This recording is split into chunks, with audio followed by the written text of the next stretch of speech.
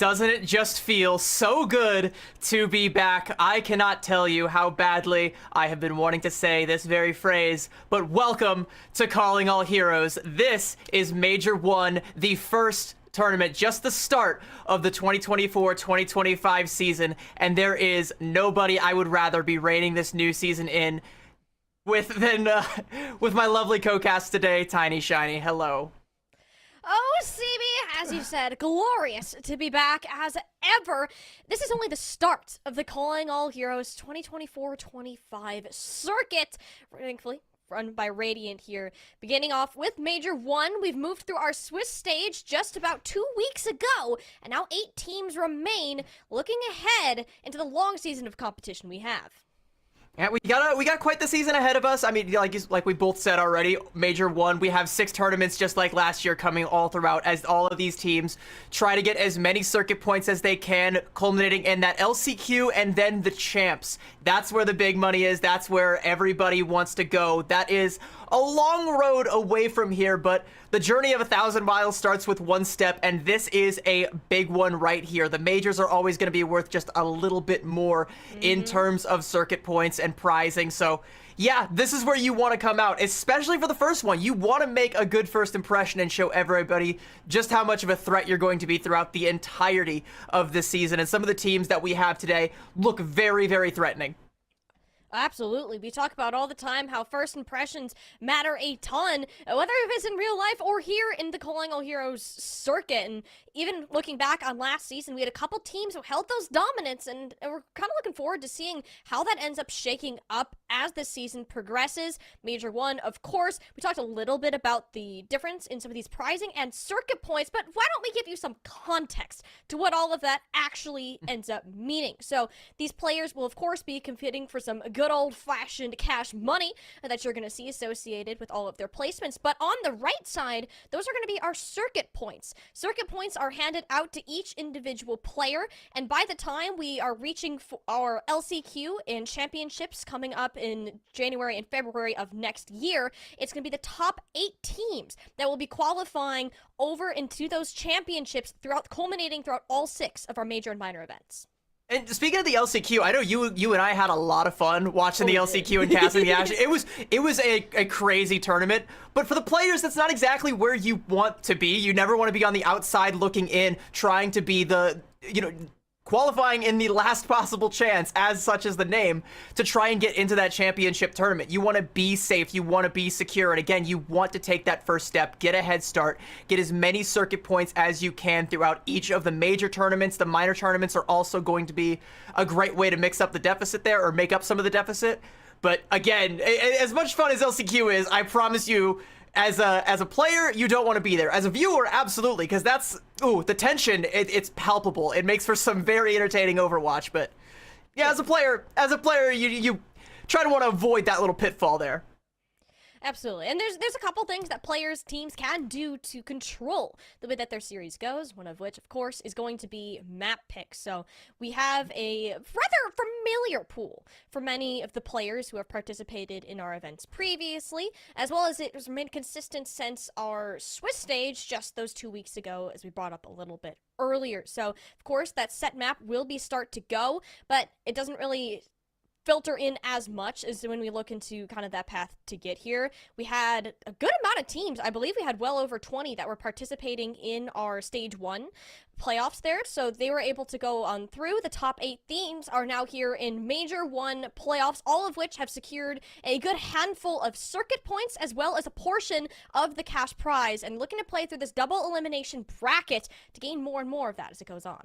And we'll get to the bracket in a little bit, but I'm very excited about the teams that did end up making it. I think the top 16 coming out of Swiss overall was really competitive. There were a couple teams that fell in that bottom half of that top 16 that I would have predicted to be here, but for the most part, the 8 that we have today are some pretty heavy hitters, a lot of really interesting team styles, a lot of different ways of playing the game, and also a lot of star power. There is a lot going on here, but again, let's talk a little bit about the map pool that we're going to be seeing for the entirety of this tournament. You mentioned, Control. Well, let's start and have a look at our Control maps. Busan, Oasis, Antarctic Peninsula. After that, it's going to be loser's map pick, and we're going right through the motions, just good old classic Overwatch, Hybrid, Escort, Push, Flashpoint, and these are going to be your maps. Dealer's choice. Take your picks. We're seeing a lot of teams opting for the Mauga composition, but in my personal opinion, that's a map-dependent composition, especially when we get into Hybrid and Escort. There's a little bit of wiggle room where if you specialize in something that's not a Mauga Rush composition,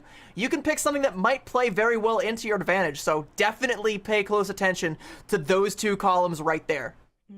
Especially with how much flexibility there can be within the current state of the meta. There's a lot of teams that, as we'll get in, see to explore different areas of compositions other than the Mauga. But as we get to look forward to that, I have something for you guys to look forward to as viewers. CB, I know you and I were particularly excited when we saw this announcement come out. Oh, of course. Chat, okay, I know you guys, I already see everybody in the chat spamming exclamation drops, and of course you are. We got drops here, and we got some damn good drops for you too. Have a look at the adorable spray player icon and name card, but I think the thing that we're all the most excited about here is Queen. Wait, they're non-binary. Monarch, the Monarch Venture skin. You get just by chilling out here, watching Calling All Heroes, supporting the scene, giving these players your all, being loud in the chat, all of the above, or even just having it on the background while you're playing some Overwatch of your own, trying to grind out that battle pass.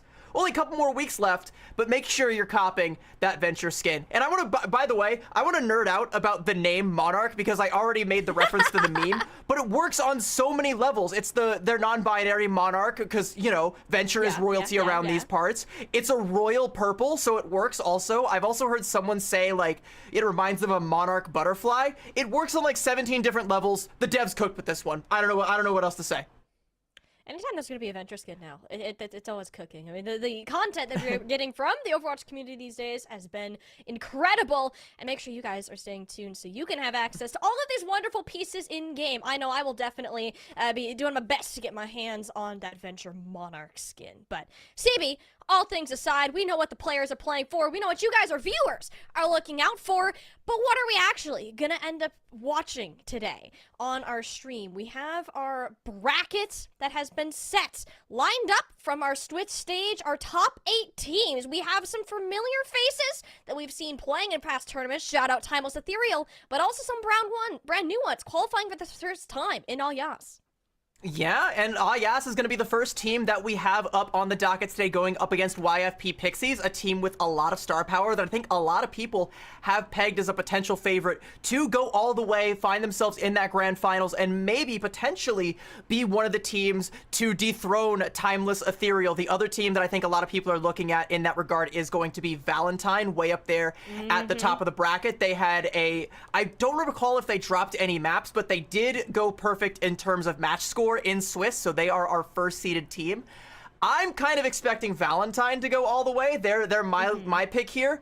Keep a close eye on Erebus as well. They're an absolute dark horse team. There is some talent that we haven't really seen a lot of in Calling All Heroes, but they are making their name in a big way. And if they end up beating Inarizaki in this first round, that's going to be another big match. That's going to be another team that I want to watch. Pretty much everybody in this bracket is interesting. There's so much going on here. I love it. But again, we're kicking it off with Ayas versus YFP Pixies. Yes, two teams that have very different stories, to say the least, ZB. You have Yes, who is their very first time qualifying for a playoff event, despite participating in every previous Calling All Heroes tournament prior to today. And then you have YFP Pixies with some of our biggest names in the Calling All Heroes scene. Aramori, SK, you have Jake coaching, just to name a few there. Yeah, there's a lot of star power on this YFP Pixies team. Head coach Jake, and I have sat in on some scrims with this team and seen the way that Jake tries to coach them. And I think we all kind of know Jake's personality at this point. My favorite indie game dev, Jake. We all kind of know his opinions on the game and the way that he's conveyed them. He's a very well practiced coach.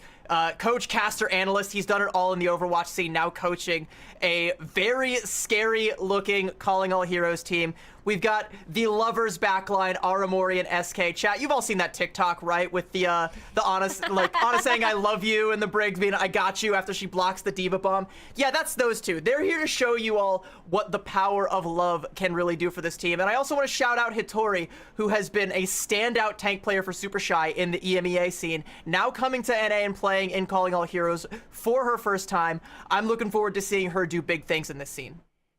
We've already seen what Hitori is capable of, just with glimpses of Super Shy, and now having her here in Calling All Heroes with especially a line like Senna to back her up is insane. We've seen what Senna can do. She placed second in our last Calling All Heroes circuit, and we have big hopes for what this team can pull out today.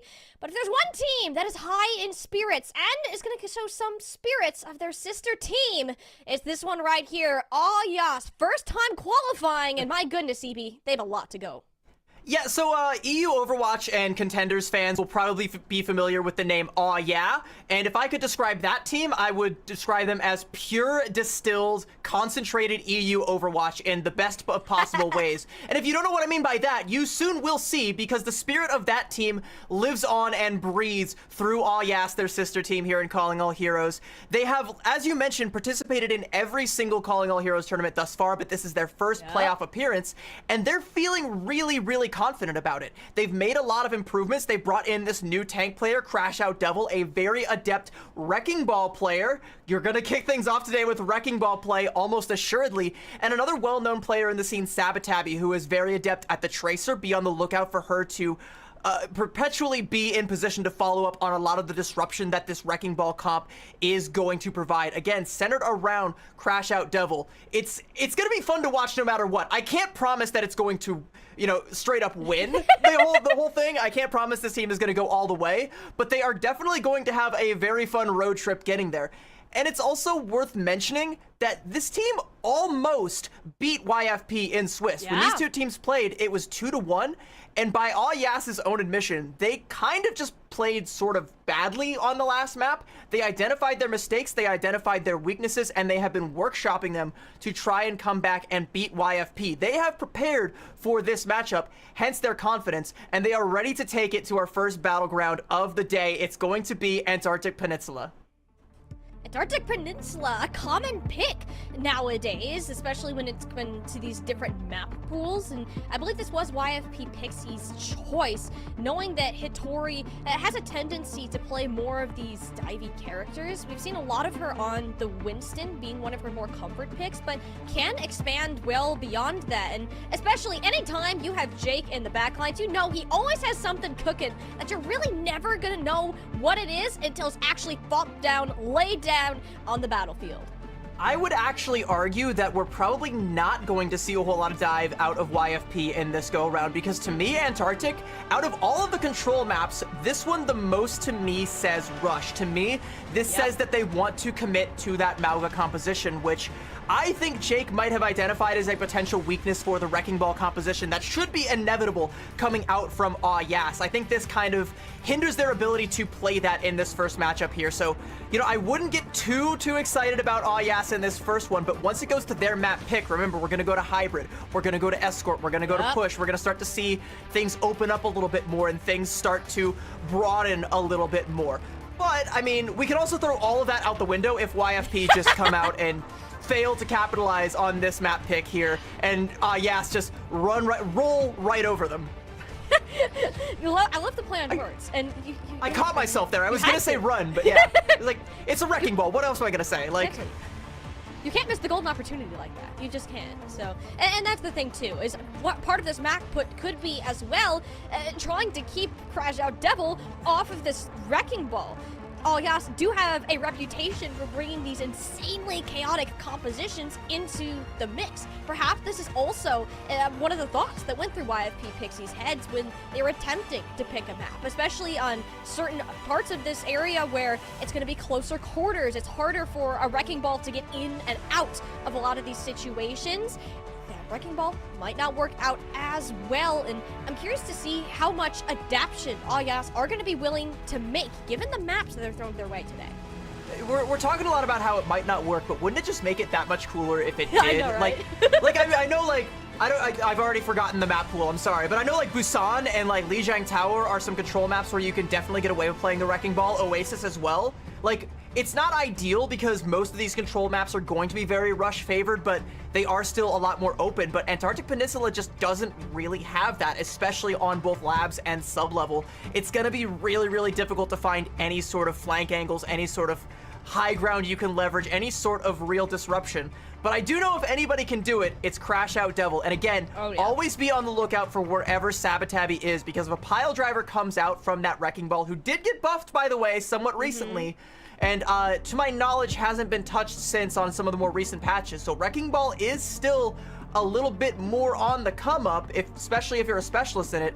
Be on the lookout for Sabotabi to be in position to follow through on a lot of that disruption, a lot of that damage. You get suspended in the air for like a long time. Like it feels like forever now whenever you get hit with a pile driver. And that's just like, that's the easiest aim trader of all time for a Tracer player. Like easy tracking. Well, here's the thing, CB. We've talked a ton about the tanks and what that brings to the table, because often, yes, those heroes do define how compositions are played, but what I'm honestly more interested in is what are these damage players going to be doing?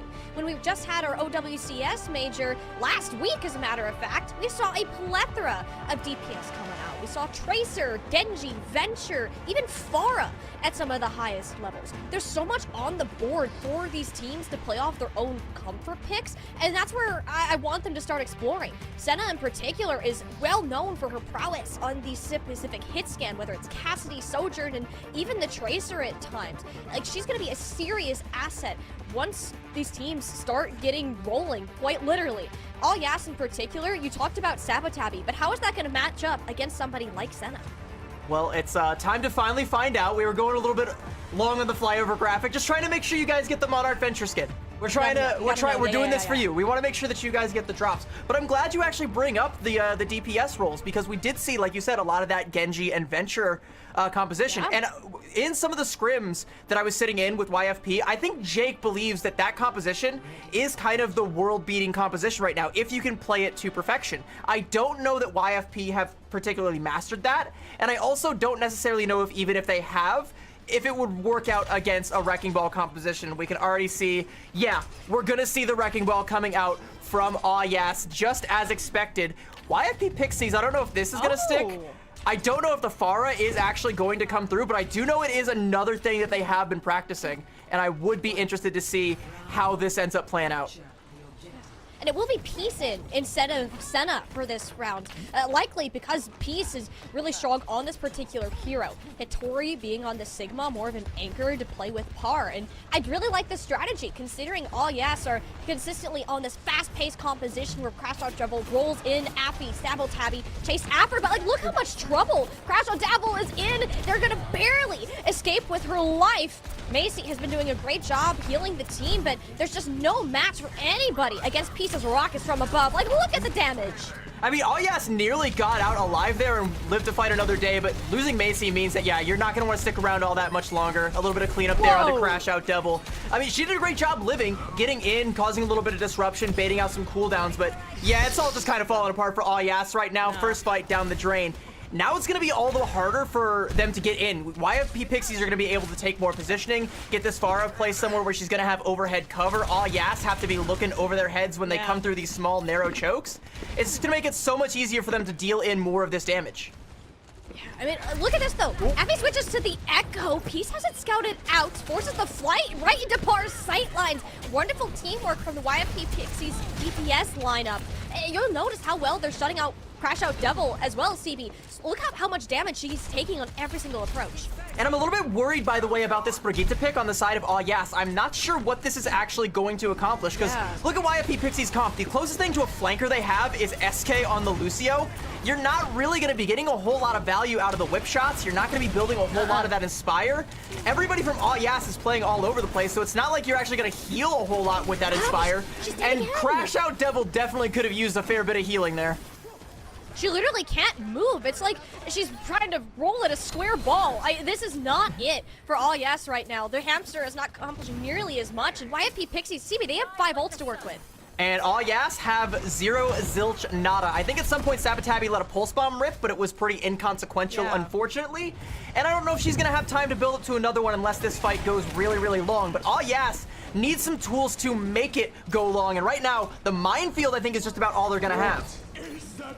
And it's not going to be much, especially with Tori's Gravitic Flux. It forces the lamp, the shield, the armor packs, all the cooldowns. And for what? Macy and Sabotabi are both already dead. YFP Pixies have not popped a sweat at all. And round number 1 here will be a shield bash, actually, just as an attempt to keep Peace away. Oh, yes, Castell at this point, as much as they want, but Crashed Out Devil's Minefield has a whole lot of nothing when it comes to contesting the point, giving YFP and Pixies a clean start to Antarctic Peninsula. Yeah, I mean, the minefield does a good job of, I guess, zoning the entirety of YFP Pixies off of the point, but nobody is alive to capitalize off of this because everything is just falling apart, this composition. The map geometry and the comp that YFP Pixies are playing, it's just not conducive at all to what Yas wants to be playing. They want to be on this more dive-heavy composition. They want to have a little bit of room to breathe, to capitalize on some of the disruption that Crash Out Devil is causing, but what's really happening is she's just going in, doing her job as best she can, baiting out some cooldowns, causing a little bit of disruption, but there's no real way for anybody to path in a way that they can get to where all of this is happening and be helpful, especially with the backline under so much pressure from Peace, who's now swapped over onto the Sombra, the bane of every support player's existence. Okay, back over onto the Tracer. A little bit more normal, but still not going to be an easy time, although you may actually get a little bit of use out of this Brig now, so we'll call that a plus. Yeah. It's something to work with, but again, you have to be worried. All Yas just don't have a way for the remainder of their team to enter on the fight. Par and Peace have put up a brick wall that just gets taller every time All Yas try to take a step over it. Point now unlocked and high ground control forfeited by YFP Pixies just in an effort to get this point capped early, and Adrenalinda Brig still is not having any fun at all. Aramori and SK, the lovers duo as you called them, CB, managed to take out the support, give YFP Pixies a little bit more comfort. Hitoria is still low, giving All Yas an opportunity to come through. Thankfully, Par and Peace got things covered. And before that fight even kicks off, Affy, Crash Out Devil, and Adrenalinda are all really, really low HP. Adrenalinda gonna get staggered there. That's absolutely disgusting. SK, get that off my screen right now. They're all so low HP that they can't commit to contesting the point in any meaningful way. They have to give ground. They have to give space. They have to, unfortunately, I guess, continue getting staggered. It's really not looking good for All Yas. I would, at this point, probably call this map a wash unless something drastic changes. I mean, there are the spawns. This is rough. Even when Crash Out Devil ended up going down there, it was an accretion followed by the magnetic grenade, and that 700 health gone in an instant. YFP Pixies know exactly how to counter All Yes and are gatekeeping them in their spawns. And Peace has a pulse bomb. That's likely going to be another stagger if it sticks. Adrenalinda, where you at? You definitely want to be head on a swivel right now for this one. Peace lurking, trying to find a place to put it. But even if they don't, it looks like Sabotabi's actually... No, it's Crash Out Devil, actually, that's going to be going into Force Point. Give a little bit of space, but that's really the only way All Yas can break out of spawn right now. And even then, they're disciplined enough not to have their entire team go back to the objective, so it'll take the couple of meters you can get. Victoria, Gravitic, Flux, forces Immortality Field. The Feast just dominates Sabotabi and Macy like they continue to do here. This might be just about it for All Yes on this point. Yeah, this is just about it for All Yes on this map as well. Adrenaline are gonna go ahead and pop the rally, but again, that's just to get out of spawn. Either Sabotabi or Crash Out have to go in for the touch. That's a big pick off onto SK. You can already see YFP wanting to give a little bit of ground, knowing that they're down a person now. Huge pulse bomb from Sabotabi. YFP, they're falling back just a little bit, and All Yes might actually be able to flip the point here. That was great from All Yes. They waited for YFP to make a mistake. In that case, it was SK overstaying her welcome and clean up the rest of the team. But with Adrenalinda going down this early, ooh, that could be rough to recover from. I think that's a good trade, though, because Adrenalinda didn't have the rally. They'd already... they'd already expended that resource. They're able to get enough kills on the backline to stabilize here. Yeah, in the spawn still. We're still fighting in the spawn just because we haven't learned our lesson. But, I mean, YFP Pixies at 94%. They just have to win one fight, and realistically, if Aramori can get this Kitsune rush in a position where it can just grief Macy, basically, just go in on the backline, it might just be GG's. All Yas have to try and stop that before it happens. Ooh, but that's a nice minefield. Push and sandwich. It sandwiches Vittori between the Ant Matrix and the minefield. Nobody from YFP Pixies can help their tank, and All Yes are happy to take those eliminations. It does cost them a decent amount to get there, but it's showing that all yes have the capability to close these fights. I mean, they're gonna have to go ahead and pop this Dragon Blade in the next fight here while SK is still short that sound barrier, and they can't lose anybody to, again, this Kitsune Rush or this Pulse Bomb. This is one of the situations where, despite being down in ultimates, if All Yas want to win this, they have to go first. Where is Affy? Here comes the Blade. What's it gonna find? Blade comes out, that's SK on down, no sound barrier even needed to be worried about. There's a second followed up onto Par. YFP, and we're not ready for the Dragon Blade. They knew the cooldown was there, and it gets the Kitsune Rush out of Aramori. Oh yeah, suddenly in a much more winnable situation. And now, pun definitely intended, the ball is so much more in All Yas's court. The only ult on the side of YFP Pixies is that Pulse Bomb. You dodge that, build it to a rally, and you can actually win this point. Get yourself back into the map that you are not supposed to win. That would be absolutely massive. They do, however, have to watch out for the Deadeye and the Gravitic Flux that are building up slowly. 90% and counting. There is still a window for those ults to come online, and Sabotabi has to live. Oh, she has to use recall. The armor pack's coming in clutch. It's gonna be enough though. Peace is hot on her tail as the Pulse Bomb goes a little bit wide. Everyone from yes, living to another day. Jordan Linda, there's that rally on out. Deadeye, Road hiding around the corner. That's a gutsy peek from Affy. Can they get around the corner? No! The Genji goes down in YFP, and Tori has built up to her ultimate. There'll be one player lifted on that Macy, slammed to the ground, will stand on her feet for the time being, but you can't say the same for the rest of All Yas. Oh, it was so close. They had the comebacks in sight, CB, but YFP Pixies took advantage of the tiniest error and will take away Antarctic Peninsula 2-0. It was some expert ult cycling on the side of All Yas that even got them this far, but eventually the wells just run dry. And even though they, mission accomplished, you do dodge the Pulse Bomb, you still needed to find another kill, find something in order to stave the bleeding before that Gravitic Flux came online, before that Pulse Bomb from Peace came online, and before that Deadeye from Par, which was held to the absolute perfect moment to bait out the deflect from Affy. That was just great play all around from YFP Pixies, but when you're set up for success in such a way where realistically you only have to win that one fight and you just have to make it last until you have the tools to do so, I mean, great play from YFP Pixies. Again, I don't think All Yas were ever really going to win the control map, especially on Antarctic Peninsula, but the fact that they put up that much of a fight towards the tail end, they're showing a little bit of that scrappiness, they're showing a little bit of what brought them this far, and they're showing a little bit of fight that if they continue to show on their map pick, where things open up, they can play this composition a lot more favored to their style. We could see this series go a little bit longer than the 3-0 I think a lot of people might have been expecting when they saw this in the bracket. What this tells me is the series is going to be defined by map picks. There isn't a doubt about it. If it's a strong Wrecking Ball point where you are able to break through a lot of these more defensive holes that Hitori has been able to set up, then great. All yes are going to thrive. But in maps where YFP Pixies have control over what is happening, it's just not going to go well. We saw that here on Antarctic Peninsula. The 100-0 shutout was hard to go away from. The flexibility, the depth of the Pixies roster is incredible to watch, and that's why we see them placing within these top 3 positions, and All Yas are going to do their best to give them a run for that title.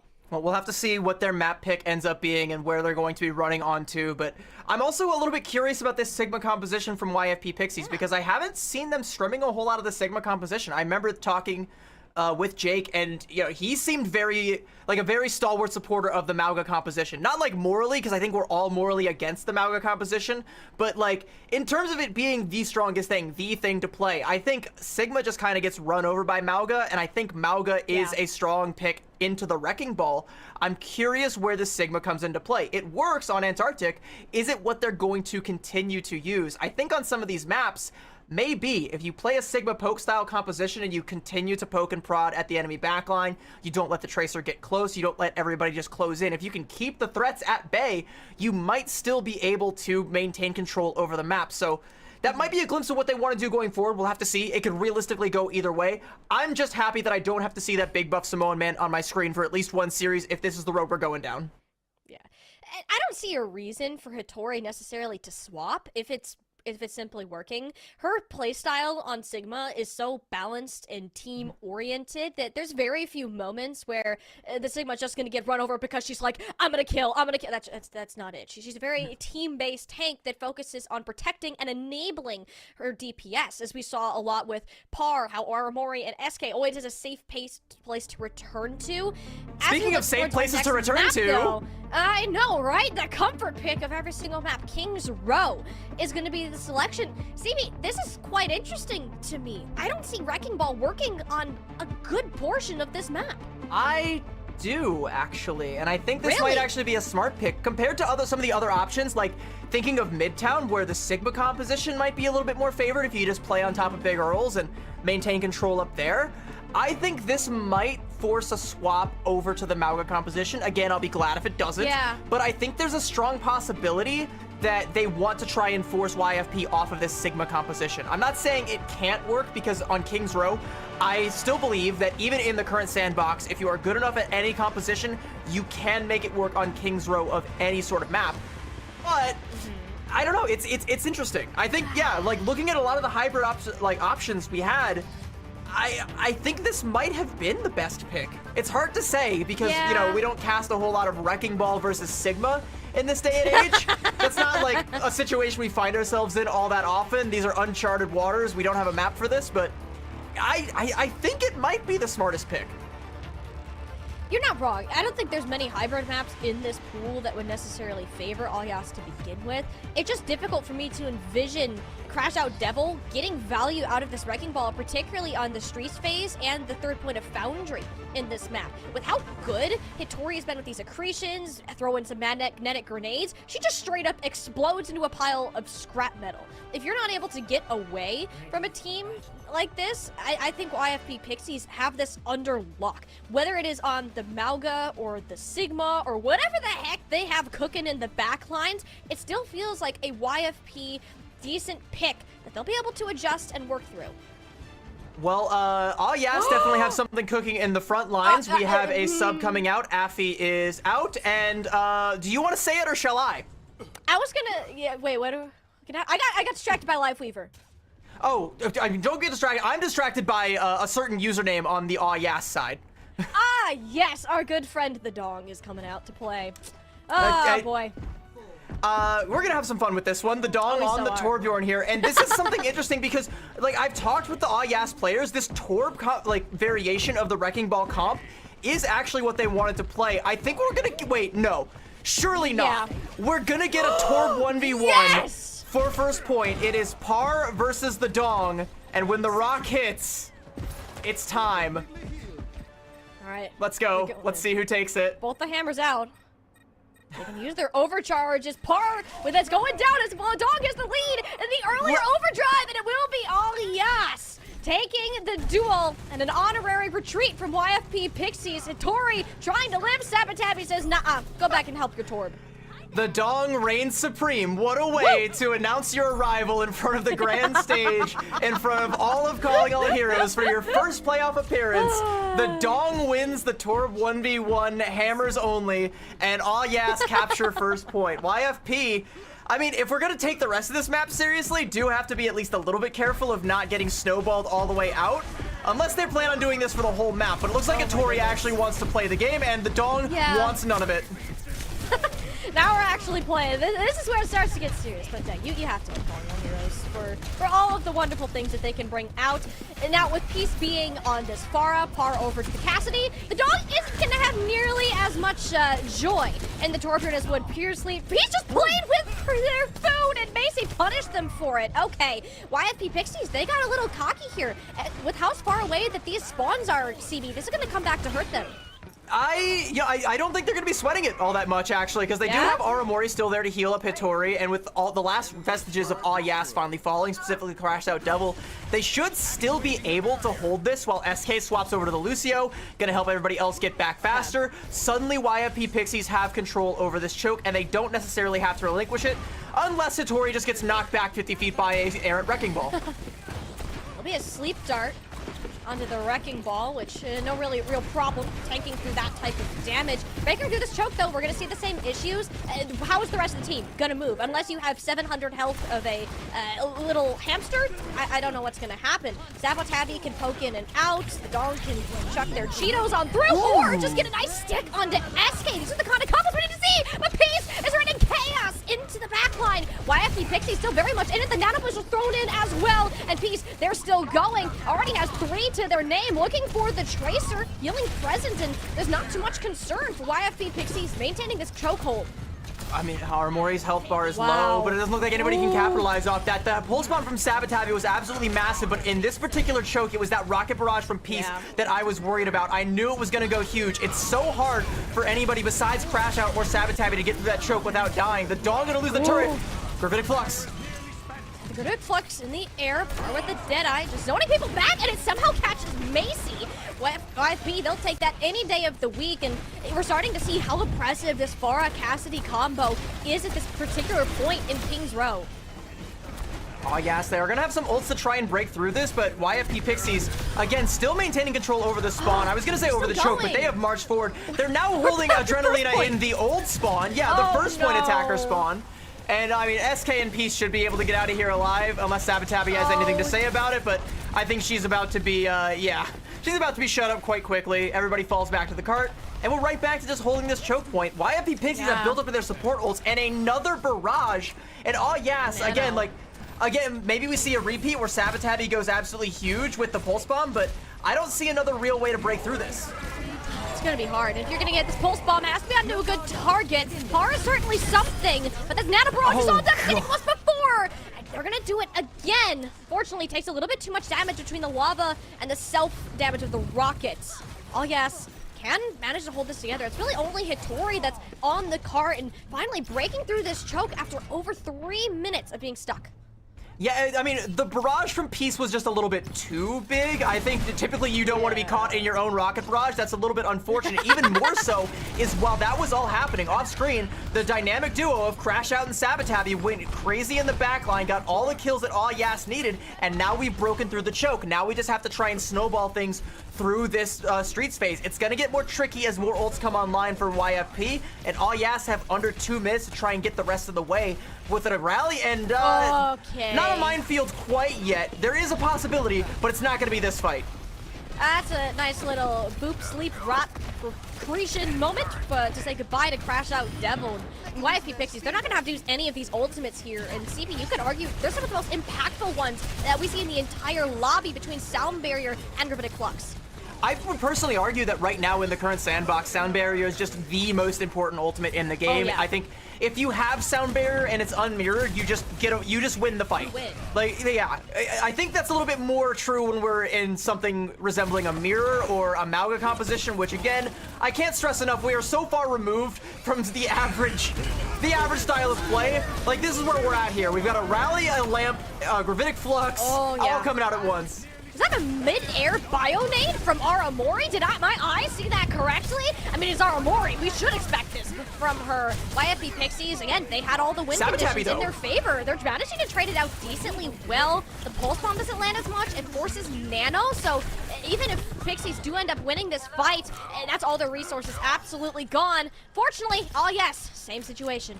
Sabotavi went a little bit crazy there with the Tracer, but the one survivor, I mean, she's engaged. I don't want to say the married woman buff, but the newly engaged Aramori holds strong, able to stave off the pressure, get the Nano onto Hitori, who goes absolutely crazy, finds a 3K with it, and YFP Pixies hold. The ult bank for All Yas now drained, and a barrage for Peace. Where are they going to be lurking? Where are they going to drop it? In about 10 seconds, we're going to find out. Even if you can get one and live out here, and it seems Peace has their sights set on the Dong who's been hanging out on this high ground area. Oh yes, taking advantage of YSP, backing off slightly. Sabotavi, recall is forced. Nice prediction on the recall, and that's one pick all YFP needed to really get this fight open. Crash Out Devil's barely any health, and their teammates are just dropping like flies. Wonderful for barrage from Peace Par to clean up the rest of the field, and the bar has been set about midway through the streets of Kings Row. Unfortunately, we couldn't get the snowball all the way through to the end of Streets phase there. It would have been nice to see this go into extra innings, but I don't know. Do we see a Torb 1v1 for the point again? Like, is that fair, or do we just play it out normally? Please do it. Please do it. I think first fight should be the Torb 1v1. I think it happened on the attack. I think All Yas should give YFP the same chance. You definitely don't want to go down 2-0 against the Dong, all right? I think Par might be ashamed to show their face if that happens. Maybe you do try and play this out normally, but I think that's the honorable thing to do, is we bust out the Bjorns again. Oh, please do it. And it's always not only entertaining to watch, but also get a fair shot on either side. Seeing that the Dong is on it, hey, it could happen. It might not if Par pulls out the Widowmaker and just says goodbye to the Dong. Well, I guess that's just how it's going to be for now. But with Oasis sticking with the same thing, likely on this defensive position, what do you think this is going to do against holding off YFP Pixies, who have the ability to take space, just having the difference of the Sigma? I think it's going to depend a lot on the turret placement, and YFP Pixies, I mean, they have the ability to adapt. They don't necessarily have to stay on this Pharah. They are going to be on a Zen BAP composition, which I think is interesting. I think the turret placement and whether or not Peace is able to dispatch the turret is going to be kind of everything on this first point, but I think YFP, the bar wasn't set particularly high. It's going to be a very slow push to the first point for YFP. They want to take their sweet time, really get in the heads of their opponent, and really make them sweat for it. Par just bathing in the darkness. Oh, it's great. Oh, glorious. Might not be the Torb 1v1, but your DPS is down, so it's really a 3v5 right now. You don't have your Reaper finally taken out of the trance, and Par has no care in the world what's going on. That's a huge setback for Par. They made so much progress towards the point, and it's all undone with just one boop. Great boop comes out from Crash Out Devil, who again killed Peace in the air. That's not something that's supposed to happen, but now Par, the gloves are off. It's time to take it seriously. TP'd onto the point, trying to use the Hellfire shotguns to pressure down Crash Out, get a little bit of damage in here, take up presence on the point. And Crash Out really can't play close anymore. She way overstayed her welcome, allowing Par just to chew through her health bar, which I'm certainly they regretted. Par, why are we walking through? You're on the objective. There is nowhere for you to go until this payload is capped. Thankfully, Peace has they were trying to. but They were trying to take up a forward position, you know, take a little bit more space. They want to go ahead and move up, again, slowly, not too quickly. They don't want to overextend, but they do want to take a little bit of space so that, you know, Oasis doesn't have as much of the map available. It'll happen eventually at a snail's pace, but we will get there, and Par will have successfully taken up space. Not enough, because Peace is down again. To a melee, mind you. Crash Out Devil just rolled through mid-air and just smacked Peace across the nose. That is incredible. I mean, YFP Pixies, your sponsor right there, not too worried. The Par eventually, that's two shots to the head, and you're gonna go bye-bye. And, oh yes, we'll have a chance to replicate the same hold that we saw YFP Pixies perform so well. What a shot from the Dong, too. Did you see the evasive maneuvers Par was pulling out there? To be able to hit those two headshots, like, back-to-back like that? Oh, yeah. Insane aim from the Torbjorn player over here for Oasis. Now they have control over the choke point and a minefield, but to potentially drop right on top of it, this is how Oasis can hold. It's a nice minefield, but all it does is separate Hutori, who has a gravitic flux to get out of danger. The Soundberry still reaches through the mines, and spam them back down to the ground. Peace chucks a couple rockets in their direction. Oh, yes, blown to smithereens. The Box of Victory around the corner. With how close this hold is, CB, I don't think they can get another touch. Is this going to be the spawn hold from Par? Are we going to get the spawn hold from Par? The spawn hold? Once again, they're pushing up, and Lightning McQueen over there are going to go right in, and once again, Crash Out Devil going in for the touch. Barrage to try and remove the hamster from the point. It's not successful, and Par falls. I mean, Par falls, but who's there for the point? Can't really call it too much of a C9 with all of the CC that was chucked in their directions, but I gotta say, CB, YFP being up on this match point, yes, it was expected with how solid of a roster they are. This has got to be one of the most interesting matches of King's Row we've ever casted. This Gravitic Flux, by the way, I mean, all jokes aside, was absolutely crazy. They put so much resources into Hattori to keep her alive throughout it, and even still, the great, peek behind the brick wall there to try and keep herself safe, make sure it went off. And then when it goes off, it's absolutely massive. And again, the bar wasn't set particularly high on Oasis's attack, so when we finally do get to that point in time, it's all just done at that point in time. It's a very fun, a very chaotic, a very interesting King's Row. I think some of the most fun I've ever had casting this map, but I wouldn't expect to see something like that ever again. I think we should give, half a point. If the score is currently 2-0, I think we should get half a point for the Torb 1v1, personally. Yeah. So it's a 2 to 0.5? That's what we're looking at? Yeah, I think 2 to 0.5 is about where we live right now. I think in my heart that's what the scoreline is, but it is going to be Oasis's map pick as we go into the next one, and they will They will be hopefully able to make up the deficit, maybe bring us to a 2 to 1.5. That would be interesting. Also, I have some bad news for all of the Dong fans in chat. Dong is going to be coming out. Afi will be back in for the next map. And I'm curious to see, first of all, what we're going to play, what map we're going to go to, and also how much fun we're going to have on the next map, because the sky really is the limit right now. Yeah. Well, here's the thing, CB. This is also, it's Flashpoint. So, out of all of the map types that there are, if you're gonna play the Wrecking Ball and enforce chaos, you have to say this is the best one to do it. If Oasis are gonna take a map off of YFP Pixies and keep their hopes alive of a potential reverse sweep here, this is arguably the best spot you could ask to do it. Afi coming back in, likely for more of this Genji, an emphasis on the mobility, incredibly important on Surasa. That is going to be where we take it over to Surasa, and I kind of agree. I also think, look, going back and talking to some of the Oasis players and what they thought went wrong when they were playing in Swiss initially, it felt like to them, they thought their weakness was going up against the Mauga composition, and I kind of wholeheartedly agreed after watching their play as well. It seems that that's what they most likely prepped for, and we're definitely not expecting YFP to just come out and play whatever the hell they want. I mean, if you can't beat them, join them, I guess. Just play your own game, right? Like, what do you do when you're going up against like a Sigma, a Pharah, a Cassidy, and you were prepping for this Mauga meta that everybody and their mother has been getting on board with, especially since OWCS DreamHack Dallas. Especially with all the potential variety, right? Teams were experimenting so much in the past, but seeing other forms of high-level gameplay to base off where their styles can kind of mesh onto those stronger heroes right now. That's where a lot of squads stand. Oh yes, of course, being an exception to that. They kind of move to the beat of their own drum. YFP Pixies, though, will take that into account.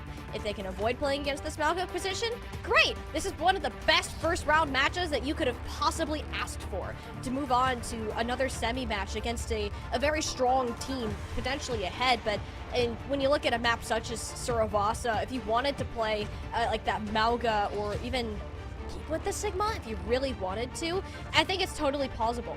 YFP Pixies aren't a team who are going to swap unless they absolutely feel like they have to. I also do kind of want to highlight, the classic thing when it comes to Flashpoint, that speed is of the essence. And like we've talked about a little bit, it's where the Wrecking Ball comp is one of the more faster moving comps. It can get from point to point as quickly as possible. But I do want to highlight, we did learn in the previous map that there is no faster person on this planet than Par. Are they going to be able to beat Par to each of these individual points? Because they're moving at like Usain Bolt-like speeds, okay? I don't know if anybody's going to be able to catch up. I don't even know if the Wrecking Ball is going to be able to get there in time. I think like, you have to really plan for that. No, and with how much speeds, ultimate economy management is another big one. Play into this map, overall positioning. I feel like YFP checks pretty much every box from what we've seen so far. I think last map, King's Row, is difficult to take into account just because we were a little bit more silly than we anticipated. If Oasis buckle in, which we do expect them to do so, this is where you gotta show us what you got. Getting sent down to a lower bracket early is not ideal for any team whatsoever, especially one that has this level of talent. I love that this map just has a gator that pogs at random. Like I think that's my favorite part of Surasa and why it might be one of my favorite maps. There we go. Another big one. There we go. And all right, and as the map opens up, we're not seeing a whole lot of changes coming out from either team. Oasis's backline is a little bit different, though. Again, going for something a little bit more fast. They want to play into the speed of Flashpoint, ditching the Baptiste and Par. Whoa, slow down there. Where's the Fire Smokey? Back at it again. Yo. There's a speed limit around these parts. You're going 2 miles per hour. We need you to be going 0.5. That is unacceptable. And hey, Oasis, they're okay with it. Playing close isn't really going to be the name of the game. Allowing Savvy Tabby to have entrance, especially winning out in a lot of these damage duels against P, Satori, and that's where Oasis can kind of snowball into more of these aliens. But God help Oasis when Par finally shows up to this fight. When they're finally, when our Reaper gets here, you guys are in so much trouble you don't even know. But right now, Oasis, they're able to cap the first point again off of that early pickoff from Sabatabi and a little bit of cheeky play still coming out from YFP. They're still having fun with it. They're currently having fun treating Crash Out Devil like a ball of yarn rather than a wrecking ball. She's able to get out alive and maintain presence on the point. YFP, how do we crack through here? How do we get in? It's gonna be difficult. They need a full Hittori to get close, but where you're right, how do you combat Sabotabi? Sure, Peace can take the battle to the skies. There's just not one character you can kind of burst down. It's waiting for someone to overextend and punishing from that point. And what YFP Pixies have that Oasis don't is this sustainable frontline presence, and that's gonna help them out here. Sabotabi actually loses the pulse bomb through the 1v1 of SK. You do not want to be messing with that kind of frog. Oasis, minefield on out, even though the point is already lost and Crash Out Devil close to losing their life, but SK, no, that is an active mine. We do not touch those. That's a bit of a rough landing. Also a little rough on the Trey Jacks there that came out from Sabotabi, but Peace able to clean up on the Echo, hold on to the duplicate. YFP Pixies actually win that ultless, and with that 2-ult investment coming out from Oasis, that's really gonna hurt their chances, as will, like you alluded to, the fact that the point flipped early on in that fight. We kind of staggered things out. By the time the fight really kicks off, we're gonna be at a stalemate, 65 to 65, and Oasis don't really have a way to tip it in their favor. You're maybe waiting for a duplicate to come out from Affy, and who knows how much that's going to accomplish. The recall is gone, sound barrier is out, and with nothing to match it whatsoever, it'll be Macy getting steamrolled on over. YFP Pixies looking for anything more that they can have, knowing that there's very little sustain. Sound barrier from Adrenalinda is now online, but not advisable to invest it in the slightest. Best to save it for the next point. So YFP Pixies are looking to close out Market and try to make it their own. I mean, yeah, like I said, Sound Barrier is one of the most important ultimates in the current sandbox right now. If you have it and the other team doesn't, you should just win the next point, no matter what YFP throw at Oasis. They should be able to withstand, but, you know, a Death Blossom Gravitic Flux combo might be kind of a lot. You're going to want to make sure you go in, get some kills beforehand. Okay, Par, that's genius, you've gone too fast, you've run headfirst into a wall. And again, every time we're watching Par swagger on over, Sabotabi gets a kill. Death Blossom goes in, is going to get anything from Par! Oh, nope, that's a kunai to the dome. We got so excited there, and nope, not the way the YFP Pixies wanted that fight to turn out. Only ended up using the Death Blossom, though, where, as Oasis, it can make an equal trade for that investment and get the bonus of the point. And get the bonus of holding on to the Sound Barrier. And now that the Death Blossom is off the field, you're gonna have to try and combo the Gravitic Flux with the duplicate in some way, but who do you even duplicate on the side of Oasis that you're gonna follow up on the damage with? A Tracer? Maybe, but I don't think that's enough burst damage to deal with the Sound Barrier from Adrenalinda. Not quite. And I don't even think YFP Pixies are making their way to the point anytime soon, given the explosive minefield. SK getting flashbacks. Thankfully, we'll have a nice, safe touchdown with the rest of her team. We'll mention how impressive Sound Barriers can be, but Adrenalinda, it only hits onto 2, and she's still incredibly low. The Gravitic Clutch barely hanging on for dear life. Can't say the same for Macy. This team is split, spread out, and there for Hittori's taking. She's just so dang good when it comes to isolating players on this Sigma. Not only just hitting the shots, but knowing how to combo with the team.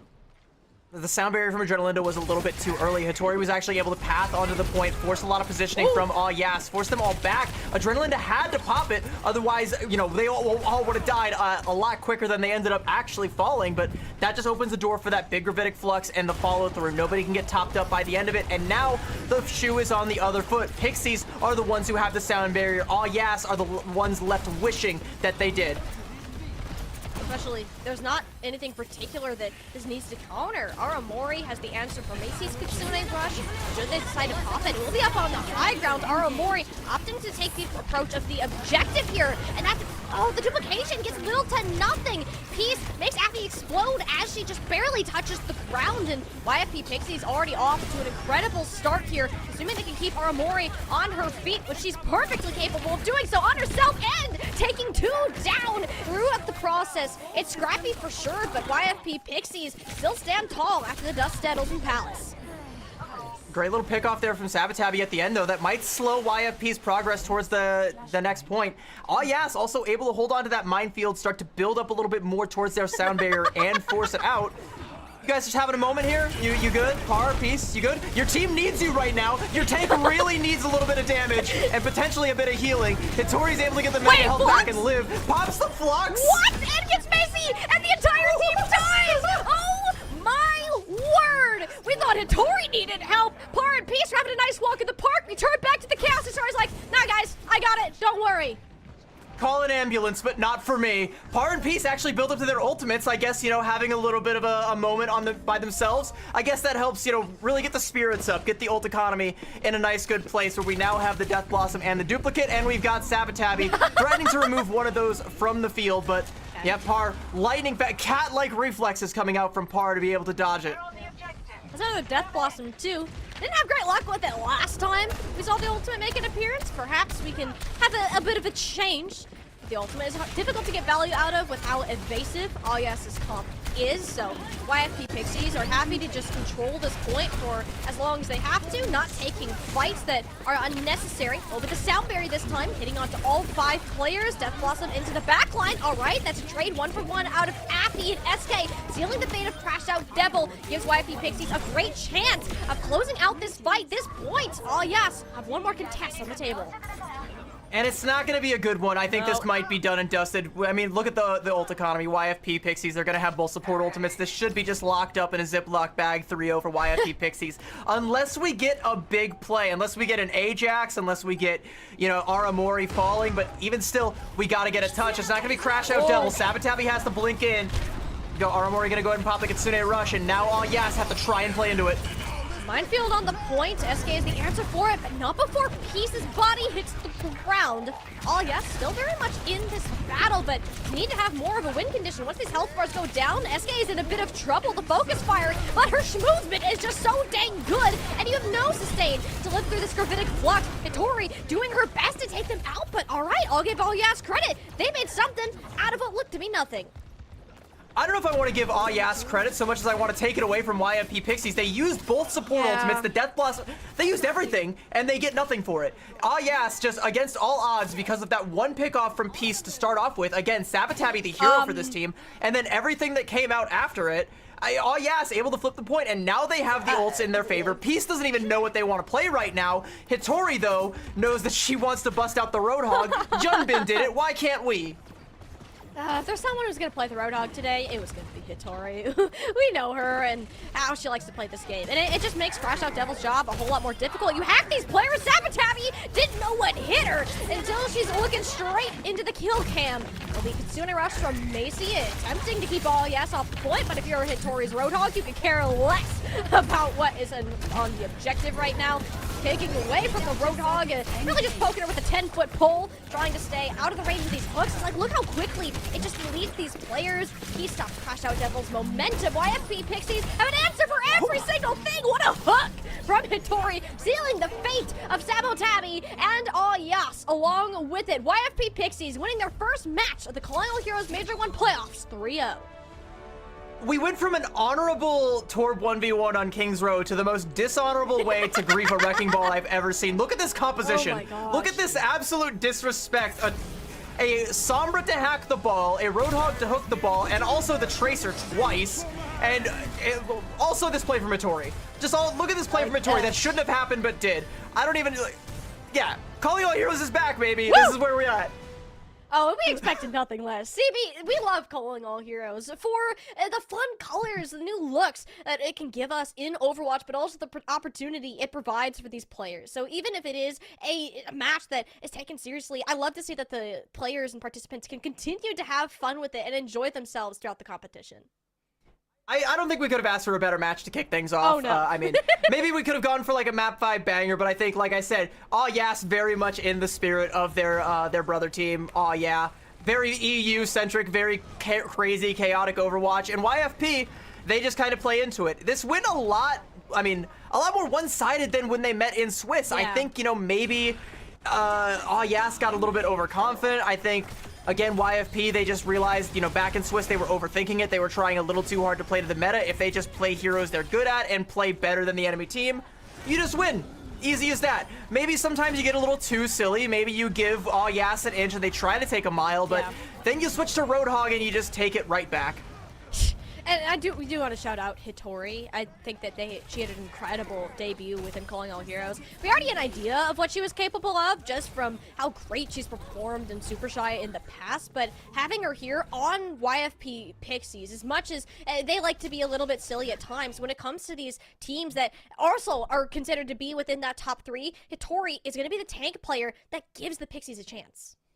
And in this kind of chaotic situation, to be able to even show off your abilities to that degree that Hitori was, that is also something. Like, that's not something that you want to take for granted. Like, typically you'll see people playing like suboptimally or in kind of like weird situations, and we saw Hitori do that to try and like go with the flow, roll with the punches. Just, you know, if this is what we're doing, win in Rome, do as the Romans do, be silly.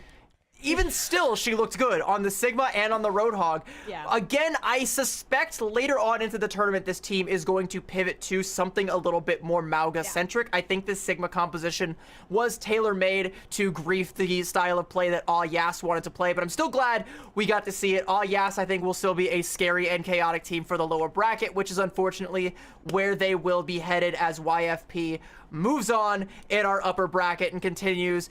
One of the favorites, like we talked about.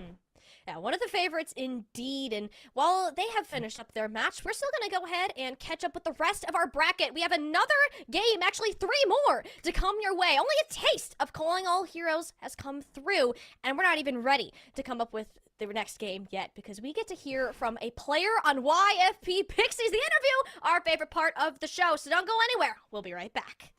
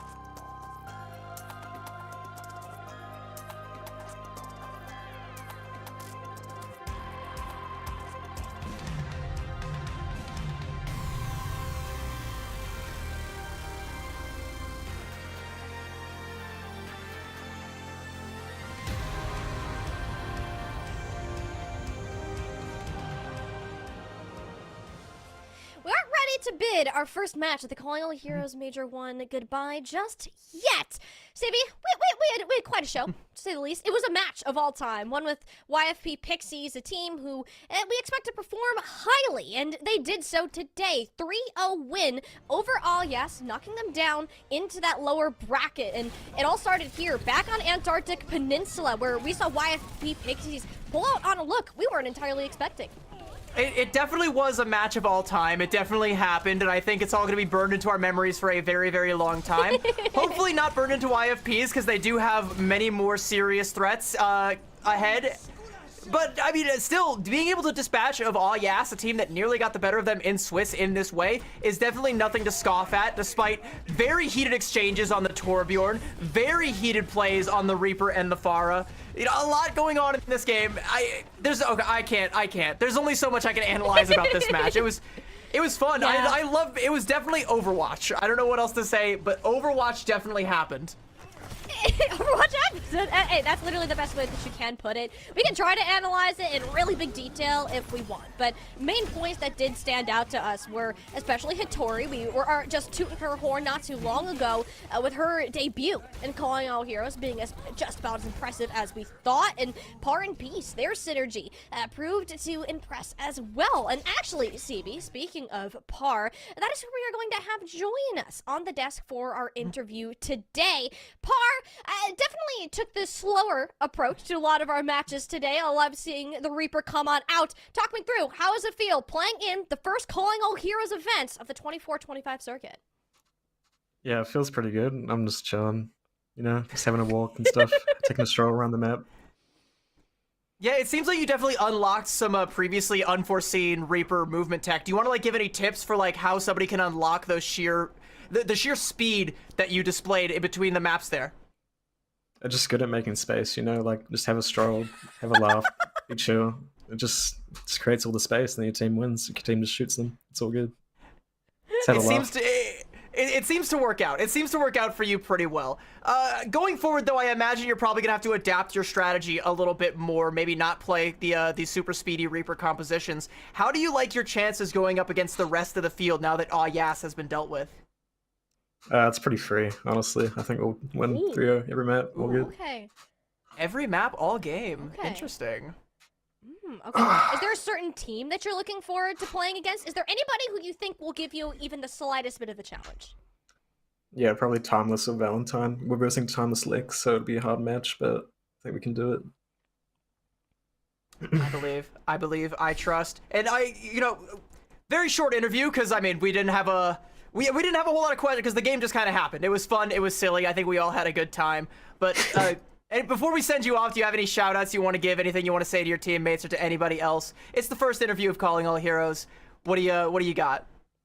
Just thanks to my team for carrying me while I'm just trolling, walking around the map and stuff. Like Atori's Atori's the best tank in cards, and yeah, just carried me.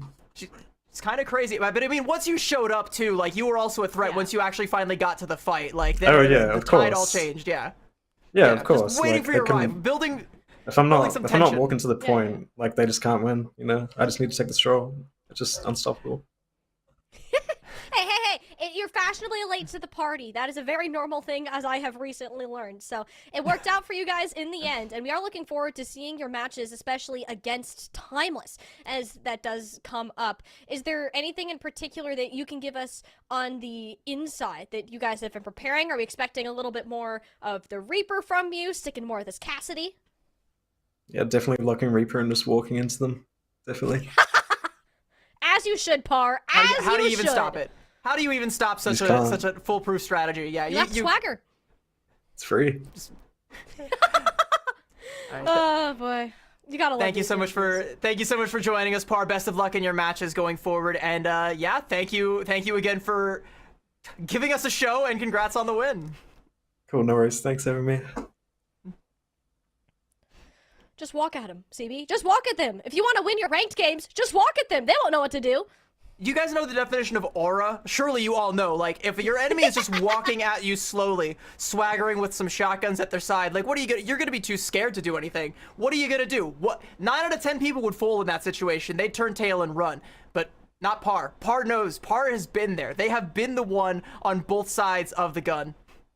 And here's the thing, though. As good as Par is, and we joke about what they've been able to do on the Reaper or whatever. Still a very strong player, and you're going to need a lot more of that strength. Facing into Timeless, who is also within our top contenders, has taken a loss early on in the Swiss stage that not too many people expected. So we do have some great semifinals that will be coming up momentarily. So we expect to see you on the other side of this short break. More Calling All Heroes coming your way.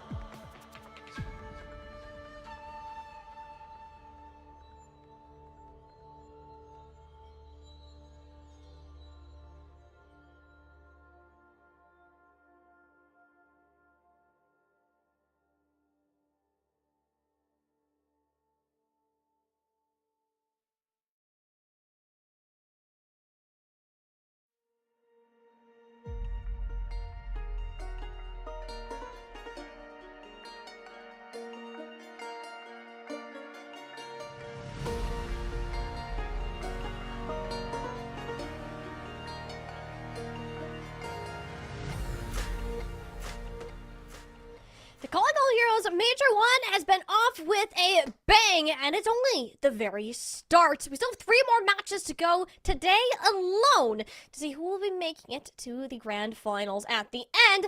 But for now, we get to turn our sights towards the semifinals, the upper semifinals, to be more specific, and see where all of these teams have panned out. YFP Pixies will be taking off Timeless Ethereal, as we expected, as we discussed with them during that previous match. Valentine coming away with the win as well, but CB, the one thing that's quite interesting here, Inarizaki taking out Erebus 3-1. I think, we obviously didn't get to see that one on the broadcast, so we don't really know how close some of those maps were, but I think a lot of people actually, were expecting Erebus to perform a lot better, being felled there by Inarizaki, and Inarizaki moving on to face Valentine. That is going to be something a little bit interesting to see. Erebus, though, I think is going to be a fun one to watch in the lower bracket, if we could also have a look at what's going to be going on down there. Where now we're in elimination mode. Once you look down here, everybody's gonna start dropping like Drake diss tracks left and right. Erebus versus Fable, one of them is unfortunately gonna be going home. Yas versus Team Yippee, again, one of them will be going home. I think that's gonna be an interesting match to keep tabs on. I think maybe some of the players might be co-streaming that as well. I'm not sure. Streaming their POV if you want to check out and see what happens to those two teams. But back up to our upper bracket for today for the here for the now. Par said it's free. It's going to be YFP Pixies going up against the reigning champions, the Dynasty, the winners of 5 out of the 6 tournaments from our previous season, and our Calling All Heroes champions, Timeless Ethereal. There's no bigger name within the Calling All Heroes scene. Timeless Ethereal have reigned at the top for almost the entirety of their existence within Calling All Heroes, and here they are, coming in with a chip on their shoulder, CB. They lost in the Swiss stage for the first time in who knows how long to Valentine.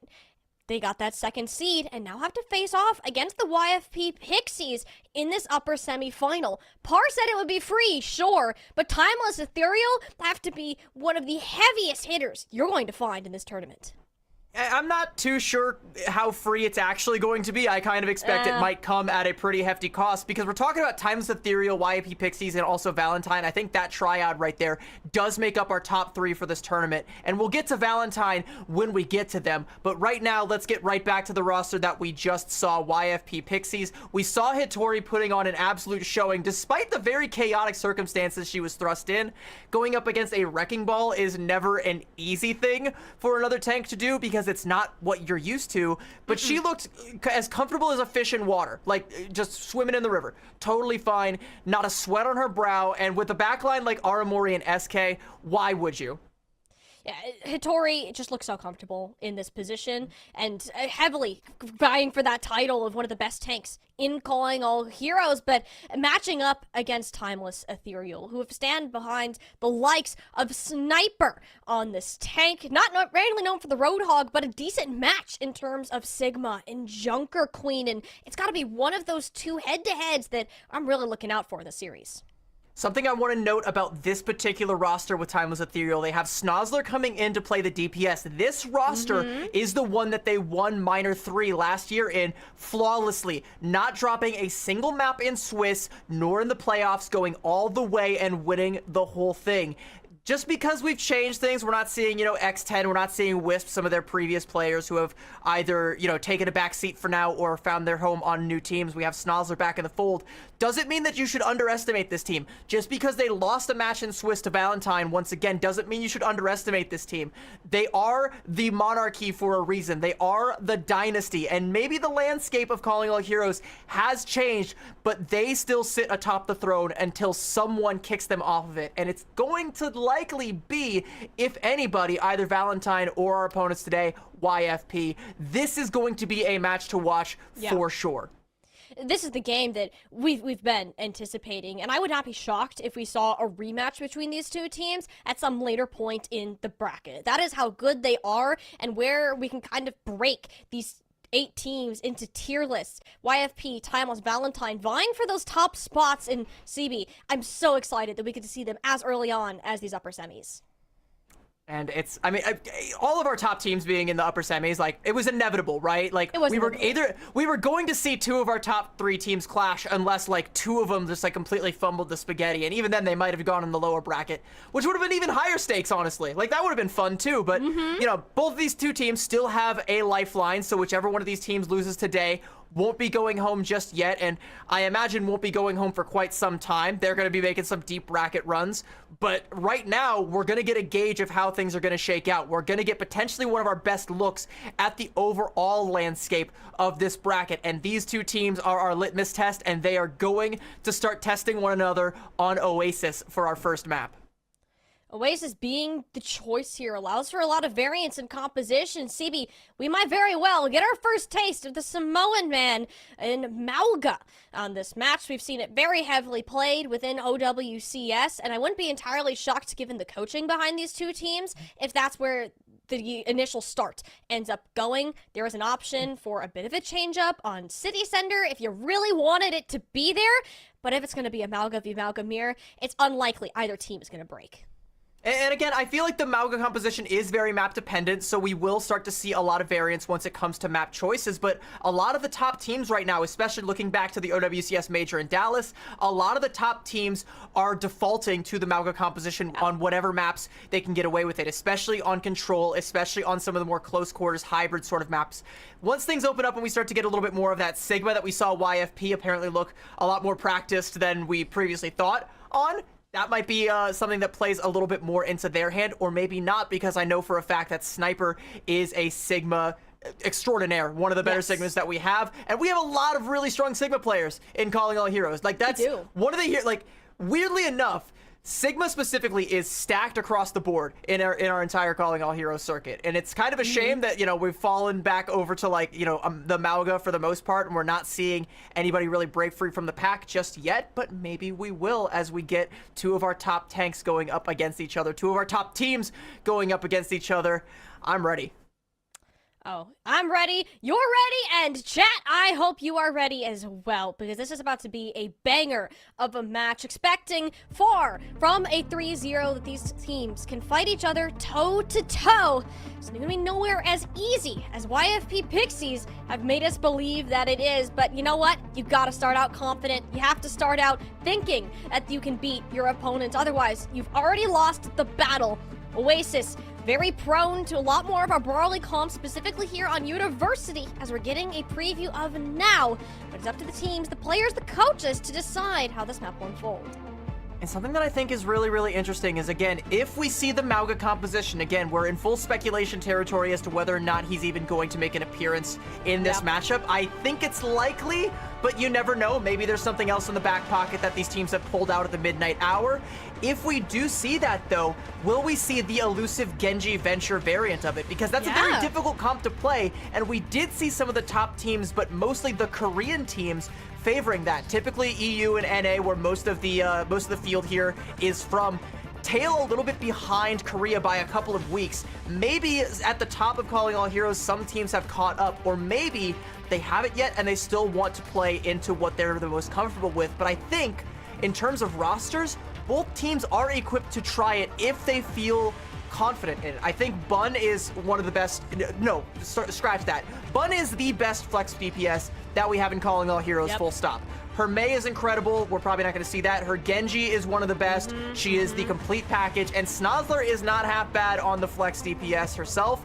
So Timeless Ethereal could bust that out if they have some practice on the Venture. And I know that there's a very deep DPS line on the side of YFP. I think we're going to be seeing Peace and Par coming in.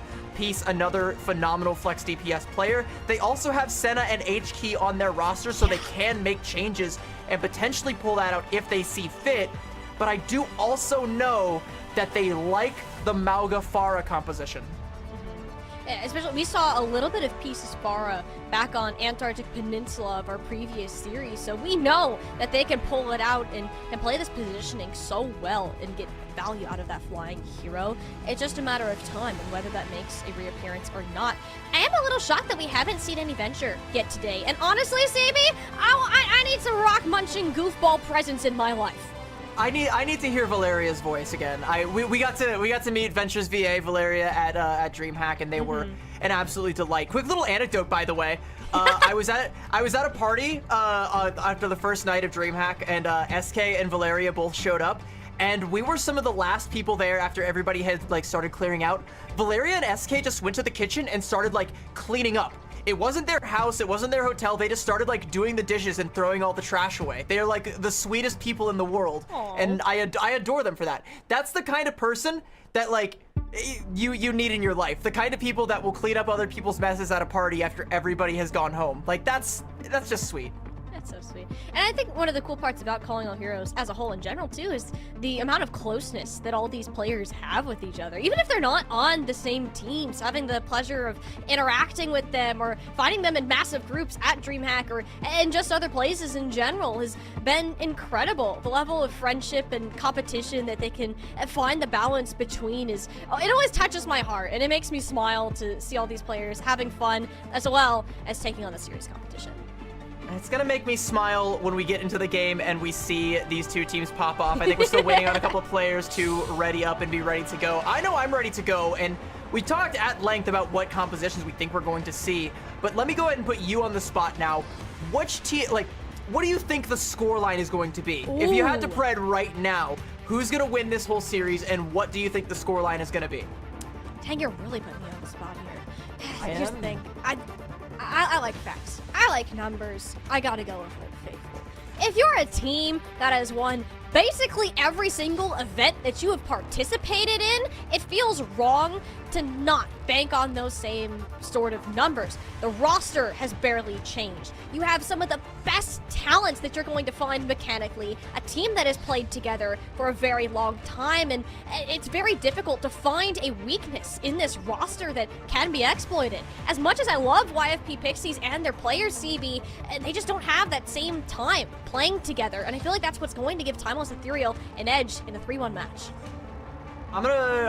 I think you're probably right, but I'm gonna go with my heart and my gut because I just love an underdog story. I'm not saying this is right. I'm not saying this is what I think is going to happen. But if I truly vote with my heart, if I look inside my mind's eye and I say like, what future do I want to live in? It's the one where YFP Pixies take the win 3-2, and we get to see a salty lower bracket run from Timeless Ethereal that we've seen a couple of times. A very scary sight, a very dangerous one. There's three things in life that I fear. Snakes, dying alone, and facing Timeless Ethereal in a lower bracket situation. There's more things than that, but rule of threes for comedy.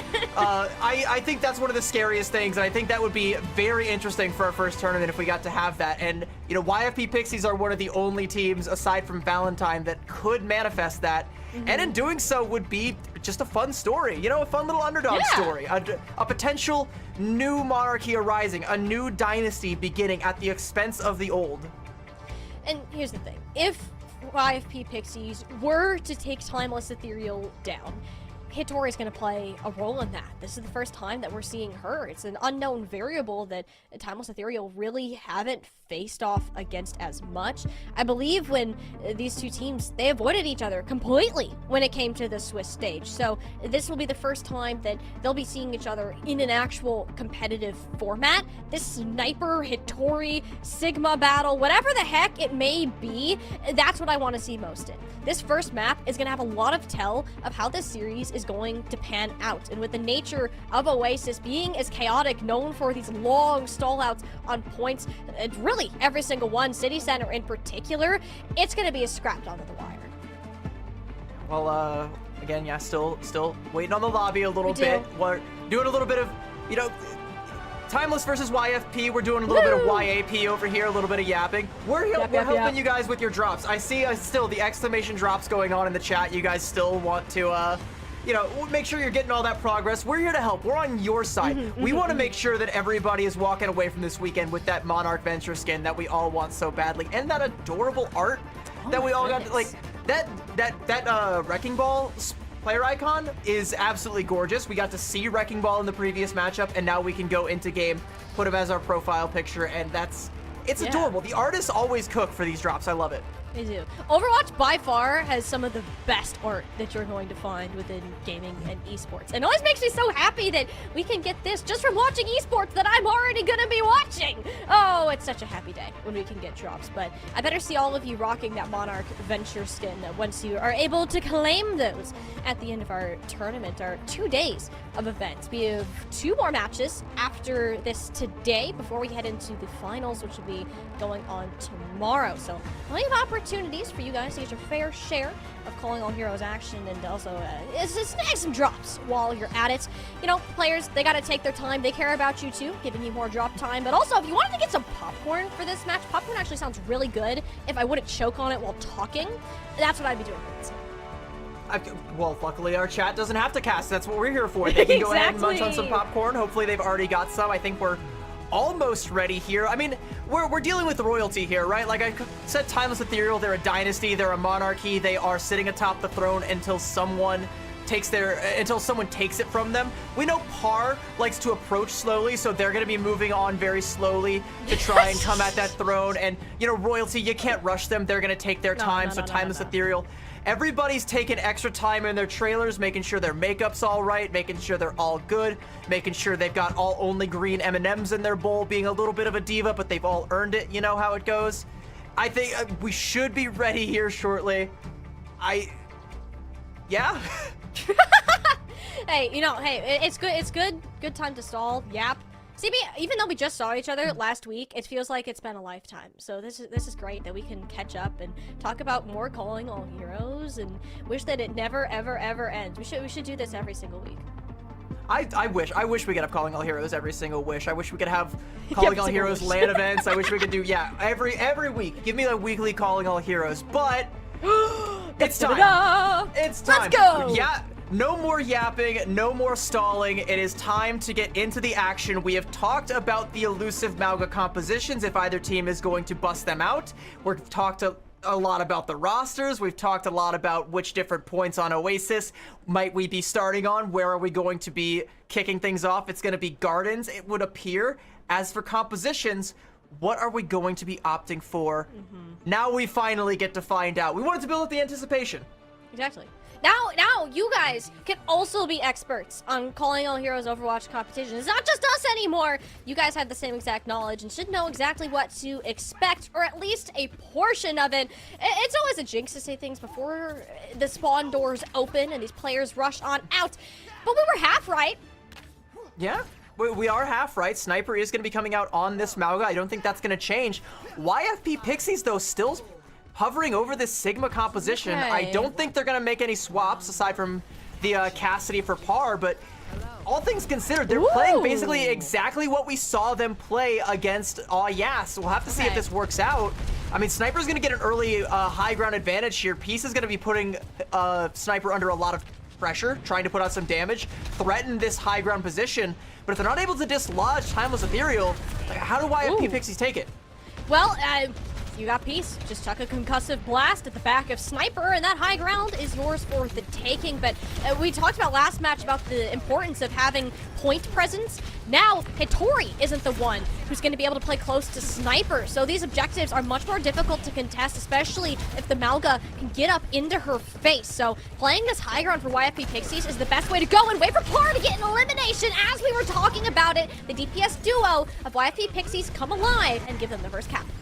And again, it is that high ground and the fact that Peace is able to control it for the most part. Sniper's not up there, and Snozzler can't get a good angle to put Peace under any sort of pressure. And even still, with the Sojourn, it's kind of difficult to dislodge Afara. You really have to have that rail shot on point and already have her low HP to where that rail shot actually confirms the kill. Versus Par's Cassidy, who can constantly pump in the pressure against Bun. Just hit a couple quick headshots and she's down for the count. A little bit ahead in ult charge, but that's not going to really matter all that much when everyone's going to be playing right into Peace's hand. Ooh. Look at my rockets. You can just chuck in, and where's Peace? Nowhere to be found. Hitting these shots is just so easy to do on the far with how slow the projectile is. Z's has to help Timeless Ethereal take the initiative. Sniper goes in, but kind of eats the wall for breakfast and has no team to back them up suddenly. Par, that's an ambitious dead eye to say at the very least. The damage to Timeless Ethereal has been long done for the time being, along YFP to maintain their control. And look at the way that YFP are actually playing around the Sigma barrier. That's one of these really interesting things about the Sigma composition versus the Mauga. You would assume that a Mauga composition would just use the overrun, just go right through the enemy Sigma, and just stomp right on top of their heads, and all the follow-through damage should come through, in theory, and it should just be a win for the Mauga comp, but they're dancing around the shields. Hattori is playing around them so well that Sniper just can't really get any follow-up with them. No, there's not much that Timeless Ethereal can do at a range. You're not taking this high ground easily at all, and now it's the trade-off with the support ultimates, and Par, though, actually goes down to the concussive blast relatively early on, so Timeless have a pick, but can they steal it off? Peace has this rocket barrage. They were looking for it, got a little scared, meeting Bun in the skies, and it's actually kind of low. Are they still going to try to do it? Regroup the team temporarily for more help. It'll actually be Bun to pull the trigger first, sealing Hattori's fiery death, allowing Timeless Ethereal the first cap of the point after 99% for Pixies. Wait, but that's Peace? a great disengage from YFP, and they're gonna go ahead and pop this rocket barrage. They can go right back in on this, knowing that Bun doesn't have the barrage. Snozzler's down, Sniper's down. They have to swap to fast heroes. Snozzler's on the Tracer now, and even though Timeless Ethereal have the ults to contest this, can they even get in the door? And they have to use both the Sound Barrier and the Kitsune Rush, and all the meanwhile, CB, they're not getting any point percentage for it. Hattori waits the team out, pulls the Gravitic Flux. It doesn't do too much, but it buys Peace time to win the duel against Bun. They've been asserting their dominance over the skies, and now has no counter. Timeless Ethereal is struggling to stay alive. Sniper hits the dust. Hattori, yes, follows shortly after, yet no take. It's only Z's at a sliver of HP, and that's not going to end well at all. Peace dominating on the first part of Oasis. I don't want to wait. I want to know right now what our next sub-map is going to be, because I'm loving this Sigma composition and the way that YFP are playing it, but I'm curious if it will work on University, but we're going to City Center, so it might be another... No, surely not. Oh, no, wait. Surely not. I get a feeling of deja vu. The spirit of Junbin is definitely alive and well in Hattori. I remember talking with Aramori, and she was saying, like, showing, like, screenshots of Junbin playing the Hog and the Wrecking Ball, and being like, her team just being like, hey, can we maybe try this? Can we play this? Speaking of the Wrecking Ball, Sniper, what are you doing? This is new. I've never seen Sniper play Wrecking Ball. I'm curious to see how this works out. We know Hattori is a menace to deal with on this Roadhog. The difference here, though, Peace no longer on the Pharah. Will instead be playing towards this Tracer and won't have the same amount of impact that we saw in the previous round. It'll be much more difficult for them to work their way into Timeless Ethereal's backlines. I want to stress this. This is a surprise for both teams, because I have seen both of them scrim. I have not observed them playing anything outside of Ramatra, Sigma, or Mauga. Like, Roadhog, Wrecking Ball, like, yeah, against all Yas, surely, of course. We knew that was going to happen, but from two of our top teams, ain't no way I would have ever seen this coming. YFP Pixies with the point presence from that Roadhog, who is still in a pretty strong state right now, able to get the first cap, and Timeless Ethereal on the outside looking in once again, and Sniper's low HP, can't commit. Ooh, yeah, no, actually Sniper ends up going down. SK chased after the elimination. That's enough to move through. You see how difficult the ball can be to synergize, especially with how well YFP Pixies showcased their ability to counteract it. Seeing Sniper swap now is great. Over onto the Sigma, and maybe they can utilize the barriers in the same way that Hattori was on the attack to try and, you know, isolate Hattori, maybe try and get her out of that center area, make it so she can't be healed up, lock her off, but Bun gonna go ahead and pop that barrage. Very ambitious. Don't know if that one was the play, but that's gonna open the door for Aramori's Kitsune. It was gutsy to do right in front of Par, who I don't think has missed a shot since we've been spectating them.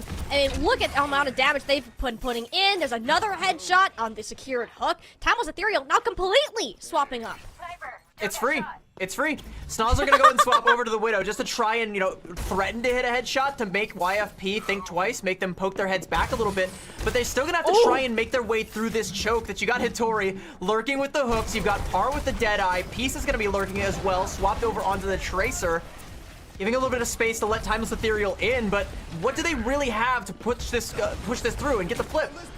They have a Kitsune Rush, sure. And the Sound Barrier is actually used early just to keep Hattori alive, so running over that Roadhog, piece of cake for Timeless Ethereal, and it's just the support ultimates that you need to get online. Z's and Halo have been slightly behind, and as soon as it works out, Snozlar is there to bring out the bigger room. That is disgusting from Snozzler. Yikes. 4 kills for her. Z cleaning up 1 onto Peace. Okay, gonna steal the ace from Snozzler, but again, that's why she's picked up for this roster. She has that flexibility to play the hit scan, come over onto the Tracer, onto the Flex DPS, and be a threat. You have Bun on the Cassidy as well. Sniper coming up. Oh yeah, you got Bun on the Cassidy, taking down Par. Timeless Ethereal are in this match now. They just needed to make the swaps to figure out how to work against YFP Pixies, and after they made those changes, it looks so much better. I mean, Hitori has just been a punching bag ever since this changes have come through. Snozzler, Par, and we just need to see a regroup from YFP. They've put so much into staggering. Oh no, SK! One of the things that I really like about the Roadhog composition on this is that it does shine on City Center when you're actually holding in that center pavilion on the point. But if YFP can't get there, then this Roadhog pick is just kind of dead in the water. They can't really find a way in. And that Gravitic Flux from Sniper is going to slow them down even further to a snail's pace. The whole hog might be enough to try and bully them back. It's going to have to come out here soon if that's going to be the play. But how do YFP really break through this? YFP, Kitsune Rush plus whole hog. Okay, goodbye, Sniper. That was the Gravitic Flux that actually was lost as well. Par shooting at double the speed, zoning everyone else off with the Deadeye. I mean, that was just a full bank of ultimates that YFP Pixies have been holding on to. Timeless Ethereal struggling to keep pace. Halo won't have a sound barrier for a final touch. It'll just be a Sniper. Will they even be able to make it with how close Par's moving? Yeah, the Doomfist going in. I mean, we don't have the Magnate, so Sniper is actually able to get the touch. If Halo can get there with the sound barrier, it might be enough, but you've already lost your tank. You don't have the presence. The boot's coming through. Sound barrier and the touch. The point is still alive, and Par is not.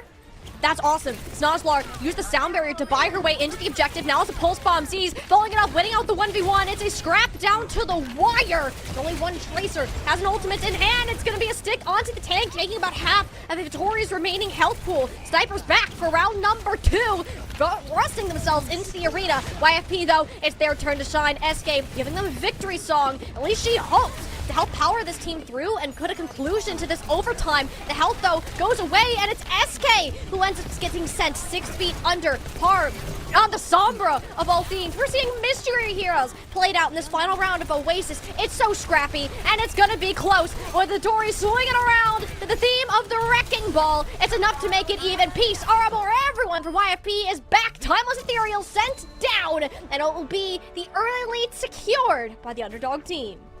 Timeless Ethereal looking pretty shaky out the gates, but YFP looking anything but you can still see when the gloves come off and these two teams just start to scrap, they throw down. They're making these last-second hero swaps, these big plays. It comes down to a couple of kills there towards the tail end, one of them coming out from Aramori, but it all went so fast, I literally didn't even see who she killed, but it was just about the sheer number of bodies hitting the floor being greater than that of your own falling.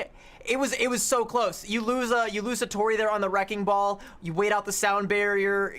It's very scrappy. This is what I want to see. And it took a little while to get there. We didn't really see that on Gardens. It was only here on City Center that we actually got to see the gloves come off. That we actually got to see what Timeless Ethereal is made of on their map pick. They're gonna have to show us more. I don't think Sniper looked super comfortable on the Mauga into something that is not a Mauga. And Tori stuck her grounds out on the Sigma. I was certain we were going to see a swap off as soon as this fight commenced, but Peace reigned dominance over the skies. There was nothing to stop them, and it just became a differential. Par was popping off, and slowly the small steps that YFP Pixies had ahead were adding up, putting them miles above where we saw Timeless Ethereal. It was only here on City Center, as you said, when these changes were made, CP, that it actually got competitive. And I think you could maybe even chalk it up a little bit to RNG, because like I said, I think on University, the Sigma composition might not have worked out. I think the Mauga comp, in theory, right there, should have ran over that composition, but it also should have worked out in the Mauga's favor on Gardens, and the fact that it didn't is kind of backbreaking for Timeless Ethereal on their map pick here. They're gonna have the map pick again on Hybrid, but YFP Pixies already going up 1-0. Yeah. Look, I've seen predictions, I've seen brackets, people trying to look at this map and examine it. People were saying Timeless Ethereal 3-0s top to bottom until they saw Valentine, but YFP Pixies have cleaned up their act from Swiss, and they are very much the threat that we thought they would be. There were a lot of doubts that were thrown around about YFP Pixies, because they were rather shaky in the Swiss stage. That fact can't be ignored. They dropped maps where they arguably should not have. They've lost series that we fully expected them to win. So seeing YFP Pixies pull themselves together in the actual playoff bracket, that's where it's all matters. You can disregard what happened in the Swiss stage. Those doubts are put to rest, but are you going to be able to maintain it? Timeless Ethereal are not a team who goes down and then continues to struggle and beat themselves up throughout it. They're a team who can fight back up against adversity and give themselves a favor with the map pick, Midtown, their selection. And Midtown, to me, usually spells Sigma. A lot of teams like to opt for the Sigma composition here, which seems interesting to me. I think maybe they like Sniper's chances in the head-to-head against Hitori, but I guess. I'm not actually, like, if you had asked me on, like, any other day, I would say, you know, absolutely, sure, yeah, Sniper versus Hitori in a Sigma head-to-head, I probably give that to Sniper. But today, after seeing how on fire Hitori has been and how much she's feeling herself and how much her whole team is supporting her, I don't really know if it's that cut and dry. I actually don't know if this is the best map pick. I think maybe you would have wanted to go for a King's Row or something where you could have played the Mauga. So I'm curious to see what Timeless Ethereal is cooking here. I'm curious to see why Midtown is their battleground of choice. You have to assume the Sigma. This is the Sigma map after all. Sure, you can play other things, but if it's Hitori, she's not gonna be switching. And Timeless Ethereal, they want to take the mirror, and it's just, she can, but she's not going to if she doesn't have to. If YFP can keep those looks behind closed doors until it absolutely needs to happen, CB, that's what they're gonna do. You're just giving Hitori exactly what she wants in a map of Overwatch. Midtown will play into YFP's strengths, but also those of Timeless Ethereal. This just has to say that there's confidence that they can beat their opponents at their own game. It's going to be risky, and it's going to be a close game regardless, and I have to see some form of recovery, because on the side of Timeless Ethereal, it looks scrappy. I do also, again, you know, I did talk about, you know, interrupted you a little bit there, sorry, but about how Hitori can come in and make other swaps if she needs to. Yeah. And again, looking at Timeless Ethereal's roster, they have that, but only if they make the swap. They have it split between their two tanks, Sniper and Sawhill, who in the past have been a pretty formidable duo, but, you know, they have different hero pools. There's reasons that you play one over the other at any given moment. Right now, Sniper coming in, to me, tells me they want to play more of the Sigma. I don't know how well-versed Sniper is on the Mauga or on, you know, potentially a Wrecking Ball or a Dive Hero or something that we might see that we would traditionally see Sawhill come in for. But for Hitori, she's showing a really great Sigma. We've seen her main tank prowess. I know for a fact that she is also a strong Mauga. She's a strong Winston. And we've even seen her play a, for whatever reason, strong Roadhog. Don't know where that one came from, but we've seen it. Flexibility might just be the name of the game for YFP. It is, and it's something that very few other teams can get a full grasp on. Granted, YFP haven't swapped nearly as much because there just hasn't been a strong need for it. The only other roster that could have a comparison is Short Time was Theros if they want to make a swap, or somebody like Mari on Valentine, who I'm sure we'll get to see later on in our broadcasted games. But for now, YFP Pixies look to be sticking with their guns as Timeless Ethereal are going to do exactly what we expected them with this Sigma Bat Brig. But I see a weakness in this composition, and it's that Brig from Halo, because Peace has been showing a lot of the Pharah, and if they go back over onto that pick, I think this Brig is going to be in trouble. YFP is going to be coming out with the Hanzo, likely just to scout and make sure there's no spawn hold, and then make a swap over to either that Pharah or, you know, something else a little bit more their style right now. Let's see what happens. It's actually the Genji. Okay, so at least for now, the Brig pick is still somewhat viable. Yeah.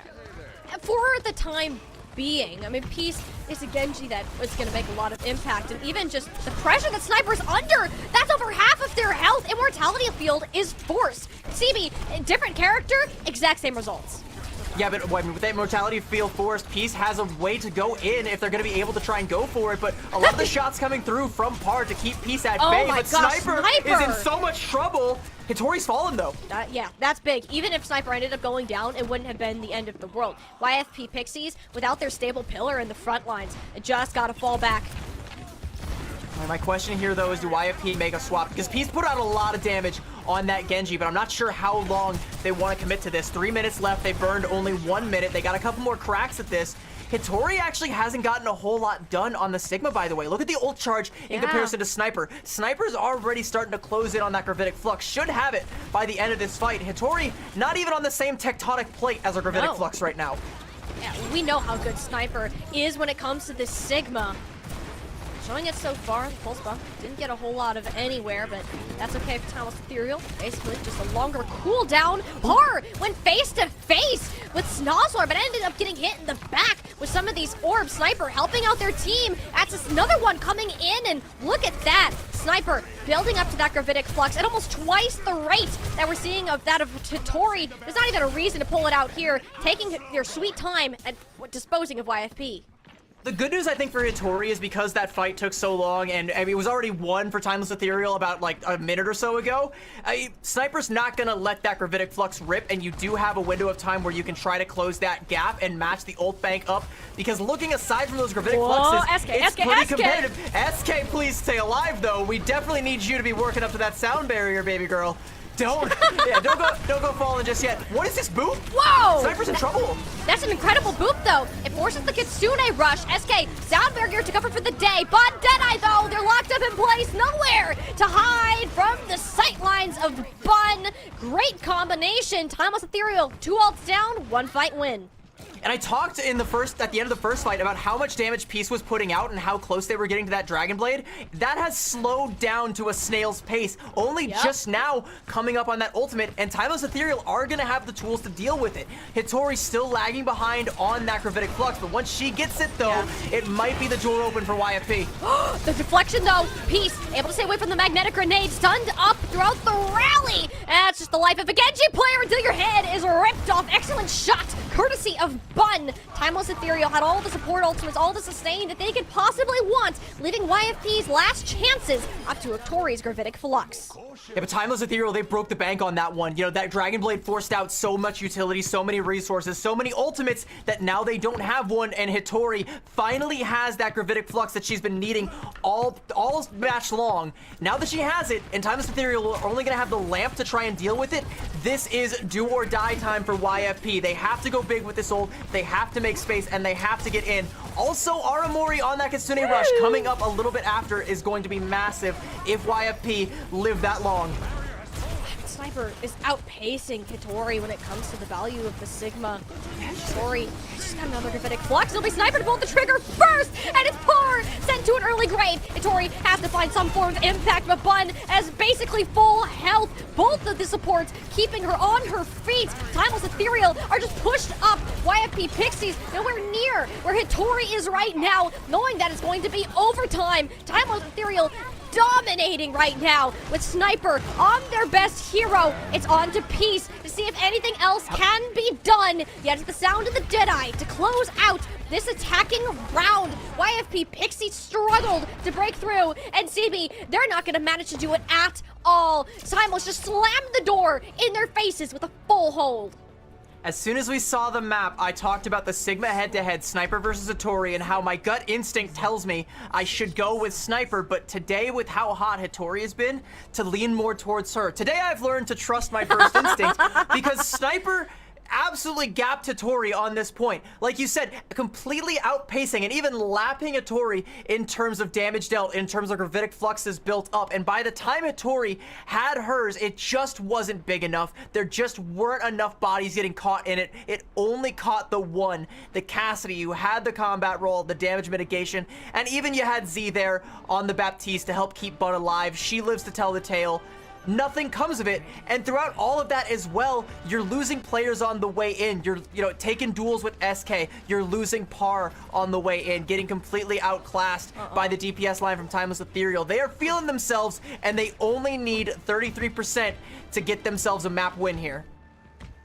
YFP Pixies, you're asking so much of them to be able to hold this. It's an interesting adaptation for Peace heading over to the May. Just having the opportunity to isolate some of these players, ideally Sniper in this scenario, and it's insane. That's the first time we've seen YFP Pixies absolutely dismantled Timeless Ethereal, now playing at a full strength we're used to. Just Peace, YFP Pixies, they have the answer. I'm curious to see how effective this May is. I mean, it does need to go the distance and go for the full hold. All they can hope for is the draw.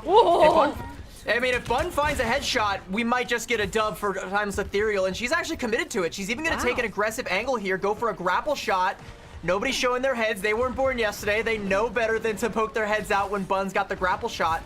But she's sticking on this Widow. If she finds anything, you can feel the tension, right? You can feel how close that is. Yeah, well, because all it takes is one pick here. Same does go for YFP Pixies. They're not going to want to push up. The problem is Bun just covers so much space. Par taking care of her as early as they did is great. Now YFP can finish off the rest of the Timeless Ethereal's players without too much concern of going down.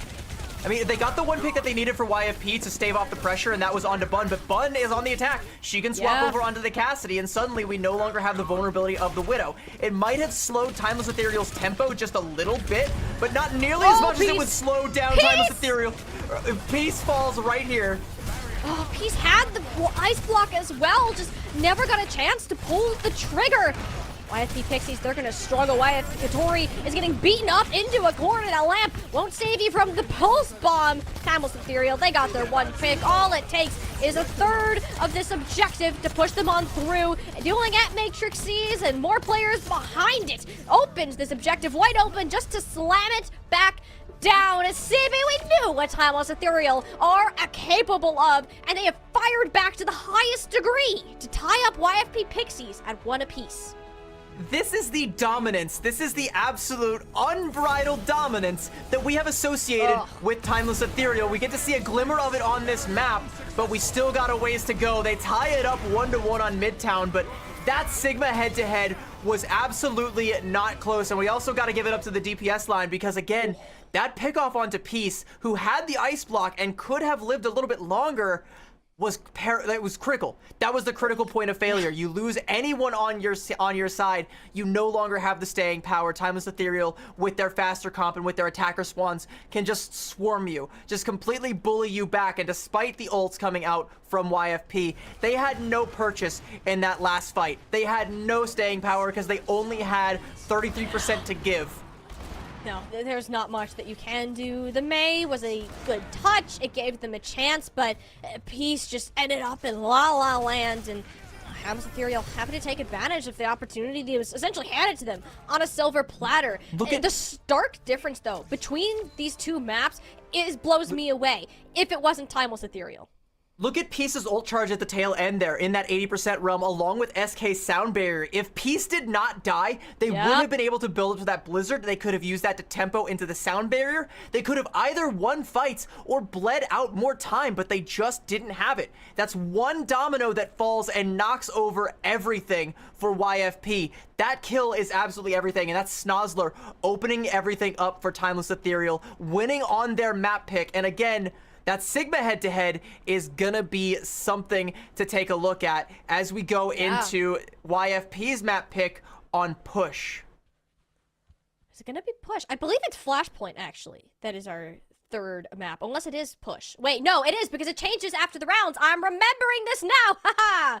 CB, you are on it. Yes, New Queen Street will be making an appearance. I feel like out of all the Push maps, though, CB, this is the one that we see the least often. Coliseo, for its range, is often played. Esperanza, for more of its flexibility and the ability to feel like there's always something that's comebackable, whereas New Queen Street is often pushed to the side and forgotten about. I think this tells me that Hitori is no longer feeling as confident in the Sigma head-to-head against Sniper. They don't want to go to Coliseo because that's where a Sigma composition would shine. And as far as Esperanza goes, honestly, I'm not sure why they don't pick Esperanza, because I feel like either the Mauga or a dive composition would be good there. New Queen Street is a bit of an anomaly these days in terms of what actually does end up getting played here. We could still see people leaning into the Mauga, but I mean, I'm thinking of like recent New Queen Street matchups, and I'm thinking of Roadhog versus Wrecking Ball from the finals. Like, I don't know, I don't think that's where we're gonna be seeing, but like, I'm not sure what we are. I'm not sure what this map pick really is for YFP. And that's what you have to think about, because you just lost in the mirror matchup. What do you do now? The Sigma is no longer working. A team has found the answer to it, but now you have a couple of options. Are you gonna stick to your guns and hope that Timeless Ethereal plays something along the lines of that Malga, maybe that Wrecking Ball comes out again, and you feel more comfortable countering it out? Or do you have to instead be the ones to explore other parts of your hero pool? We know Hittori can play other tanks, but this will be the first time that she'll seriously consider swapping something else. Yeah, I think it is going to come back to that hero pool. I think it is going to come back to that flexibility. I mean, again, it doesn't look like we're getting any swaps. We're not seeing Sawhill coming in for Sniper, so it might just be they want to play the more, you know, the road less traveled, you know, walking the path less trodden so that they can get a little bit more experimental, play into Hittori's flexibility. I think that's one route you can choose to go with it. I'm not saying definitively that that's what they're going to do, but I think that might be your best route forward, because after Midtown, I don't ever want to go back into a Sigma head-to-head against Sniper if I'm Hittori. Like, I want to, you know, like, take a break, you know, get some water, have, you know, someone at ringside fan me a little bit. We take a break between rounds. I don't want to go back in there, have to put up my dukes against Sniper on that Sigma, because they are feeling themselves after that one. That was, I can't stress enough how much of a gap that was. Which is also shocking. Like, again, you and I, we've seen Sniper play quite a bit on the Sigma, and just to see that level of separation, especially with how well Hittori has been performing today, was a shock, to say the very least. Don't do that again. Don't do that to yourself, Hittori, unless YFP has a very specific plan for how this map is played out. Since it is their pick, CB, and you get to kind of, you're picking a map that is the road less traveled, perhaps there is something else that we haven't necessarily been made aware of yet, but all of our questions and theorizing shall shortly be answered as we enter the icy roads of Canada. You know what Midtown was? That was Sniper saying to Hittori, "Welcome to Calling All Heroes." That was that was the welcome wagon. That was Sniper saying, "No, you must have forgot. This is our turf, and I see you making some noise. I see you coming through, being a big deal. We're talking you up, you know, talking about how great of a tank player you are. But you must have forgot. This is Timeless Ethereal's house. Sniper and Sawhill all the way. We'll see if that keeps up, like you said, on the icy roads of Canada. And I want to see how Hittori adapts to this, because we're putting her under the microscope a bit. We're putting a lot of pressure onto her, you know, both narrative-wise and from the side of Timeless Ethereal, just applying pressure to her. I want to see how she adapts. Surely not a Sigma head-to-head on New Queen Street. The answer is she doesn't adapt, which, honestly, all right, we'll see it. Give it a shot, and I guess we'll find out how it goes. Aramori will be sticking on to the Baptiste along with Z's, so other than that, CB, we may be getting one of our first full mirrors of the tournament. We wouldn't want to break the mirror. That's 7 years of bad luck, and I don't think either of these teams want to risk it this early into the tournament. That will carry on into the grand finals, which I'm sure one of these teams, if not both, will be in. And we're getting a great example of, like, what makes these two teams special, what makes them tick. And the fact that they're defaulting into this mirror with full confidence, no fear on either team, going for this statue on the high ground, jockeying for position, I think that tells you just how confident both these teams are, despite being down a map on either side. They know that they are the best. It's simply put, if you're going to play like you are afraid or the lesser team, either YFP Pixies or Timeless Ethereal are just going to run at you and take advantage of any sort of hesitation. So they're just running at each other and showing all that they have to offer, battling for this control around the statue. This robot has not moved more than a meter on either side combined, so even pressuring the robot here isn't ideal. As we just saw, Peace wasn't prepared for Snozlar to sneak up behind them and unleash a whole clip into their dome. Snozlar wasn't even done yet. Almost got SK on down and actually ends up losing out on their tank for the fact of it. So YFP playing this long game, it turns out decently well until they lose their tank themselves, and Timeless Ethereal fully gain control. That's all Snozlar just coming in the difference maker, putting in all the damage, winning the Tracer 1v1 against Peace. She has done everything for this team to get them the early win here. And I want to highlight again the Sigma head-to-head. Despite falling first, Sniper's still ahead in ult charge in comparison to Hittori, albeit not nearly as much as we've seen before. And speaking of ults, we're one fight deep and nearly everyone has them. Oh. That's kind of the nature of push, though. That one fight took almost a minute and a half off of the clock, so it's not too surprising to see that change. Peace will have a little bit of an opportunity to catch up to Snozlar. with her going down earlier on in that engagement. YFP Pixies soaring back on in with that grasp out of Sniper. Window of opportunity for YFP Pixies to push on forwards. It'll be both Ant Matrices followed by the beats. All the buttons are being pressed, yet it's Armori to fall first, and that's the best pick Timeless Ethereal could have asked for. No sustain available for their opponents, and the orange team is just toppling over like dominoes as a result. Snozlar helping with this remainder of the focus fire, and Timeless back in control. Again, it's the fact that Aramori falls there, just like you said, you're losing out on all of your healing, and Z nearly fell on the other side as well. There was a lot of pressure coming out, but YFP just weren't able to commit and weren't able to confirm that kill, so Timeless Ethereal, they're able to hold on for dear life and continue to extend their lead, start to threaten to capture that checkpoint, and with this Gravitic Flux that Sniper held on to, they just might be able to secure it. Sniper, though, when they find that shot to do it, you have to work around even the accretion as well as in the mortality field.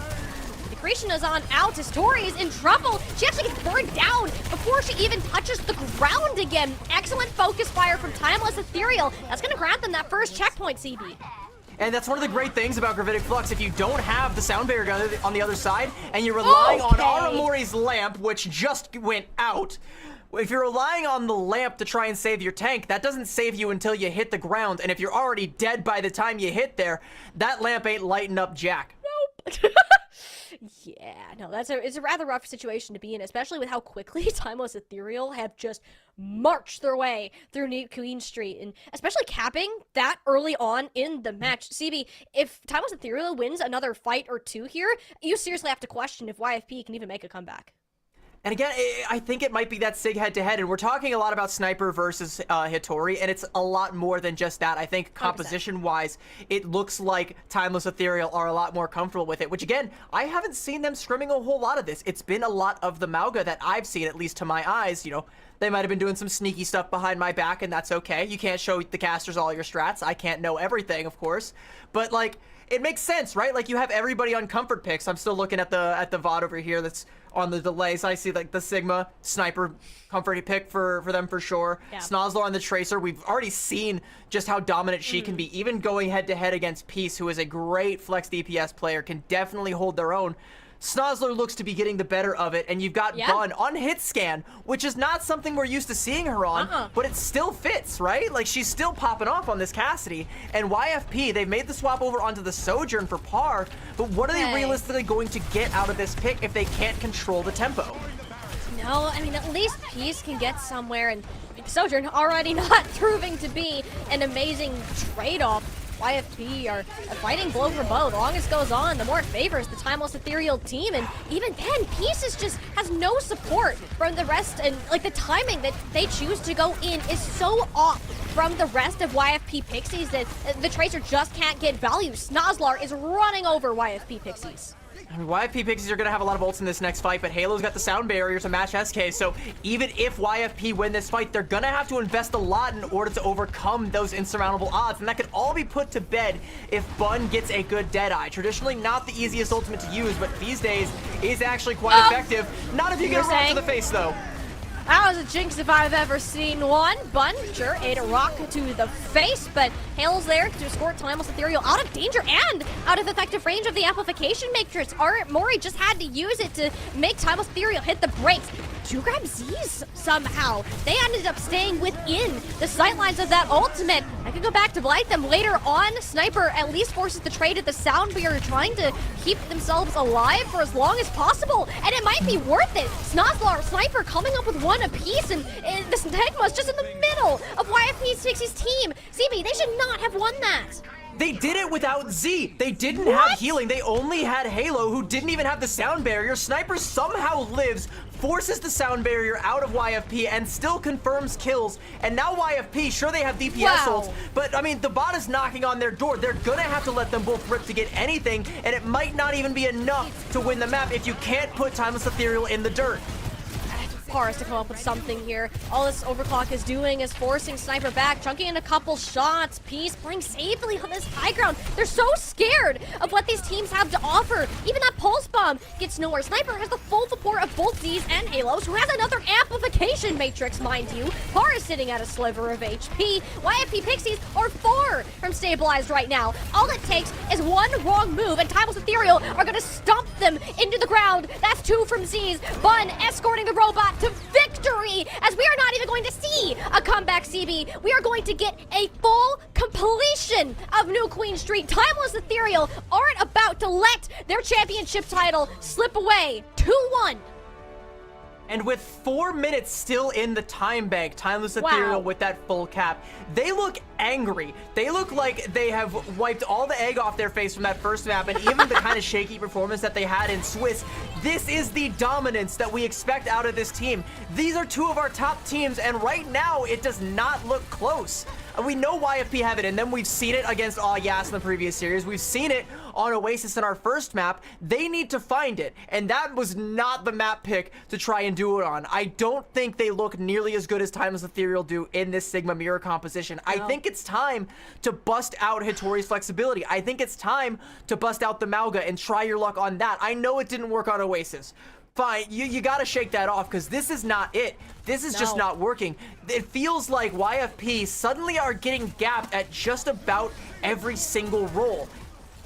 And it's crazy to think about, too. YFP are a team that, hey, if it ain't broke, don't fix it. Well, let me tell you, it is very well broken, and you're now repeating the same thing, expecting different results. And I want to highlight the team play, especially with how Snozlar has played off of the chip damage of Bun and vice versa. And it just looks so much more coordinated. Before, Hattori's like, hey, Peace, go kill something. Cool, that's awesome. It worked against teams that aren't nearly as well coordinated as Timeless Ethereal.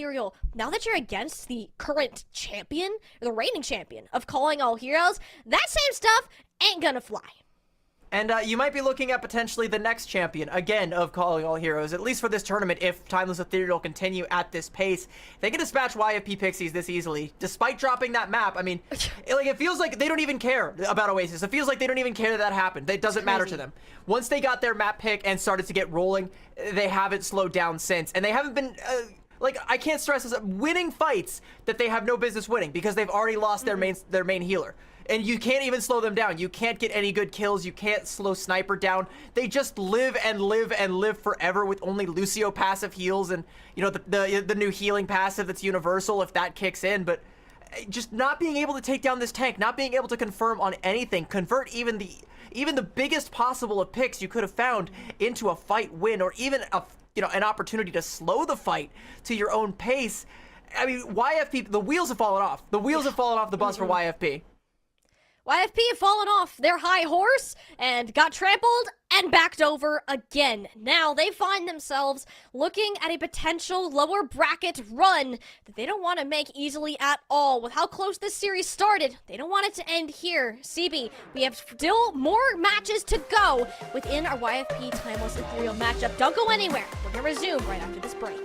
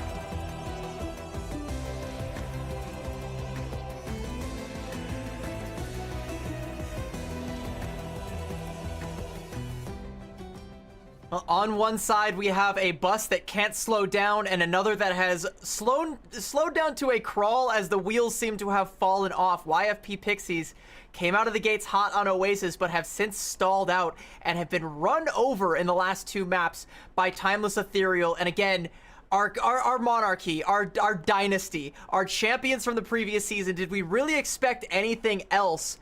I mean, maybe.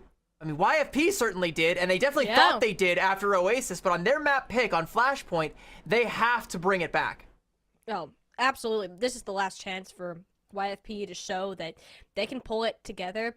If you are going to play a Sigma here, sure, you can do it, but for the sake of YFP Pixies, you've now run it twice into the mirror, and it hasn't worked out. So, time to reevaluate, readjust. Last map pick for the YFP Pixies, and it will be New Junk City, the typically lesser picks of the 2 Flashpoints, often because of both the Ducks and Refinery.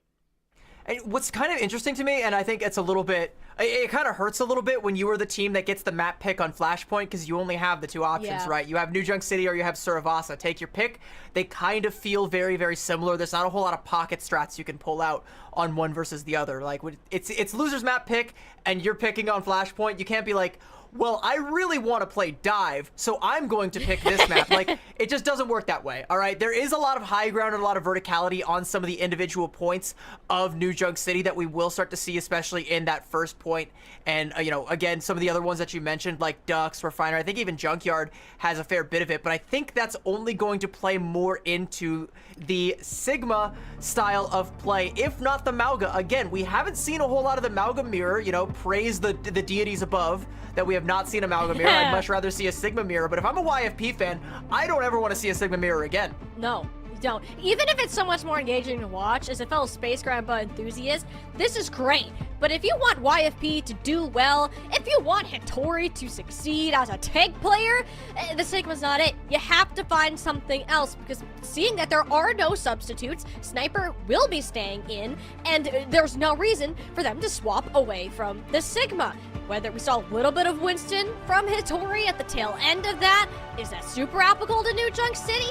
Not entirely, but it's something different, it's something new. The team coordination of Timeless Ethereal, their ability to play off one person's damage and or healing is down, they got it down to a T. There isn't any disrupting that. YFP Pixies need to find a way to encourage this scrappy style of gameplay where they've been thriving in all series long.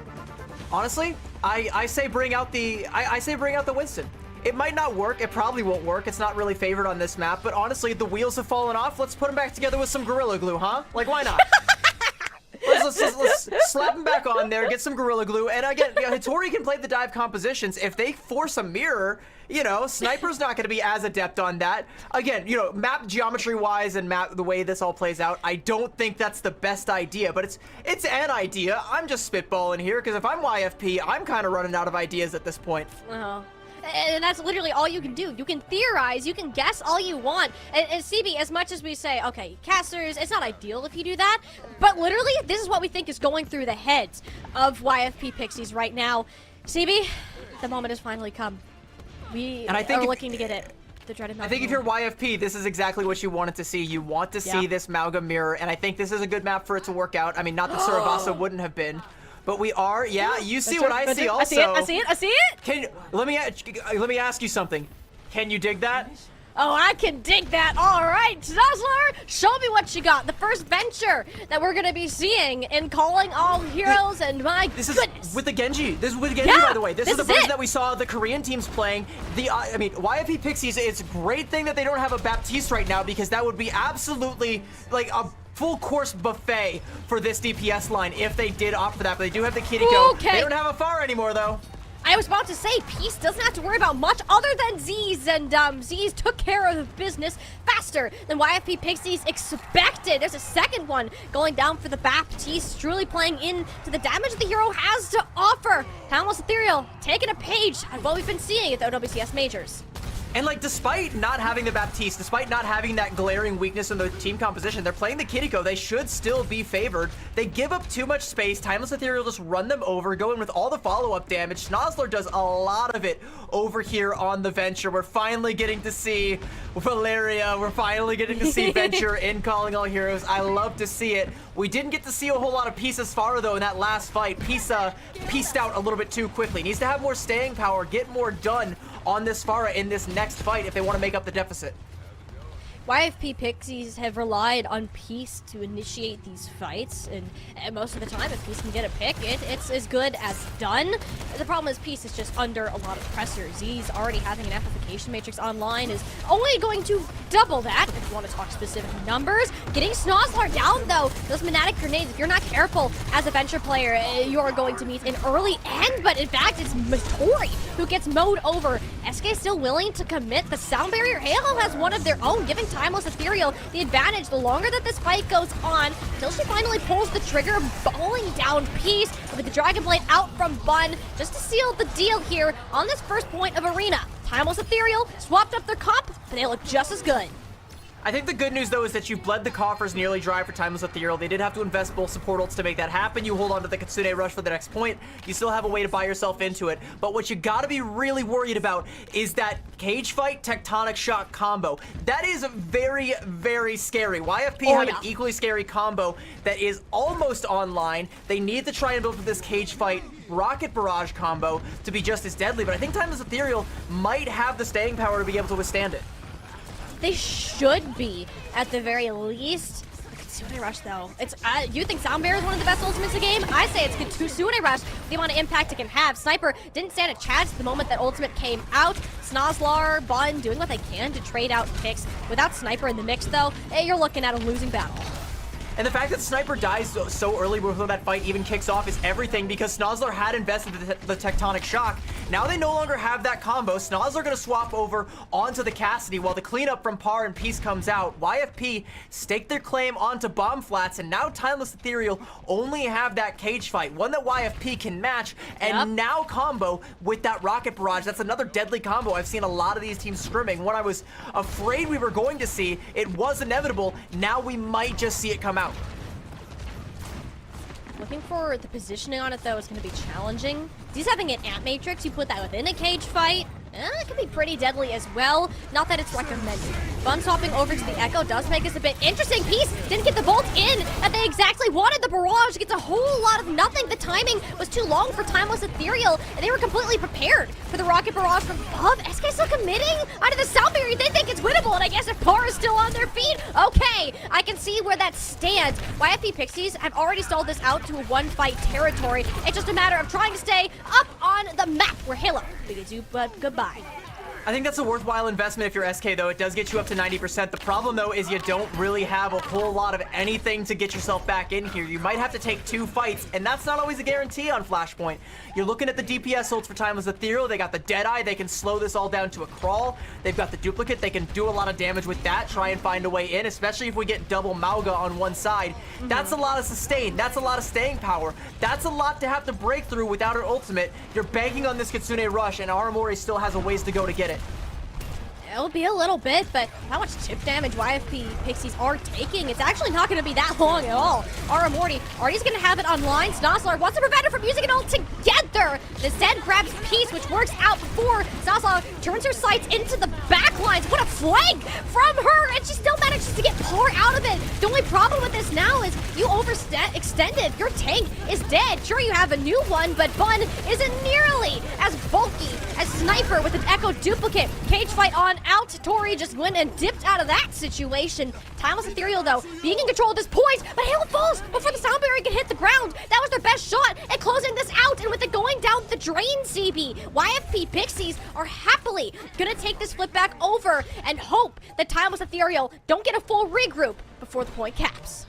Honestly, if you were going to lose the point, I think it's actually beneficial in a weird kind of way that Halo dies before she can use the Sound Barrier, because now you have it on the other side, which you definitely need, because SK has hers, YFP have nearly everything, sans that Kitsune Rush they used to secure the point, and we are at 1-1. They've bought themselves into this matchup. Timeless Ethereal, they can still make a comeback here, though. If you're gonna drop the point, that's the way you want to do it. find their way in though. Aramori forced the Suzu. Peace has been getting aggressive and will have the Dragon Blade at the ready. Neither the sound barriers either at their front or at their back. It's going to be difficult to make work. It'll be these cage fights that are thrown in, Hitori's in particular, making this rather challenging. Par, Peace, everybody hitting the good old-fashioned Q button, slicing Timeless Ethereal down to size, and giving YFP Pixies the first cap. I mean, the saving grace here, I think, for YFP Pixies is A, they cap the point, and B, Aramori is nearly built up to another Kitsune Rush. She's doing a ton of healing. A great job for YFP. That Dragon Blade from Peace and all the damage from the Deadeye, the cage fight, it all comes through. They clean it up, but you gotta be on the lookout because Snozzler has swapped back over to the Venture, knowing that Pharah is no longer gonna be a threat. And now look at the combo that Timeless Ethereal can come out here with. Cage fight, Dragon Blade of their own, just like was done to them. They can make it happen. Bun, especially being one of the best Genjis you're going to find in Calling All Heroes. The blade is unsheathed. He's slicing away through the cage fight. Grabs two with one swing, making a third onto Ara for any time. The blade comes out of its sheath. You expect Bun to be in the kill feed.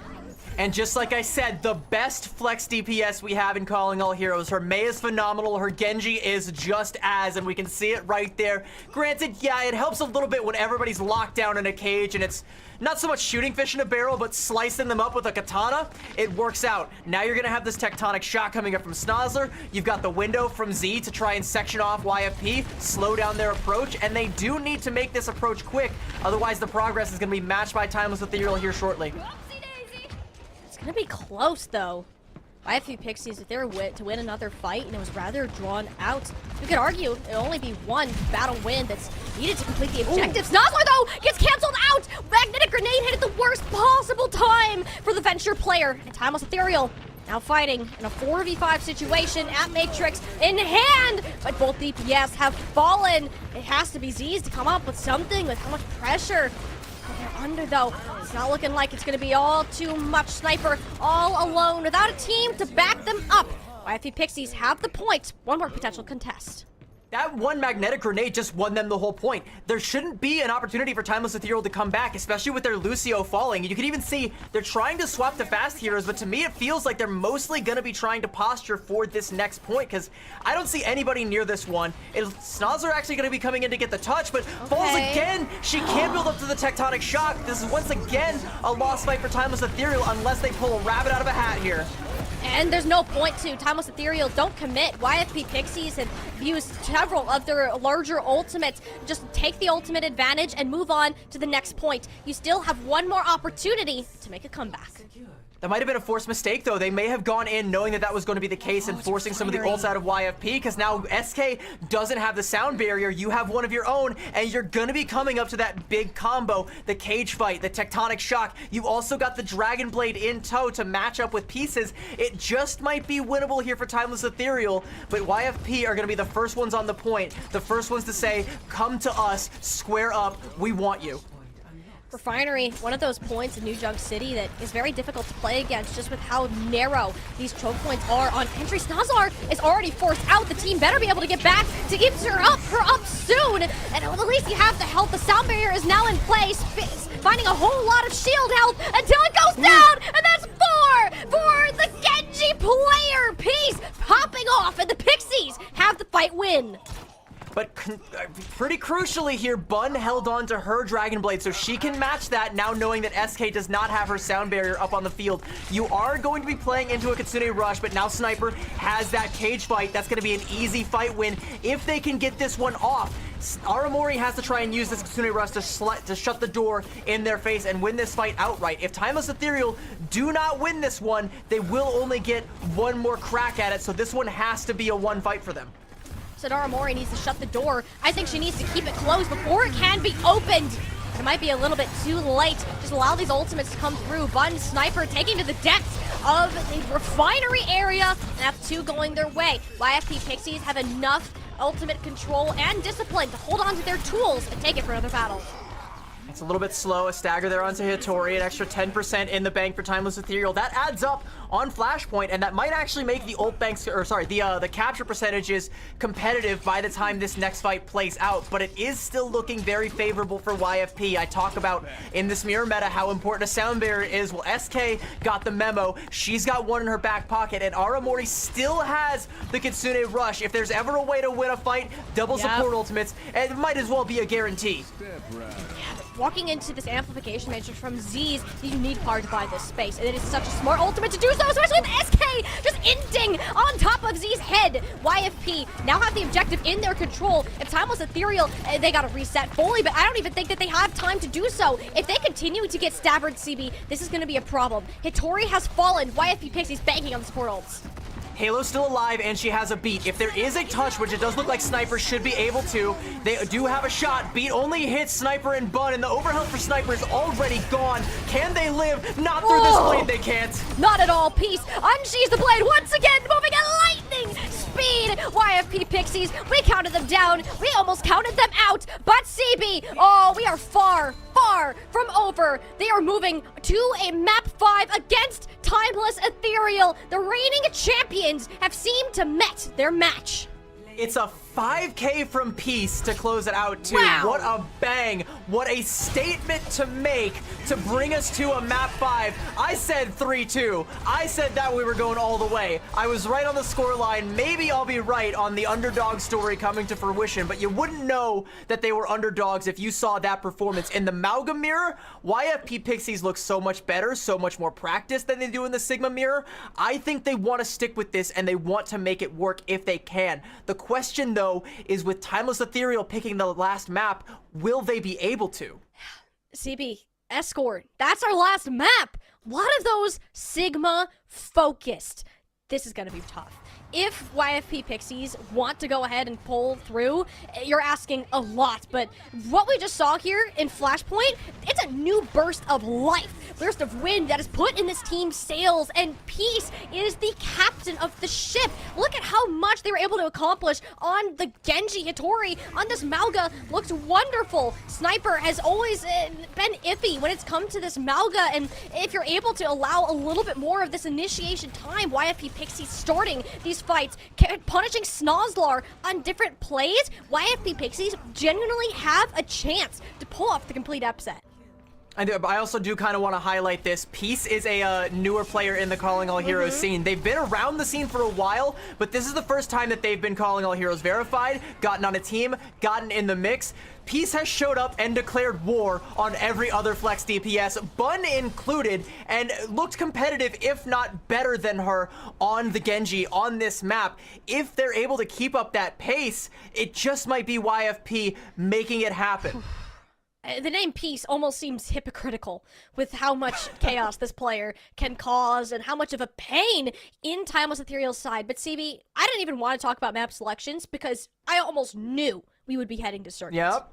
I mean, if you're banking on the Sigma mirror, which you know for a fact Timeless Ethereal are feeling themselves on, you go to the Sigma map. You go to the map where since the dawn of time, everybody has been going in for Sigma mirrors. You don't let Hitori force you into that Malga mirror. You just do what has been working. Play into your hand, and there's no better place to do it if you're a Sigma player than Circuit Royale. It is also going to put a fair bit of pressure on the hit scan players, though. We're gonna start to see Par have to step up against Snozlar here, or potentially Bun, because we've seen both of the DPS players for Timeless Ethereal being willing to pick up that hit scan and look pretty solid on it. And that's the thing is, I'm interested in this pick. Bun is a flexible player. We talk about her flex DPS, sure, but we've also seen her on hitscan several times. She's been keeping track with Par, who is a dedicated hitscan player. That isn't where my concern is. Typically, Circuit Royale, though, as you said, can lean more towards these snipers. I don't feel like we're going to see nearly as much of that as we would in other teams taking on this map just because of comfortable hero pools. Speaking of comfortable hero pools, I'm curious because Circuit Royale is another map where we do sometimes see the Genji come out in conjunction with it. I'm curious if Peace stays on that Genji. I think that might be the play. That might be something that YFP can leverage on their attack, especially to try and buy themselves in. We'll have to see if that does work out because it hasn't for them thus far. It has been very shaky on the previous outings in the Sigma head-to-head, which I will be absolutely shocked if we don't see. But I think that might be the ticket. I think if we keep an eye on Peace and what they're able to do, we just might see YFP go the distance here. We very well can, and it just depends how many of their strengths they're able to lean into. I'm sure Peace is on like an adrenaline high after that last map, and as you should be. You were absolutely popping off, and it looked wonderful while you're doing it, but this is a map where the pace really can slow down, and it's about patience, finding these opportunities and forcing mistakes out of your opponent. Historically, that's where Timeless Ethereal have shined.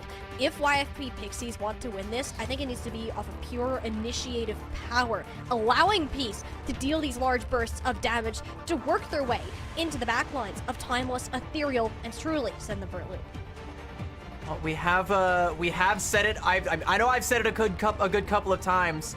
The landscape of Calling All Heroes has changed from season to season, but until proven otherwise, Timeless Ethereal are still our monarchs, still ruling over with an iron throne. We have two teams that have been identified as would-be usurpers, and one of them has shown up today to play. It didn't look like it on a couple maps. It does look like, you know, on Push and on Hybrid, they got kneecapped a little bit, and it's going to be an uphill battle here.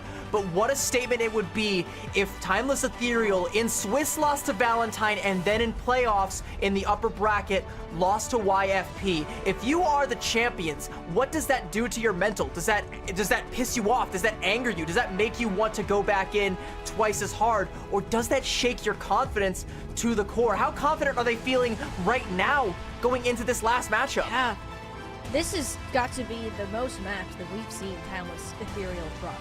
Anytime that they played out in a finals, in an upper finals, lower finals, whatever it may be, Timeless Ethereal typically doesn't drop more than one map if they drop anything at all.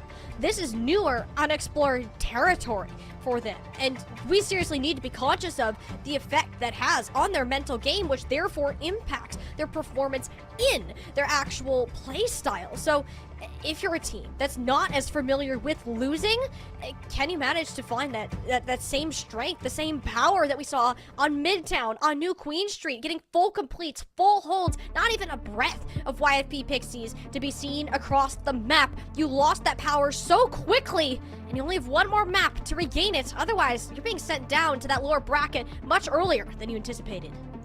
You know what the crazy thing is, though? I have actually seen Timeless Ethereal in this situation before, being at the 2-2 going into a map 5 and needing to pull out something clutch in order to secure the dub. It's happened before, but it never gets easier. No matter how many times you're put in that situation, you're always on the razor's edge of winning and losing an entire series. One mistake can throw it all out of whack, and suddenly you just can't recover. Timeless Ethereal in these situations usually don't make mistakes, but what if they do? That question's always there. What if they make a critical mistake and YFP capitalize on it? And we've seen YFP prove that they can capitalize on critical mistakes that Timeless Ethereal make, but only when they make them. Only on points like New Junk City, where Timeless Ethereal are making mistakes, where they are over-investing ultimates, or where they are underestimating their opponents, which surely now, after all we've been through in this series thus far, they are not. So, do they make a mistake here, or do they keep it perfect? Do they keep it clutch? Is this the Timeless Ethereal we know and love, or is there a real threat for a new dynasty to be forged in the first tournament for Calling All Heroes? It's a new circuit. It's a new year. New teams can take the spotlight. YFP Pixies making this match as close as it can be. Timeless Ethereal, a team very few thought were beatable in the Calling All Heroes scene. Now we find ourselves on a map 5 where Timeless Ethereal dropped the spaghetti in a lot of different places where we're not used to them seeing it. Whether it was overconfidence, not being familiar with the meta, or just straight up errors that you never want to make again, whatever it may be, you better hope that those mistakes are ironed out, because that trophy, that title, is on the line. A flawless run already impossible. I do think, though, CB, moving away from this venture, as much as I love to see them come into a gameplay, Snozlar just did not look super comfortable on that hero, and it came back to bite them, which is why Circuit Royale is going to play into much more of Timeless Ethereal's strengths. I definitely don't think we're going to be seeing a Venture here. I think Venture is a good hero when it comes to closing the gap in a similar way to a Genji, but typically the composition style, you're going to be kind of left on your own in an island. You're not going to have a whole lot of players able to follow up with you. It's possible. I just don't know that I've seen a whole lot of it on Circuit Royale. We're still waiting on a couple of players to ready up, chat. I mean, a situation where it's this tense and this high stakes, where we've got two of our top teams jockeying for position in a 5-map banger in the upper bracket, you know the coaches are going to want to get in there and get that early advantage, especially if these two teams are going to see each other down the line. You do want to make sure you're establishing dominance early on. You want to make sure that you're not showing your whole hand, but you just might have to show damn near all of it if you want to get the win here. So everybody taking their time, making sure they're ready, taking a nice deep breath, getting some water. Everybody is going to make sure that they are on their A game for this last map of the series. Should be almost ready here shortly. But while we're here, we're helping you get the Venture drops. We're talking about the Venture. You know, we're talking about the Venture. You still want that Monarch skin, right? You know, we're helping you. We're still helping. All these, making sure the players are on your side. They're purposely stalling for time so they can get the drops too, honestly. They probably have the stream up on another monitor. Exactly, they're locked in. They want to see what's going on here on the stream, and get their Venture skin as well. Especially Snozlar, who hopefully will not be the last player to pick up Venture within our Colonial Heroes circuit. And to be honest, if you're gonna take a longer time out, normally I'd be like, hey people, let's get it together, let's get a move on. I'm antsy, I want to see some Overwatch. This is one of those times where you can slow down the pace and allow that time to eat away, either for better or worse. We're about to find out which one of those is momentarily. YFP Pixies, Timeless Ethereal, have made it to map number 5, Circuit Royale, Sigma's Playground. Gotta see where these DPS, these damage picks, where are they going to land? Which team is going to make a mistake first? That is how close these two are fighting. I have been waiting since championships for more Calling All Heroes action, and I have been waiting to see these two teams collide. And now that we have everybody ready to go, the wait is now over. Who is going to be going to our winners finals, and who is going to have to be on the outside looking in from that lower bracket, YFP Pixies or Timeless Ethereal? There is only one way to find out. And it's attack response, so I don't think I trust Hattori on this one. Yeah. But what if? What if is always. I think there's a possibility. It's possible. We've seen it happen before. But CB, I think we cross that bridge when we get there. For now, we'll get to look at Timeless Ethereal. Halo back on the Brigitte, which we have had our hesitancies about in the past. This is a situation that can work out, especially with Bun, Snozlar on the Widowmaker, and hero that I actually haven't seen them play too often, but it's one that they can pop off on nonetheless. And now, CB, take it away! They're coming out with this. We're actually going to see the Reinhardt. It looks like we're going to get a May lift with a Sim TP, maybe? No, it's actually just going to be the Sim TP. Oh my gosh! And we're going right in with the Rein. The lamp comes out. Wow. Sniper might be able to live through it. No way! The healing from Z's and Halo right now is insane. Even that Immortality forced out, perfectly placed to reach through that gap in the ice wall and the side of the building. That was a close call. Too close, and YFP know it. As soon as they saw that they couldn't confirm that kill and the lamp comes out, Sniper lives until the tail gets back up to half HP, they all turn tail and run, and now they're kind of stuck here at this impasse where Snozlar has angles. Bun is going to be looking for a way to engage if she so can, and she probably wishes she didn't try it just there. SK cleans her up. It'll be picked from SK. Snozlar not in a much better situation. Eventually will eat a side of a secondary fire from Par. And the Reinhardt, it works out. As much as we say, haha, that's funny, it's Reinhardt on circuit, it's a genuine strat that a lot of teams can pull out. YFP Pixies, just know they're on the list. Timeless are going to mirror it with the DPS line. They're still sticking onto the Sigma, which is very fair, but they've swapped Bun over onto the May, one of her specialties, and Snozlar over onto the Symmetra, but it doesn't look like they're going to be able to get the touch. The wall comes up. Bun does actually get the touch, though, but it's real shaky right now for Timeless. No, as you don't want to play close in this either. Bun doesn't have an ice block, and if Sniper is in hammer range, you are about to be turned into a nail. Z's, though, from the high ground, actually gets Par out of the picture, so much less pressure onto Sniper, therefore allowing him to a little bit more room to breathe. Problem is Hattori overstayed her welcome, and Aramori didn't have too much block with Halo in this backline. There's, yeah, like you said, not a whole lot of room to breathe between the cart and the checkpoint there, but Timeless Ethereal able to stem the bleeding, and it's that early pickoff there onto par. Losing that DPS means that you can have Halo constantly going in the back, pressuring Aramori, forcing her to take an angle where she can't keep the healing up. Peace falls, Hitori falls, and everything else falls apart for YFP, but when you're this close and you're gonna be getting this many ultimates up, there's still a shot for YFP to get the capture here. It's just gonna be this Gravitic Flux that they gotta be on the lookout for. SK with this sound barrier is gonna have to stem it for him.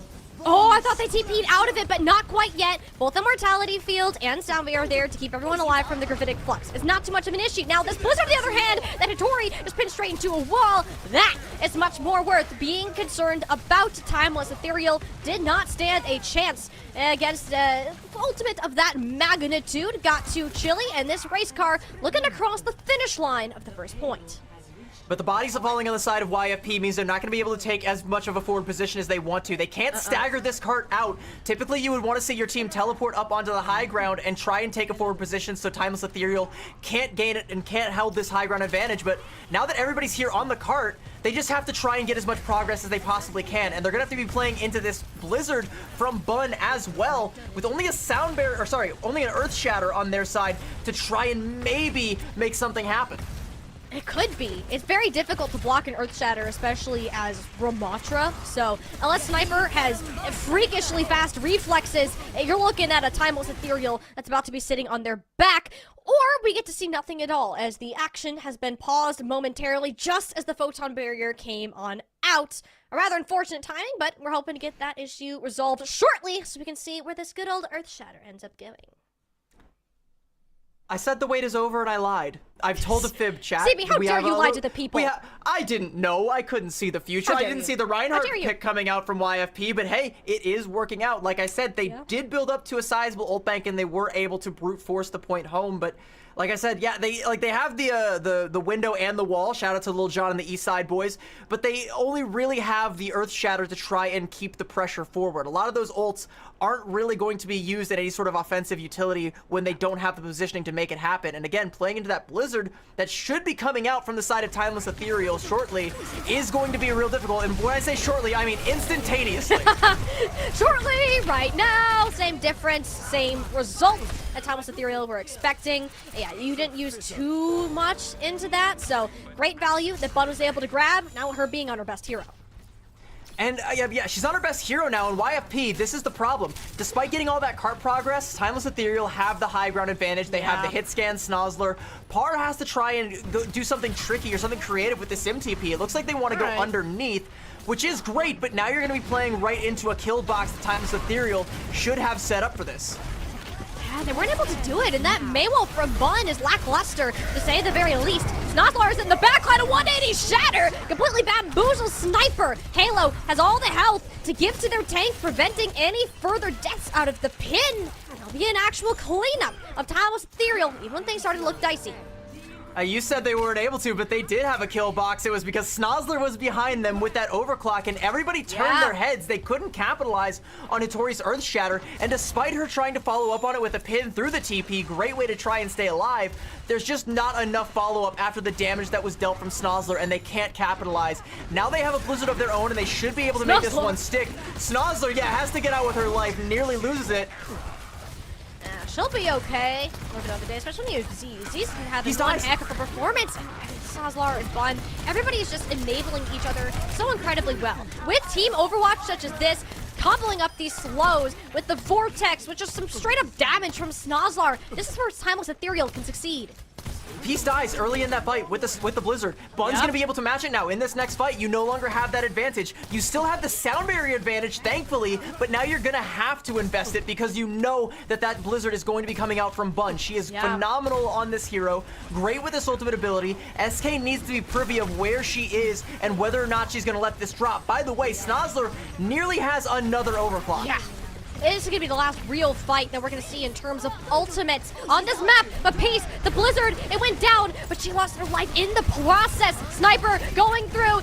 Everybody on YFP is getting pummeled down into the earth as Timeless Ethereal has swapped YSP on their biggest ultimate fight. And that might just be it for YFP's attack. They have one more crack at this, but only a Ant Matrix and try and make it happen. And again, that's not a good offensive ultimate if you don't have the forward positioning to make it work. And Timeless Ethereal, look at their ult bank. They have everything they could possibly want, including the Ant Matrix. They should be able to get a better window off than YFP. Z just pops that. YFP has to slow down. That creates a shooting gallery for Snozlar, and even still, they can scatter them with the Annihilation. There's so many tools for Timeless Ethereal. YFP, they have to find something. There's almost no realm where Timeless Ethereal should lose this on paper. But you won't know until the dust actually settles. Everyone kiting away from the amplification matrix, biding space and time. Knowing Z's sniper at their ultimates waiting in the back pocket for the amplification matrix first. The wall to stop it, but Aramori leaps right in front of Snozlar's vision. Nice flick to take her out. Now the Annihilation, rather a dance of victory for Timeless Ethereal and Sniper. They've completed a hold on the second point of Circuit Royale. YFP Pixies, their task just got a whole lot taller. I mean, they were able to get the first point cap, and on Circuit Royale, that is everything, and they did get a fair bit of progress through Streets phase, but you definitely would have wanted to get that capture, or at least get it closer to the end point there. Going about 2/3 of the way and stalling out is not ideal, and a lot of it just came down to the positioning, not being able to snowball after they get that first cap, not being able to take all that forward positioning, and not being able to cycle their ults out efficiently. Peace dying at a couple of crucial moments when they had the Blizzard and needed to leverage it while they had the advantage, but Timeless Ethereal slammed that window shut every single time. And now, YFP, they gotta slam like 6 windows shut, all right? They gotta take you away from the whole area code. They got a full hold. They can't let Timeless Ethereal cap even the first point, because if that happens, suddenly it gets scary. Suddenly, Timeless Ethereal, if they're able to snowball it and do what YFP couldn't, that right there, that box is where it will all come to an end, and YFP go down to the lower bracket. This has to be a superb forward hold from YFP Pixies. The second that this map becomes more open, Timeless Ethereal, their composition, their playstyle is heavily favored. Hitori, Par, Peace. I need to see how carefully that they can play, work on isolating Sniper, Snozlar, whoever they can in order to succeed. But it's not going to be easy. Par will be a teleporter out early. They're going even closer to the spawns, on top of them, as a matter of fact. But Timeless Ethereal, I think they knew this. They scouted it out, and they already take down SK. You know, you can tell they're not playing the Sigma composition. They knew YFP wouldn't want to take that mirror, so they'd have to go for something cheesy like this. Sure, they find the kills, but the spawn advantage is still in favor of Timeless Ethereal. Yeah, for now, and all you can do is really try to sit up here. Bun goes over to the Pharah, a good switch, especially when the spawns as close as it is. And I tell you, this had to be a superb spawn hold. It's taken care of in approximately 30 seconds. SK? Hello? All right, they found her. All right, she was being a nuisance there, lingered a little bit long there, but that's actually pretty great for YFP. That's gonna make it so their fastest hero, the one that can speed boost the rest of the team forward, is gonna be the last one out the gates, give them a little bit of space. Yeah, Bun is still on Pharah because look at YFP's comp. Who is going to deal with Bun's Pharah? You have Aramori, sure, but she's only gonna have a good shot at it when they're playing the high ground, and right now, that's not a factor. No, Bun is claimed this little edge to be hers, and YFP, you can try to tell her no, but she won't move unless you actually take action on it. With both Aramori and Hitori falling essentially the same frame, though. Timeless Ethereal, that wind pumped into their sails, and this is the team that we've been seeing since the beginning of the series. It's looking really scary for YFP. I mean, they should still be able to get one more fight. Hitori swaps over onto the Mauga. Peace swaps over onto the Genji. This is something that's more in their wheelhouse, and they are going to have this Ant Matrix. They will be able to leverage the high ground, but they need to have bodies on the point. Hitori's body going to be the first one, but how long is hers going to be left standing? Not much longer. Bun has anything to say about it. It's a trade out for Bun, but you have to say having a tank here is much more valuable. Aramori attempting to ward Timeless away even further, and it's a nice shot onto Halo to help. Peace, though, tried to fight in a small room with multiple players and will pay the price. Z thinks it's winnable. They pulled the amplification matrix on out. SK had to take care of business, and she does so, but not while contesting the cards. No, Timeless Ethereal got it over the finish line, while IFP Pixies, that could be the mistake that sends them down to the lower brackets. but they're getting the stagger kills. It's the same thing that happened to YFP on their attack. It means that Timeless Ethereal can't take the forward position. Okay, you lose SK, that's fine. She goes a little bit too aggressive, but she's still fast, can get back with the rest of her team, and the rest of YFP can now play this high ground and do exactly to Timeless Ethereal what they did to them. They just have to build up some ults and stick the landing. SK has to come back, build up this sound barrier, lickety split to match up with Halos, and they need to somehow weather the annihilation and the overclock that might be coming out in this next fight. They'd have to find something to make it work. SK, sound barrier is out in response to Snozlar. Halo, though, the literal ultimate usually wins. It didn't tag onto Bun. They're incredibly low. Par, yes, capitalize on it, but at the cost of their own life. Tori running for the hills, knowing how important this cage fight is going to be, as YFP Pixies could be very well in their last stand. Cage fight on out. Snozlar is dealt with. Peace slicing through the remainder of the crowd. And gets the same Genji highlights as we did previously. 3 minutes to go. Halo tried to hold onto the sound barrier to the last possible second. She pops it. Bun doesn't get it. Dies to Par. It gets traded out, but you lose that Pharah. You lose a lot of your damage, and YFP, they have the ult combo that they need. The cage fight and the Dragon Blade. That's now off the field, but they have the positioning. They force the swaps out of Timeless Ethereal. They can make this work. With an Ant Matrix and a Deadeye, they can get at least 1-1 fight, build up to another sound barrier, and rotate their ults to get an effective hold here, but it has to be perfect. There's not a whole lot of room for error left. You can see the distance between the cart and the box. It's narrowing. YFP needs to stop the bleeding.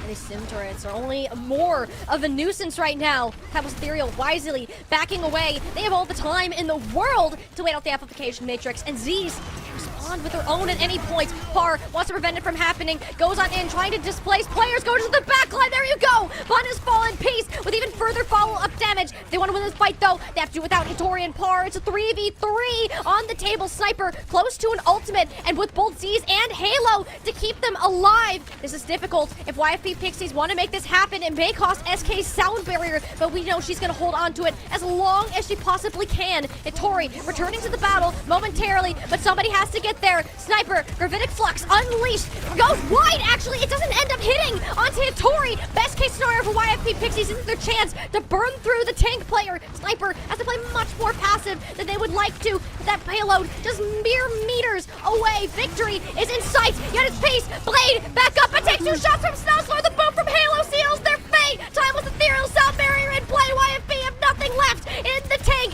to fight on back. Timeless Ethereal, the reigning champions, aren't about to go down so easily, as they're going to take down YFP Pixies 3-2.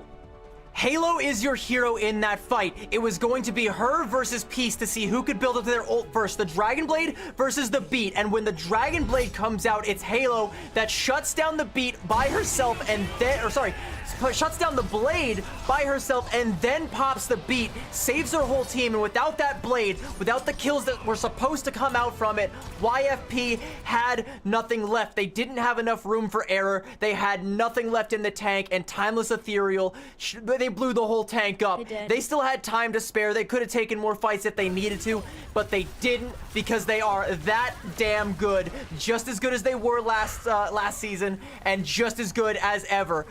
You come at the Kings, you best not miss. This time YFP missed. They may only get one more crack at it later in the tournament, if they make it that far. Timeless Ethereal, just as good as when they left the Calling All Heroes circuit in our last season.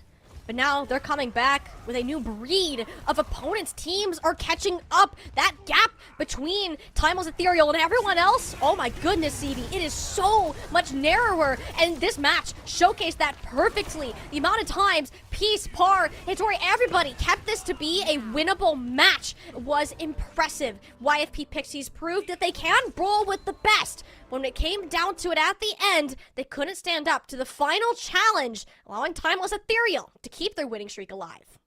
The final challenge, the final boss of Calling All Heroes. In every tournament we've had so far, it's always been Timeless Ethereal. And I gotta give credit to YFP because, again, looking at their kind of shaky performance in Swiss stage, it feels like a couple of maps this series aside, those cobwebs have mostly been shaken off. But even when they look to be at their best, Timeless Ethereal is still just that 1 inch better. And like I said, you come at the Kings, you best not miss. YFP, they may get another shot, lot, but the landscape is going to be difficult to try and get through because we still have another would-be usurper lurking in the brackets, Valentine. That is, I can't wait to see the bracket. I'm sure they're going to be in our winner's bracket. I would put money on it. Timeless Ethereal versus Valentine is going to be a banger and a half if we get to see that one in the winner's finals. YFP versus Valentine in the lower bracket, if that shakes out. Again, it's all speculation, but does YFP get another chance at this, or did they just blow their one chance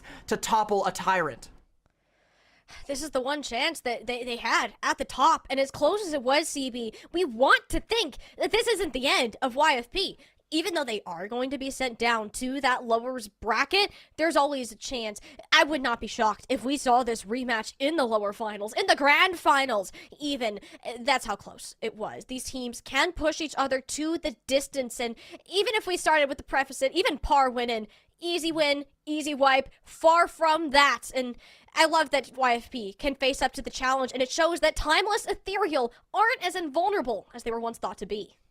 And what's crazy, too, is we haven't even seen the full depths of both of these rosters. We didn't see Sawhill come out for Timeless Ethereal, so they still have some potential pocket strats with them in their back pocket. We didn't see HK or Senna come out for the side of YFP, so there are ways that even they can adapt their DPS line if they feel like they need to play into a certain pocket strategy, or if they feel like they need to go in a different direction with things. There is still more in the tank for both of these teams, and they're gonna have to run it pretty much to E if they want to get the W in the end, but it is going to be Timeless Ethereal that continue their reign of terror thus far until somebody stops them.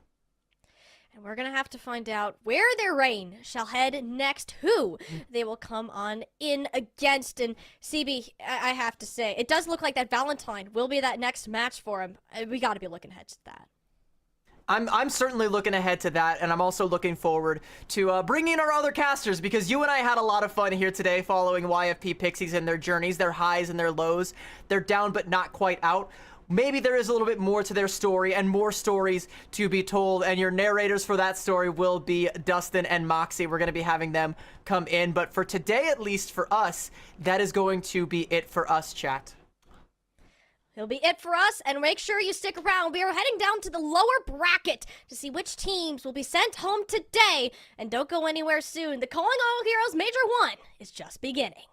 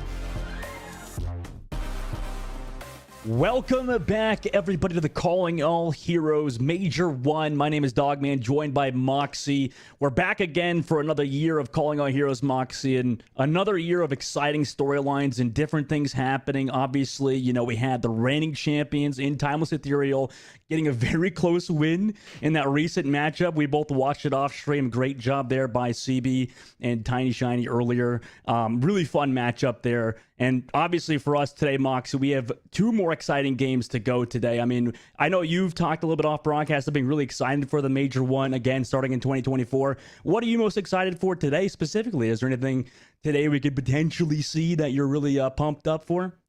I mean, honestly, just to see how the meta has shifted and settled, because what we've seen in OWCS isn't necessarily crossing over permanently as a fixture into every single match of CAH. That's why you're seeing not just Mauga on every single one of these maps coming through. A lot of these teams have very personal identities that they've cultivated, that their players are always going to be fielded towards tanks and specific heroes that feels comfortable for them. And as a result, we get to see some really fun matchups as we can have a look and see how exactly the bracket has unfolded. Speaking about those fun matchups, unfortunately, yes, it was a 3-0, but it was still brilliant to get to see, oh yes, break out that Wrecking Ball as something of a personal bias towards the European side. Getting to see a team still inspired by, oh yeah, shenanigans always puts a smile on my face, but something that's also putting a smile on my face is that Timeless Ethereal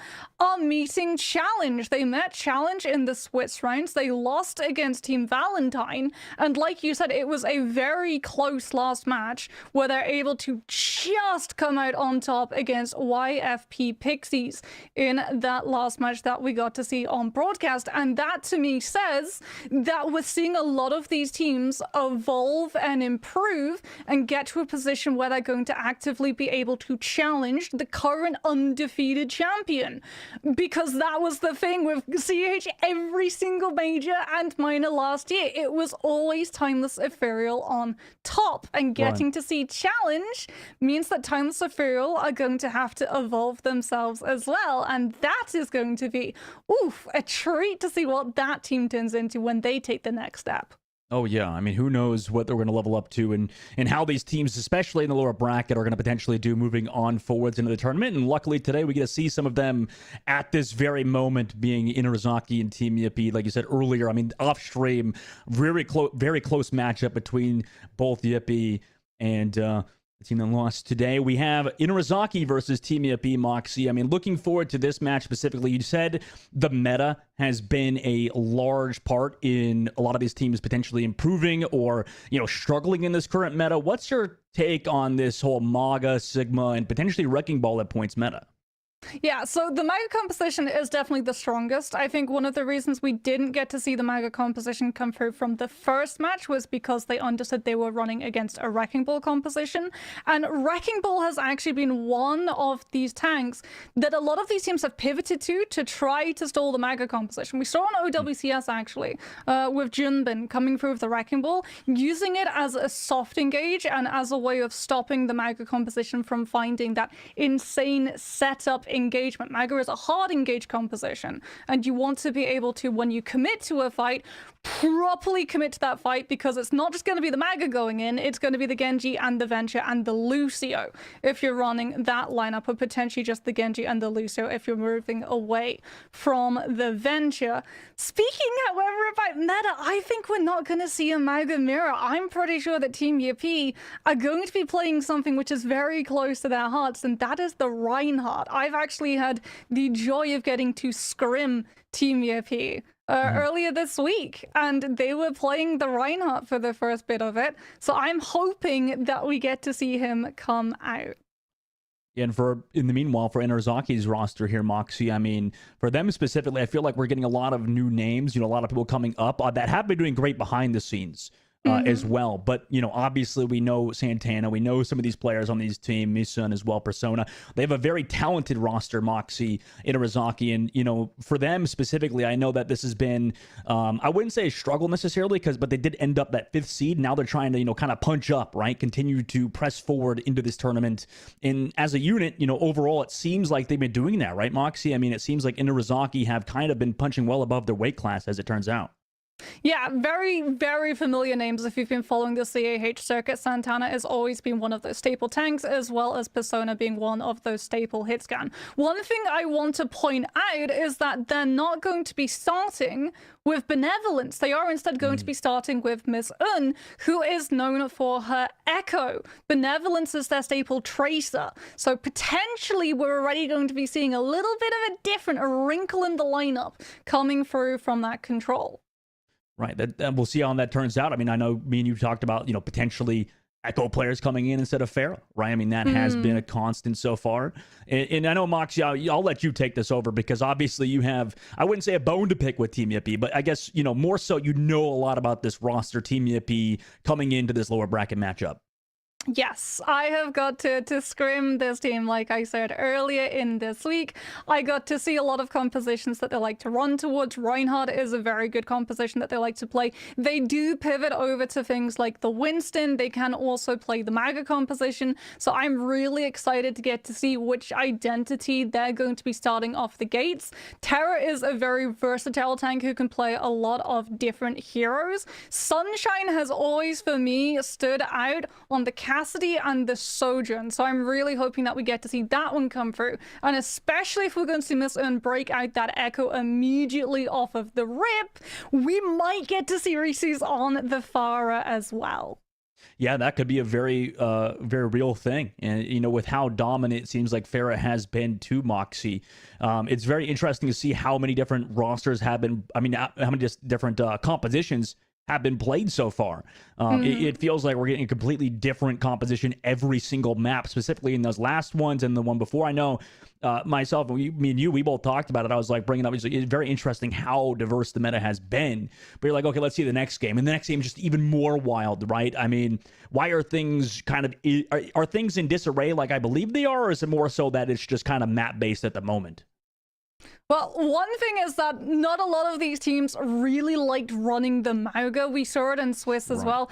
A lot of these teams did not want to have to run the Mauga composition. They instead ran either things like the Reinhardt. We saw a lot of Winston, a little bit of Diva, a dash of that little bit of Dive, and a lot of Ramatra and Sigma as well. However, heading over to Oasis, it's probably going to be Reinhardt on University if we see it come through from Team Yippee. A lot of Winston Dive potentially as well, but we could well see that Maga composition because at the moment, especially on Control, it is just the best composition. You don't have to play it hard engage, you can instead play it a little bit slower, basically just anchor up on point the way that you used to with old school Orisa, so that if it is a dive composition you're facing up against, they're going to not really have that insane level of pressure to force you off of the point until ultimates come into play. And then you get to play off the insane level of sustainability that is up for the Maga, because one of the reasons why he is so hot meta in other places of Overwatch at the moment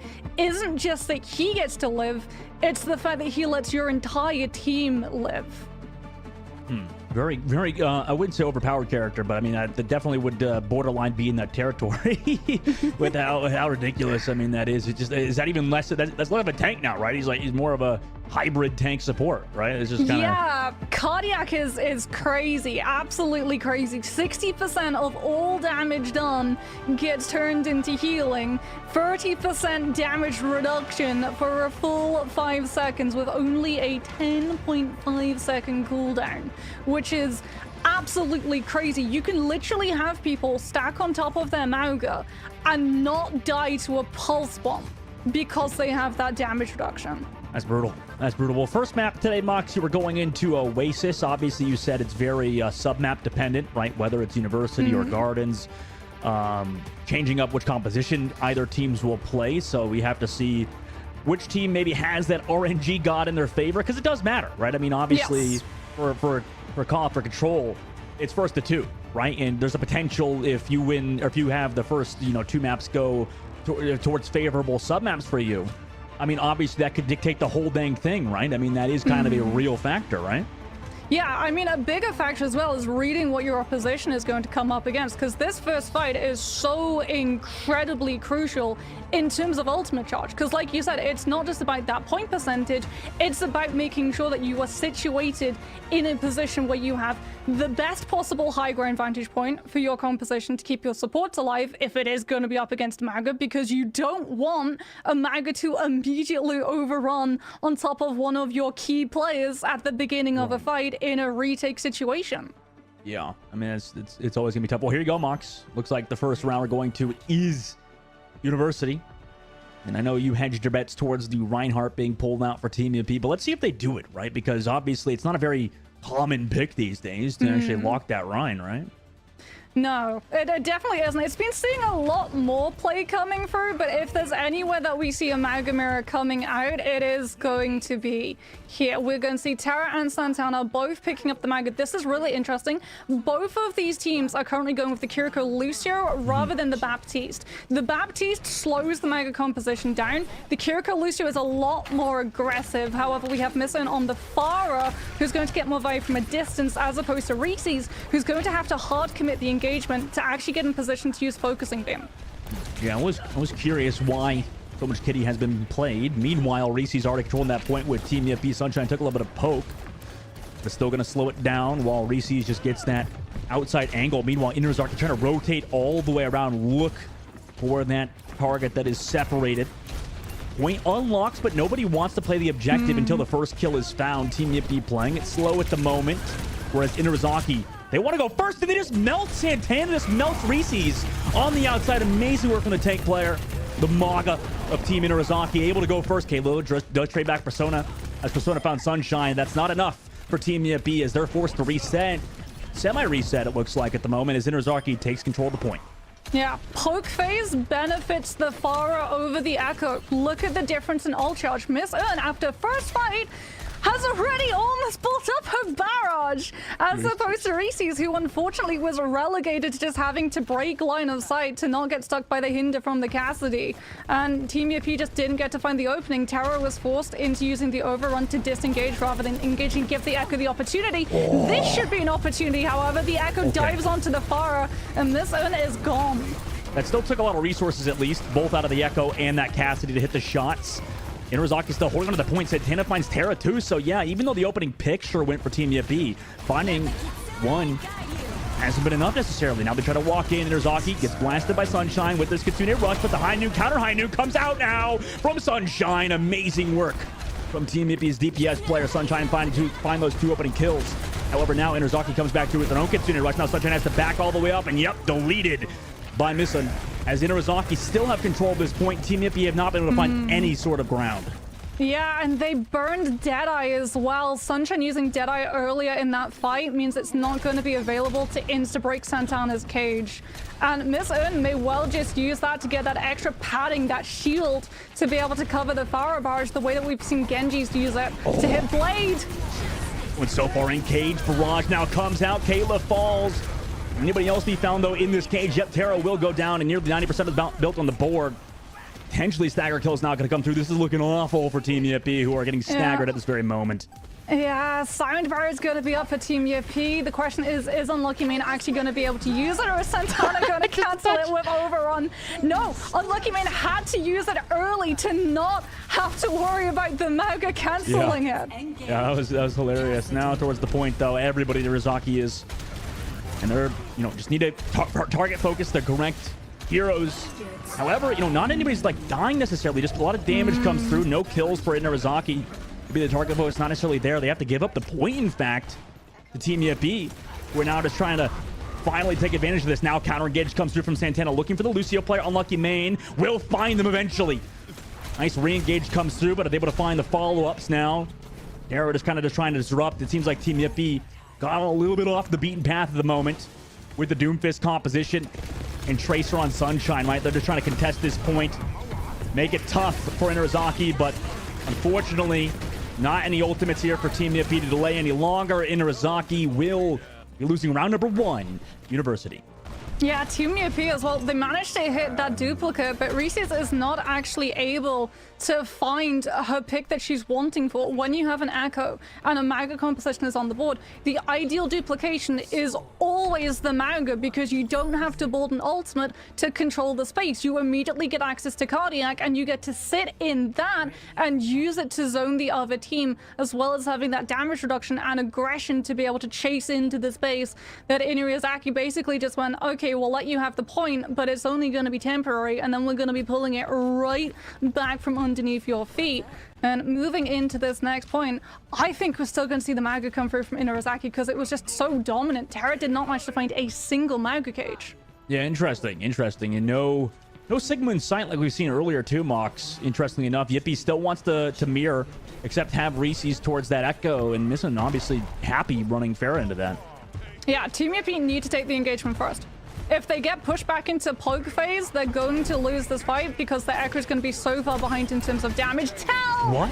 But the Hinder! The AoE damage on the Hinder takes the Echo out, and without that massive burst of damage, Team UP just have to pull back and give up the fight. Gross. I mean, Hinder is such a really strong ability at the moment. Now they have to walk in without one. Now they have to wait to regroup, rather, for Sunshine to come back, and that really, or sorry, Reese's to come back.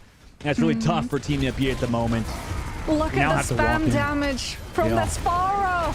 Yeah, they're just walking into him now. Echo on the outside, understanding that Missa wants to go for that duel. Has the mobility these days with the current Farah patch.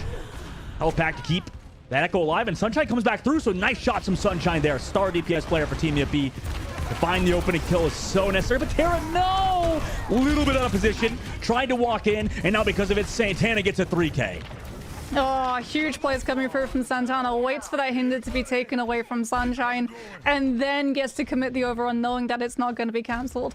And Team Yippee, because it's been so one-sided and it's just been poke that they're losing this fight to, they haven't even been able to pull up Sound Barrier to have to try and aggressively take the space away from the team currently controlling all of the angles. Yeah, they're just 50% of the board now. Raj High Noon coming up.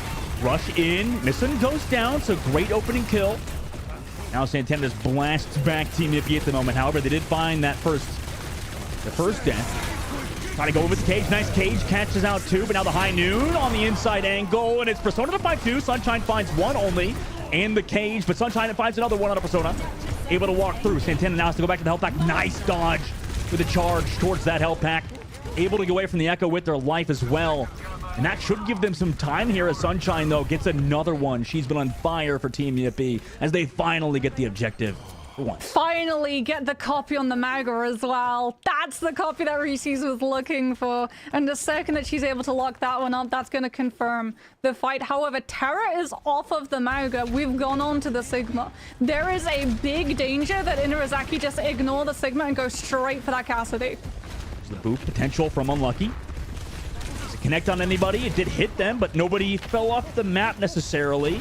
Still alive on the downside is that Cassidy. It looks like everybody in their Zoc is already trying to find their kills. Beat drop from Unlucky, man. Gives everybody on their team a nice boost of health as Reese is able to find Misson as well. Finally, it looks like this Echo's kind of coming online, like you said, Moxie. Yeah, that Echo, now that you have control of the space, is finally able to put to use the spam poke pressure as well as the stickies to absolutely melt this Mauga before the rest of the team are ready to walk in.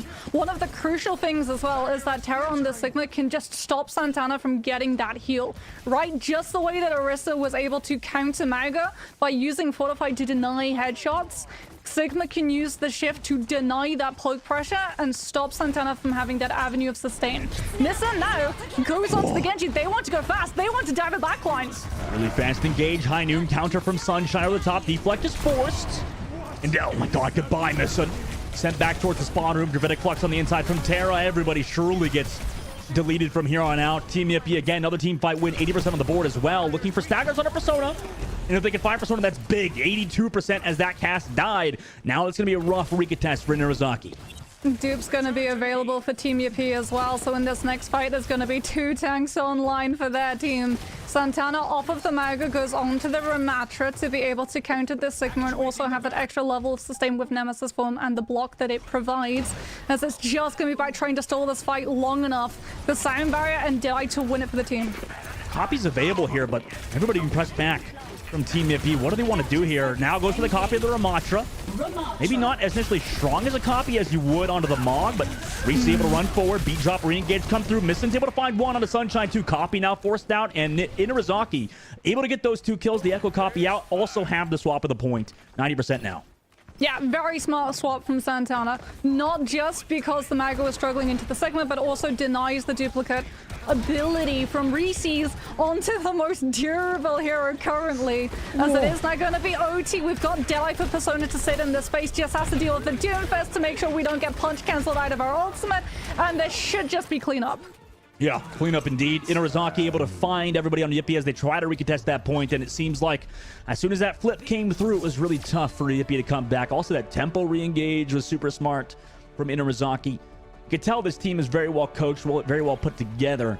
And now with that, Oasis goes in their favor. Moxie, could you say you're surprised? I mean, we saw some incredibly highlight plays here, like for instance from Sunshine's play of the game, but besides that, Mox, I mean, are you a bit surprised with how Inarizaki were able to put away Team Yippee and Oasis?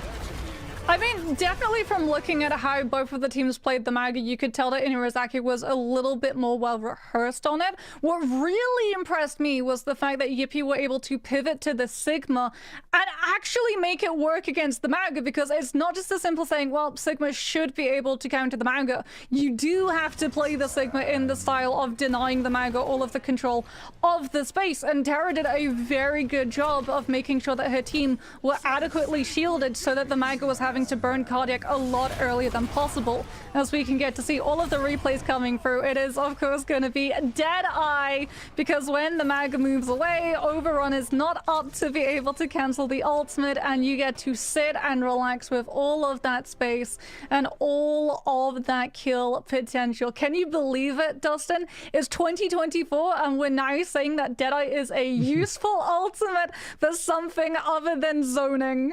Very rare. Yeah, I did not expect that at all. I mean, I don't know. What are we going to see next? Farah gets like a giant shield, gives her 500 HP too. You know, like who knows? Well, that was actually how Inarizaki played it when they used the Maga cage. That's just crazy. Yeah, 2024, Deadeye's a good ult, and also so is Barrage somehow. Like, I don't know. Both of these meme ultimates have made their return.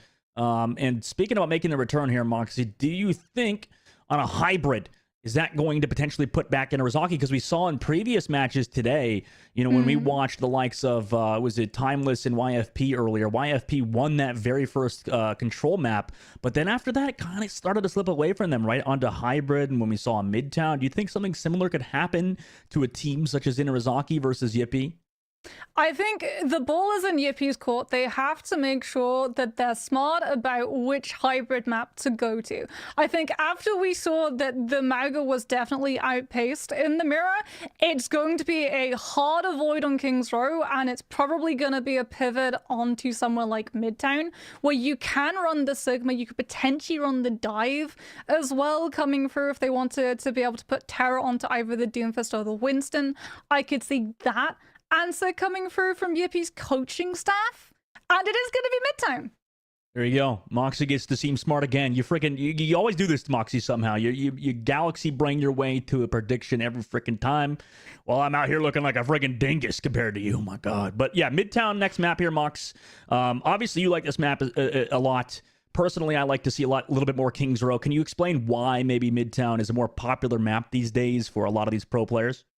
King's Row is Maga. King's Row is one of Maga's best maps. If you do not want to have to run up against Maga, then you avoid King's Row like the actual plague. I see. That explains it perfectly. For Midtown, you know, we have a little bit more diversity in terms of those compositions that can be played, right? You saw the Sigma and other games. You talked about how Ramatra, I'm curious why you think Ramatra counters that Maga specifically. Is there any particular reason it's not why? Ramatra. Ramatra does not counter Maga. Oh, sorry. Rebecca is one of the worst tanks to play. Who would you say that? I'm trying to recall. I'm trying to recall what you said on that map. It's Sigma and Wrecking Ball. Okay. Are the two that a lot of teams have retreated to if they don't want to play the map. It used to be Orisa. However, Orisa got old yelled and entirely unviable. Don't say that. Moxie, you're casting with a man named Dogman. What the heck? You can't just bring up Old Yeller like that. He was my favorite dog, and you brought him into the backyard. Why would you say this? Why would you say this to me right now? I'm so offended. Look, I've always been a lassie girl, okay? You can see Moxie loves cats. Midtown coming up here. I'm sorry. Lassie. Please tell me you know who Lassie is. Wait. Lassie. Is it a cow?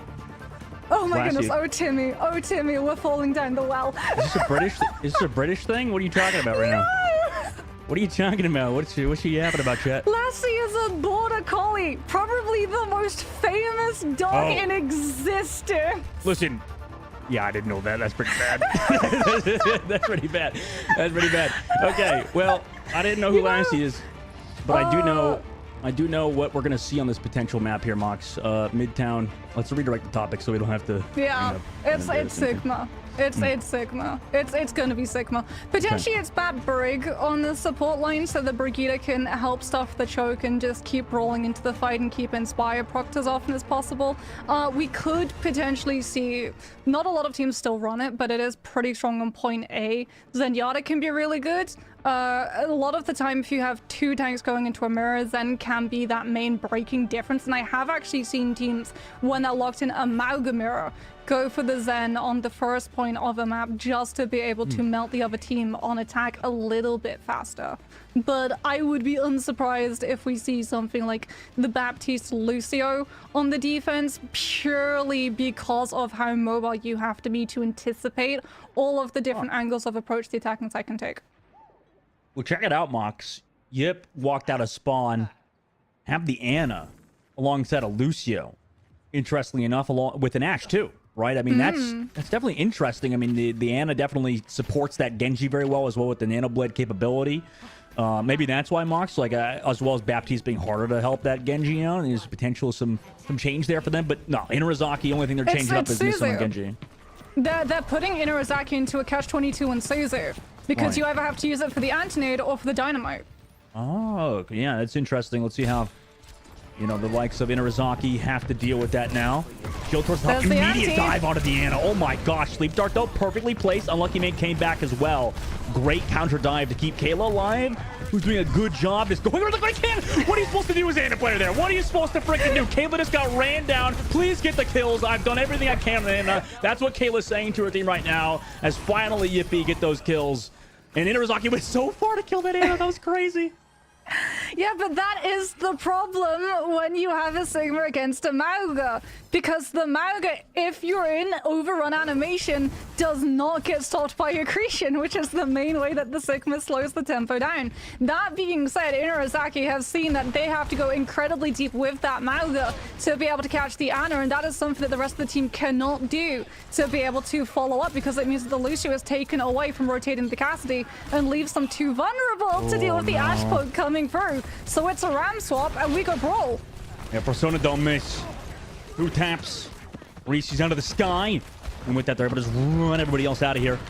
They don't even care about the objective at this point. They left one person on the point, it looks like, and then they're just going for these stagger kills on the streets phase, right? Just to make a point to Team Yippee, right? You can't run forever. Genji's still dashing on. You just have this Ramatra deep. Look, they're the stairs over here, Mox. They're across the freaking map trying to get these kills. Kayla barely alive. Same with Unlucky Main. Still desperately trying to run away. Eventually merged. The Baptiste player out of all players will get the kills. Look on the backside, though. Yippee had made their way around to the point. They lost Kayla. Said, screw it, we're playing OBJ. Now they have to play with just 2 members here. No supports here just yet either. You have the Ashe to come back. Persona got picked off. Things are looking a little scrappy. But no, eventually, Inarizaki, they made it a little dicey, but do capture point A. Yeah, Inarizaki really did not want to let Team Yuppie establish themselves on the high ground, because then Sunshine would have had the perfect angle to be able to keep that pressure with the Ashes hitscan and Dynamite coming through, because neither of these teams are running Tracer, right? Which means that you cannot just have a Tracer go on to payload and macro your way through point B. You do have to take the fight on the high ground. The good news for Inarizaki, however, is that they have a wealth of ultimates to be able to break this next fight. PvP stuck at the choke point at the moment. Do have those ultimates to match. Same with Inarazaki's side. Gravitic Flux comes out from Terra, captures that back line on a Burge, and actually gets them in the air. Nice dash there from Reese's to make sure that Lant can't come out in time. Meanwhile, counter Immortality Field to keep Terra alive. Also, Beat Drop is here because Santana used their ultimate. Meanwhile, Regime also going to pop Beat Drop. Terra desperately trying to stay alive. Meanwhile, missing with the blade, able to find Kayla. And Santana is able to find those 2 kills. So even though it was a little bit weird there for Inarizaki, they're able to end up with the fight win. Yeah, but this next fight could be a little bit dicey. Regime having to actually utilize that sound barrier means that Reese's is going to be able to build up this blade. Yes, you don't have the nano because Kayla did swap onto the Baptiste, but you don't have to worry about cutting through sound barrier. Inarizaki now close to the end. Baptiste window, perfect spot here. Breaks the lamp, also has support for their tank. Immortality Field, I mean, it's really tough on this recontest for Team Yuppie. They had their Immortality Field deleted. The Maga follows there soon after. And on the third point now, Inarizaki moves with 4 minutes and 20 seconds on the clock. Yeah, that wasn't the only thing that Yuppie got deleted, Dustin. Check the ultimate charge on the Genji. Reese's used Blade and got nothing because it was pulled out even off of the back of Terra, going for the Maggot to swap an overrun into the fight as an opening for the Genji. Stuck by Hinder, followed up by amplified damage from Amplification Matrix, and the Genji was just immediately shredded. Reese's now onto that Venture. Team Yuppie is going to play this quickly. The way that you want the Venture and the Maggot to work together is you identify one specific target. A lot of the time, the Baptiste. Oh, no. But Inarizaki open up the fight with Deadeye first. Yeah, I mean, they didn't expect Persona to be waiting up top. Since everybody in Inarizaki had been like grouped together the entire time, that was a bit surprising for them. And yeah, that shuts everything down now for Team Yuppie. I mean, this is tough. They have to swap over to that Kiriko as well. Just have to kill this Venture who's snaggering on the payload. And here we go. Pretty much last fight territory now for Team Yuppie on this third point. Yeah, Sunshine's gonna swap onto the Tracer just to try and find a little bit more follow-up pressure. 64% to Tectonic Shock. If we can get that online, Sound Barrier is gonna be absolutely worthless. The problem is Inarizaki could just take this next fight incredibly quickly. They've got the sustain, they've got the aggression, and Yuppie do not have the space to give. The Venture's going to the backline, but meanwhile the Blade is here. There's that Suzu to keep Kayla alive, who's doing a great job living for as long as possible. I mean, got the entire Blade out, but the entire team's basically dead. Unlucky main went down. No supports now here. I mean, that should be the end of it for the likes of Yuppie. The cage is here, but it was way too late. 2 minutes and 43 seconds is the time that Inarizaki closed out on after their attacking. Their offense just looked amazing, Monks. Yeah, I mean, the second that they swapped onto that B side, they just looked absolutely unstoppable. Amplification Matrix shutting down Blade, which was Yuppie's best strategy at trying to find any way of stalling for time and clawing their way back into holding onto that high ground above Bridge, which so often can be the instrument that stops teams entirely on this map. That avenue of hold was denied. Then when they wanted to come back in with that Venture pivot onto C, that was denied by Deadeye coming for really smart kiting from Inarazaki's team to make sure that they had that Cassidy posted up on high, so that when the Venture swap came out, the Venture was not able to put pressure onto the Cassidy and potentially open the door for that Mauga to find the slam cancel and stop Deadeye from having any value. Ooh, now for Team Yuppie, Mox, they probably have to look at the drawing board, right? They're teasing that Reinhardt that you talked about earlier. I mean, is it about now's the time that you potentially run out with that character? Considering all things, right? I mean, it's been a little bit of a tough ride for them so far, on defense at least. I mean, Midtown is definitely one of those maps where you can use that Rhine and Symmetra TP to bypass choke entirely. And Rhine does do surprisingly well in Samaga, but it's not going to be a Maga that they're running into, so it's going to be Santana on to this Ramatra. But Miss Earn, she's on the Venture, which means it's not going to be super simple for Team Yuppie to establish themselves on point. The Venture can just burrow beneath and keep it contested, or worse, actually run and knock into them as they all TP out onto left building. Ready for that is Misson. Meanwhile, Team EP, they swap back, right? They swap over to the Venture, they swap over to the Tracer, and swap over to the Mog, so they understand maybe what's happening also with the Ram. Completely give up on that composition. Yeah, I mean, like I said, Ramatra is one of the worst possible tanks to run into Mauga, so Team EP scout out the Ramatra. They're on the attacking team. They have the luxury of being able to swap that composition far easily and faster than Inurazaki, who are going to have to use this Ramatra and take a fight and potentially lose the tank if they want to be able to mirror. Venture just holding in this room. Already a minute off the clock, by the way. Yippee try to go forward towards the back of that. Hero will go down. Santana also finds Kayla, so sure, the first kill went for Team Yippee. It was not enough. Persona finds 2 on the board as well. And already a first hold with a minute and 10 seconds off the clock. Persona did so much damage. 75% to die in one fight.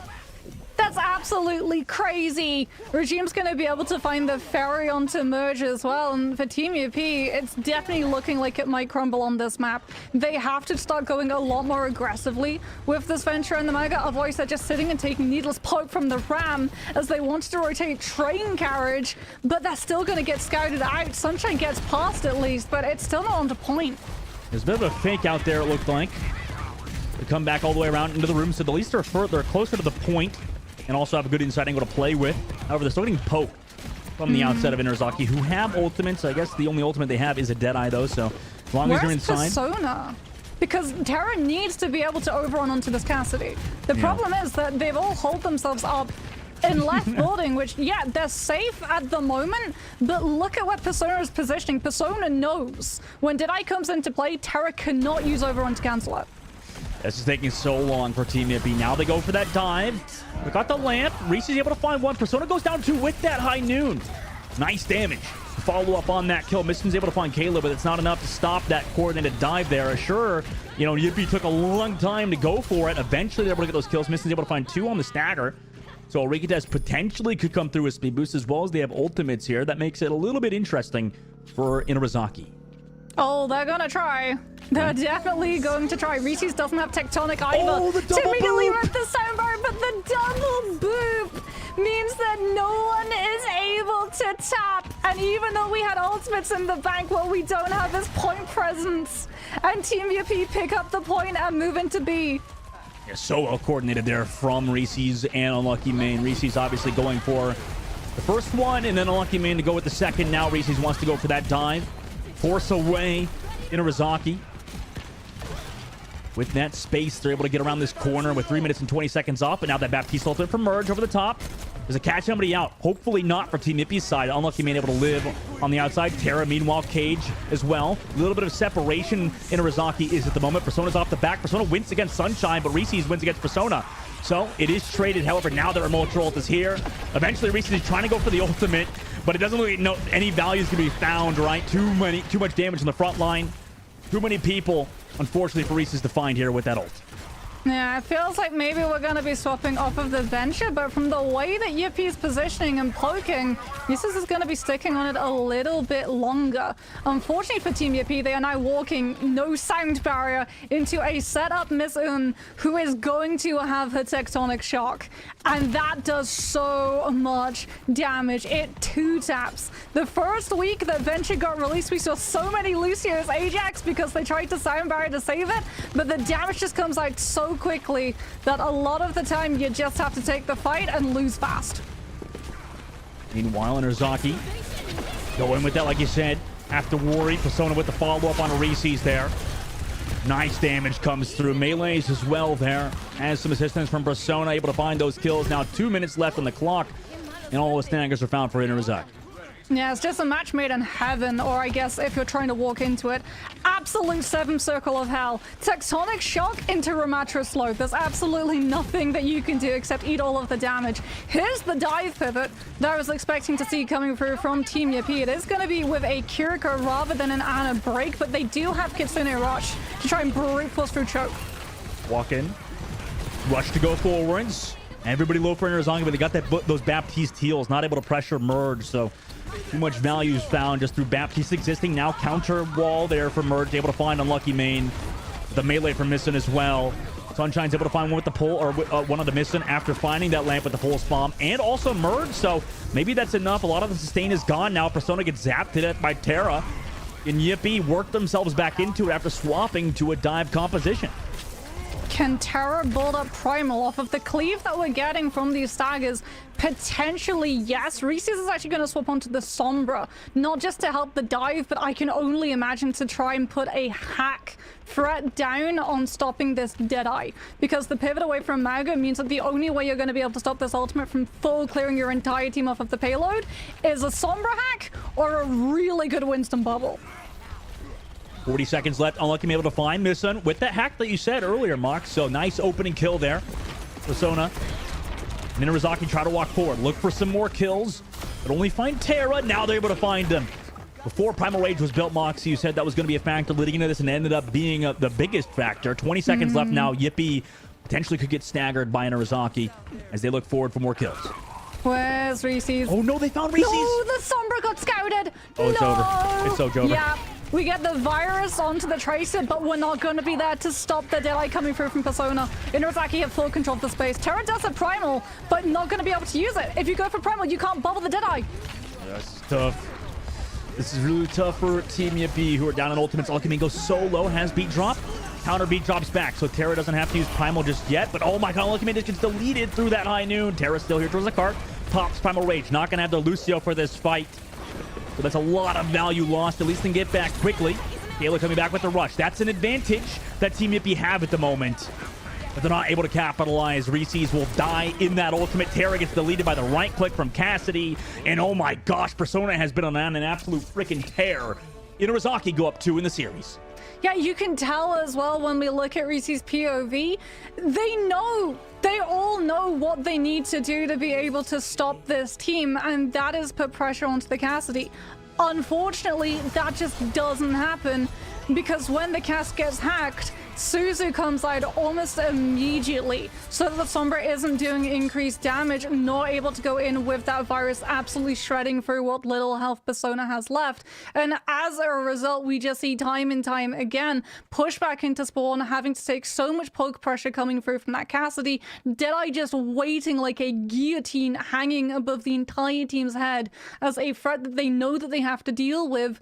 The problem is the Sombra gets scouted. If the Sombra hadn't been scouted, Dustin, potentially we see a different result entirely. Yeah, I mean, obviously you want to see if Reese's could play a little bit more safe maybe, but I don't even know if I fully put that on them. I mean, it's a really tough situation to be in. But now, you know, Inurazaki go up 2 in the series, right? They played it pretty much perfectly against some of these, I would say, cheese compositions mocks, right? Every time Terra were to swap, you know, over to, you know, either... sometimes that Sigma, but also that Winston towards the end, right? It was just a consistency out of them that unfortunately for Team Yippee, they couldn't really find throughout the series, or throughout these past 2 maps, I should say. They potentially could find it leading forwards, but yeah, I mean, it did seem like Inurazaki were able to kind of counter the potential cheese that came out, right? Yeah, you could see, like you said, Inurazaki were just prepared. They had a much better handling of the macro. They were able to utilize the defensive positionings that Midtown gifts the defensive team a lot more better than the other side, always prioritizing having ultimates to be able to grab those spaces back. If they started losing a fight, they would always look for really valuable trades, which a lot of the time meant that even if Team Yippee started getting kills, they weren't able to press the advantage because they were just missing crucial pieces of the composition. Yeah. Yeah, I mean, it's that coordination, and, you know, on top of that, just to give some shout-outs to some of the players, I mean, specifically Persona has also been crazy on the Cassidy, so really, really fantastic cast main so far. And overall, this team just looks super good, like you said, Moxie, but, you know, coming into the next map, into a push map, right? I mean, after going down 2-0 on Oasis, and then 3-1 on that previous map where... arguably, I wouldn't say it was as close as we would have liked to see out of Team Yippee. They really put their best foot forward, but unfortunately, Inurazaki, you know, seem like a really, really good team at the moment. How do you feel maybe going into this push map, Moxie? Is there anything you could say to your team to recalibrate, or any potential compositions? Because it feels like the comp switches aren't really working. Is it maybe go back to that bread and butter, stick to the Maga, and just try to outduel them? I think it might be go dive with Yippee putting us onto Esperanza. I would not be surprised if we see them go for that style, because they did start veering towards the dive, and there's a lot of argument over what style that Mauga composition is. My argument is it's not rush, it's dive. It's Okay. dive. You think so? Okay? And hear me out on this.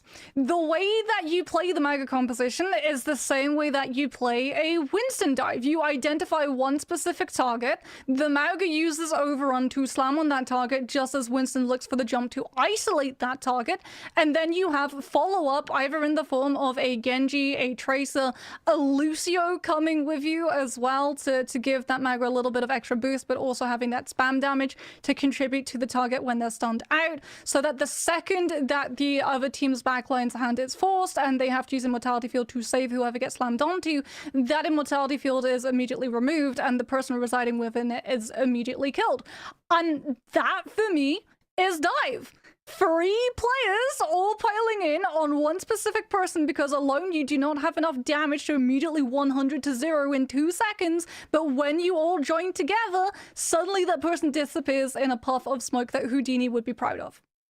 I like your explanation. It really makes a lot of sense. I think if you're Korean, if you're not Korean, it's really tough. I think, I don't know. Feels like a lot of Western teams haven't figured out dive necessarily as well as the other regions have. But there is, like you mentioned, Terra's a really good Winston. I think that it's a standout for sure. However, I guess when it comes to dive, the tough part is coordinating that, right, Mox? Like you said, from an overhead macro perspective, it makes a lot of sense. Like, team, go kill, but kind of hard to go kill at the end of the day when you think about it. When you try to execute, it's kind of hard, right?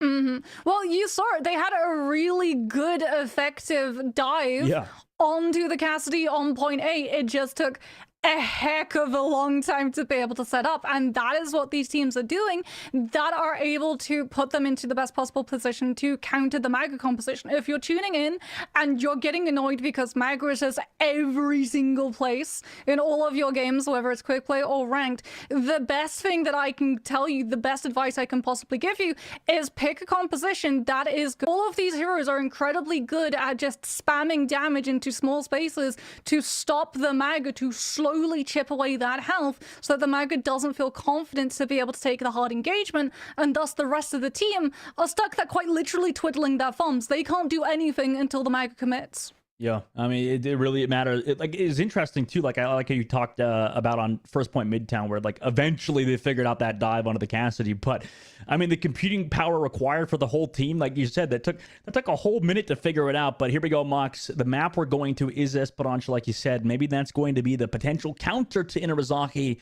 that Team Yippee have been hoping for.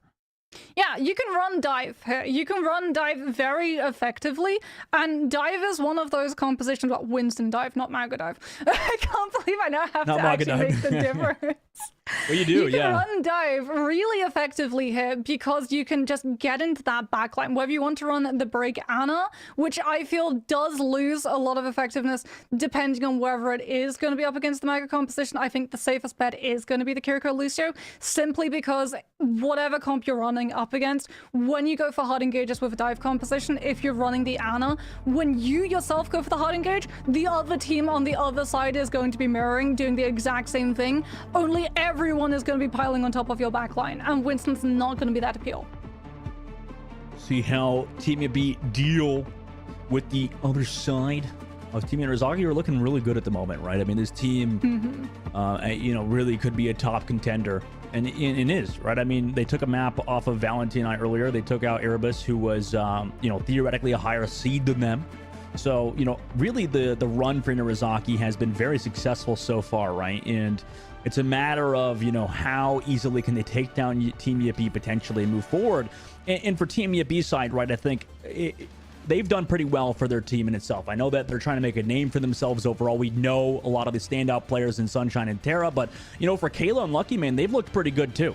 Right? I mean, just, composition-wise, it's been a little bit tough, but overall, mechanically, they have a very, very talented lineup.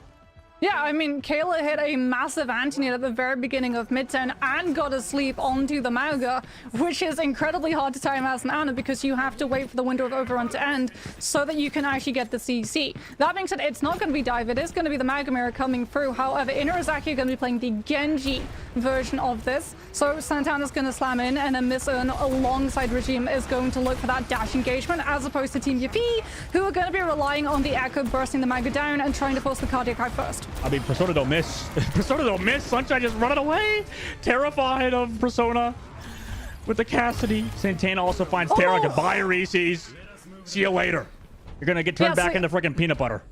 All of that careful planning, all of the analyticals of these two different compositions, that goes out of the window when you're having a Cassidy who's hitting shots like this. And you can see right off of the rip, Team UP are off of the Echo, understanding you're not going to be able to play Echo into a retake against Persona set up on high ground. It has to be a pivot to the Genji so you can dash and use deflect to threaten the space.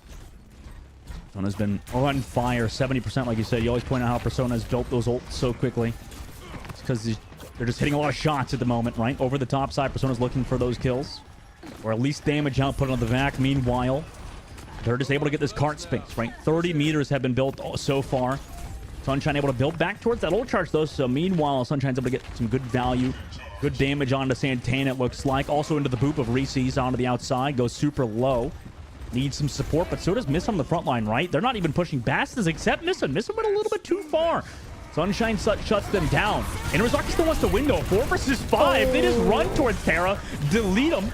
And now for that, I mean, Yippee just get removed. They didn't even build towards that Kitsune Rush as quickly as Merge did. So that's just a free fight win for Inurazaki with that ult. Yeah, so Miss Earn was just going in and threatening the space on Sunshine, so Sunshine didn't just get to free farm Deadeye off of Santana. Merge's position, the reason why the Kiriko was so far behind is because Merge's one reason for existence, other than using Kitsune Rush in that fight, was holding onto Suzu, so Terra wasn't able to find the slam onto Persona. As a result, Inurazaki were able to play this mega composition very slow-paced and allow the Cassidy to just sit in this space and stop Team UP from contesting. However, we now have UP holding on to Rush, and Inurazaki do not have a mirror, so they're getting ready to full disengage. 55 meters built for Inurazaki. Now they have to go forward without that Rush. For Team UP, we'll see if they want to make the move first, right? They're constantly on the back foot, it feels like, so far. Inurazaki walk forward. Now that Rush comes through, but the Cage is here to counter it immediately with the Deadeye. Counter Deadeye on the other side as well. Deflect is here, but Persona waits it out, gets the kill, and Terrible for the beat could be there from Unlucky Main, and that truly is unlucky. As Terra goes back to the spawn doors, Inurazaki regroup, try to counter the Blade now, hinder onto that Cassidy, or onto that Genji, and gets deleted by Persona 2. So, oh my gosh, fantastic Cassidy play results in a team fight win for Inurazaki. Persona just don't miss. Persona just don't miss. And now Team UP are taking a fight against Miss In's Blade when they just contributed Sound Barrier. Terra's just going to have to solo cage this Genji. Otherwise, Miss In is going into that backline and she's having an absolute field day. Yeah. You know, people talked about how, you know, stun on Cassidy was broken. Now you got to deal with Hinder Grenade. I mean, there's so much friggin' stuff you have to deal with against this Cass. Meanwhile, this is such a good sightline too for the Cassidy. Yeah, they just have to back around this corner, right? Play the archway. Genji on the backside. Persona's aware of it. Sends the Lucio go sick 'em dog kind of situation. Setting Regime towards that. Meanwhile, they're just constantly pressuring out Yippee. Yippee gets deleted. Reese's on the backside. Gets killed by Missin and both Regime, who just chased them down. And now, I mean, this is brutal. Continue rush here towards the spawn. Everybody stagger kill. Terror tries to run away with her life. Gets into the spawn door safely. But, I mean, that's like a consolation prize because this cart's already about to finish. Yeah, and because it's stagger kills as well, Kayla's not even getting to build up that Kitsune Rush. It's 72%. Terra does have Cage. Still been holding on to it, waiting patiently for Miss In to have that Blade. But as it is, Persona's just going to be able to Deadeye cancel it. And they walk forward with the Cage. Now the high noon's there. It's a little bit late from Sunshine off the backside flank. Able to find Regime, so that's a great opening kill. Persona trades it back with the own Deadeye. Missin also finds another kill. Deflect the shot into Sunshine. Terra's there with the follow-up. But, yeah, everybody's already dead. Sunshine goes back to the spawn once more. Santana's going to have Cage, so all of the momentum that Team UP are hoping to pick up with Kitsune Rush is potentially going to be denied as well.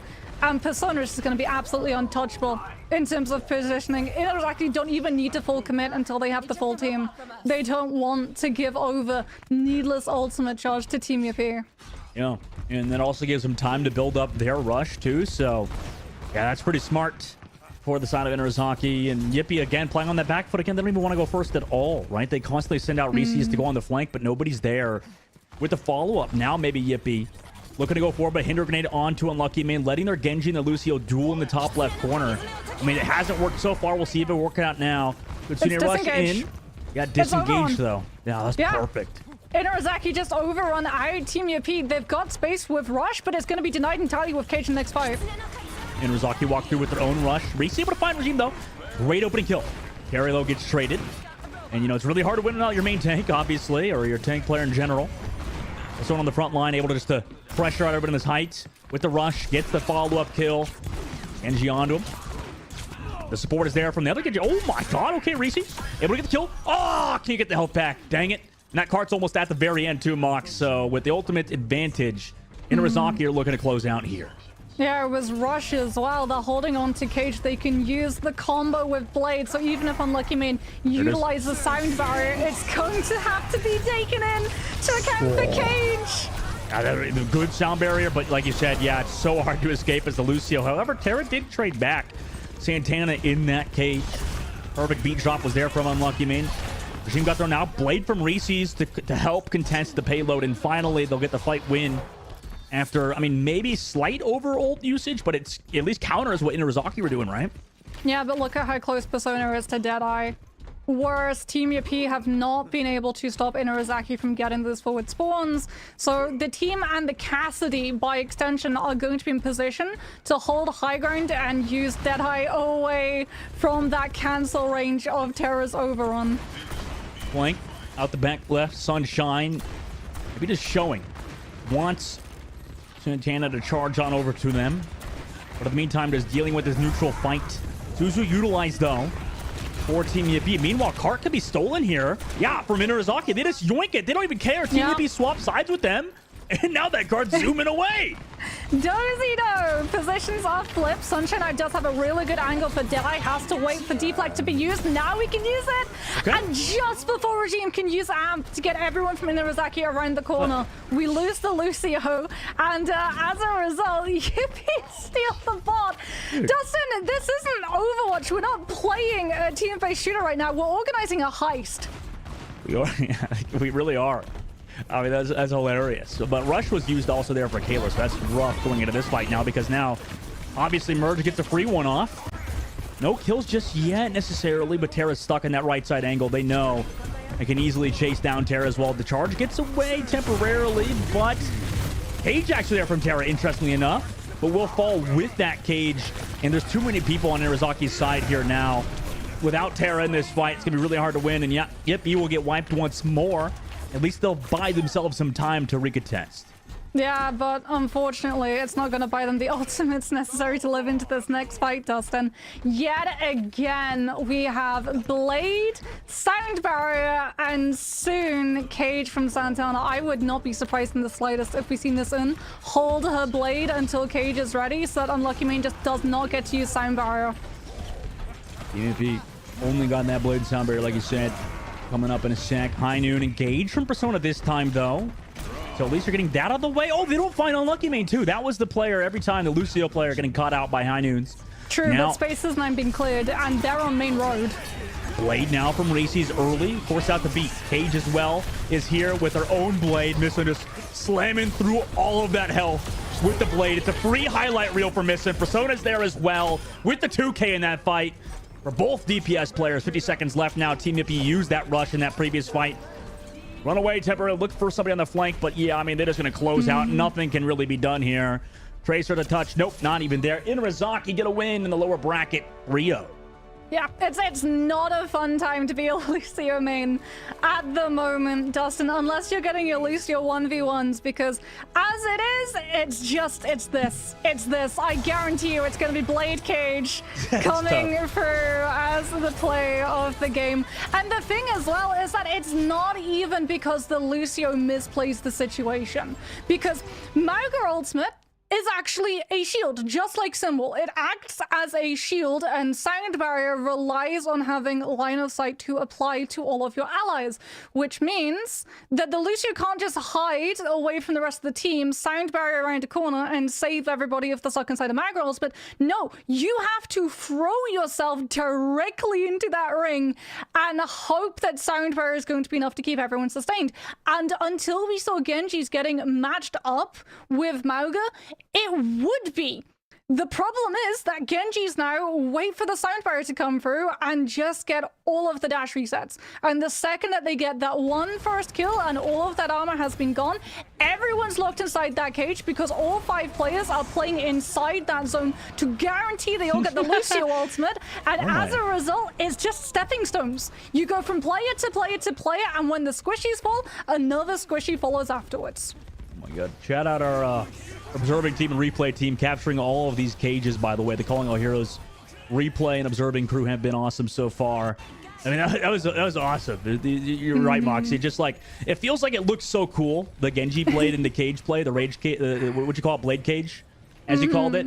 But, you know, it's honestly so skill-less, right? It's like, you just pop the blade and you're in a cage. It's like, obviously, free kills. It's like you're going against robots in the dang practice range. It's not that impressive. But as a team, as a cohesive unit, Inarizaki look impressive, Moxie, to get that 3-0 win today. Yeah, they look insanely strong. We got to see a lot of different compositions coming through from them. Really strong on the Maga. Loved getting to see that they were able to figure out as well the usual tempo that the Maga was to play. But they also figured out very quickly that Persona was just running the lobby at the beginning. So they deviated away from the traditional tempo and the way that you would normally play that Maga composition. Figuring out that, okay, even if this comp is meant to be played fast for immediate hard engages off of our Maga into our Genji into Lucio, we can actually use the Genji to put more pressure onto the other side's Cassidy so that Persona doesn't have to worry about winning a DPS duel and can just absolutely shred through absolutely everyone that tries to stand in the Cassidy's way. Well, we won't be sitting in your guys' way. We're going to a short break. When we come back, we'll see Persona, one of the victors from the previous match for Inarizaki. So don't go anywhere. We'll talk to the star Cassidy player after this break.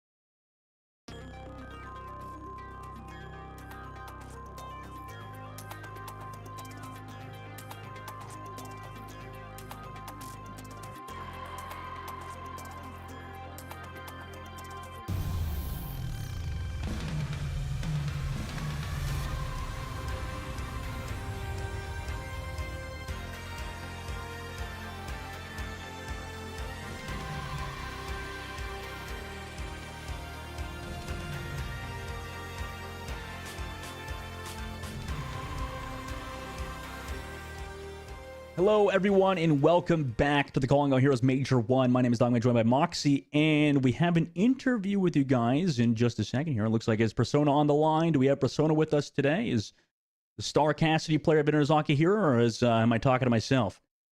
Hello, guys. Can you guys hear me? We can. Yeah, we can. we can. Yeah, great game. You played awesome. I think we pointed out on the broadcast. You got a lot of love. Real quick, I'll ask you this, Persona. I mean, how often do you hit up the aim labs? You looked amazing so far on the cast. I actually don't do aim training at all. I just play the game. Yeah. Well, thank God. Somebody else that understands that you don't need to freaking do these aim games all the time to be a good aimer. Okay, wait, we need to expand on this. How many hours exactly are we talking of just playing the game, as I would assume, Cassidy? Well, right now that it's college, I can't really play that much.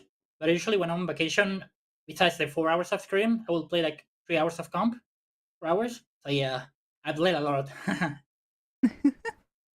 It comes across. It definitely comes across in your mechanicals. Speaking then as the go-to Cassidy main for your team, how does it feel playing Cassidy in current meta? Because obviously, when a Mauga charges in, it's either you or the Baptiste that Mauga is eyeing up.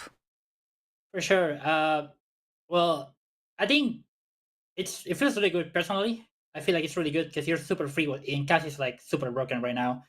Obviously, enemy team will always target you or Baptiste, so you gotta learn how to like play to live. But other than that, I've been enjoying it so far.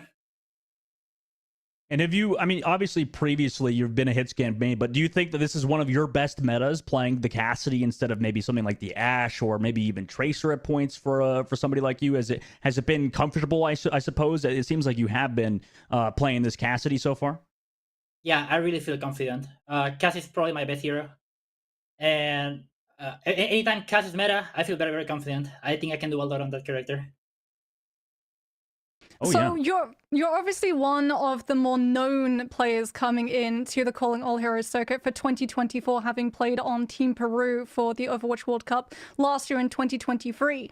As a player, what has it meant to you to be able to get these opportunities of being able to not just represent your country, but now also come into Calling All Heroes and represent yourself in every part of your being? I feel very honored. I'm really glad that I'm able to compete in Calling All Heroes. I'm really glad that I'm able to like do my best without the feeling of being judged or anything like that. It feels really nice, and it just motivates me to do better. It feels really nice to have these kind of opportunities. Oh yeah, for sure. Yeah, for sure. And Persona, do you have anything any last words you'd like to say as well before we let you go? You played awesome in that series. You guys are obviously moving forward in this lower bracket. I like to give a shout out to my boyfriend Macabre. He's been very supportive, and I really, really love him. And yeah, I want to shout out to Weird and Hutch for our coaches. They've been doing an amazing work with us. And shout out to my friends too. Thank you very much. That was sweet. Thank you, Persona. That was Persona, obviously, from likes of Inarizaki. What a nice interview. Obviously, I talked to you before the break, Moxie. I was like, during the break, it's like, how do you interview a Cassidy main who's so talented at aiming? I mean, that's like all they kind of do is aim, right? That's what the tank players be thinking. But obviously, a lot on Persona's brain, a lot to pick there. But really, really fun series with Inarizaki and Team Yippee. Unfortunately for Team Yippee, they'll be falling out, but had a lot of good things to take away. Meanwhile, guys, we'll be going to a short break. We'll see you guys for the timeless matchup after the break. I'll see you in the upper bracket in just a bit.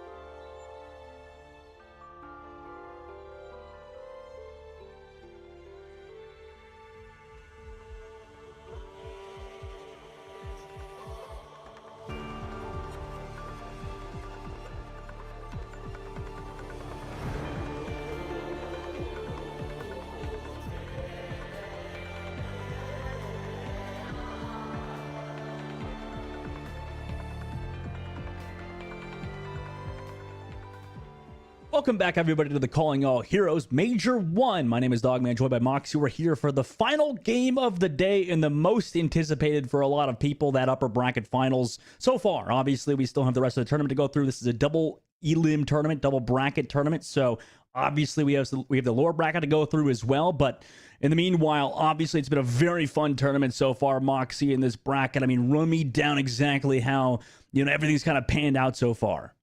I mean, the big surprise has definitely been Valentine coming into the scene. Big surprise of Swiss taking an entire match against Timeless Ethereal, and now we are treated to quite probably the prelude to the grand final as well. I would not be surprised if it's going to be a rematch between these two teams tomorrow as that last match of the day. It is going to be Valentine versus Timeless Ethereal, and I cannot lie, Dustin, I'm going to be disappointed if this doesn't go to map 5.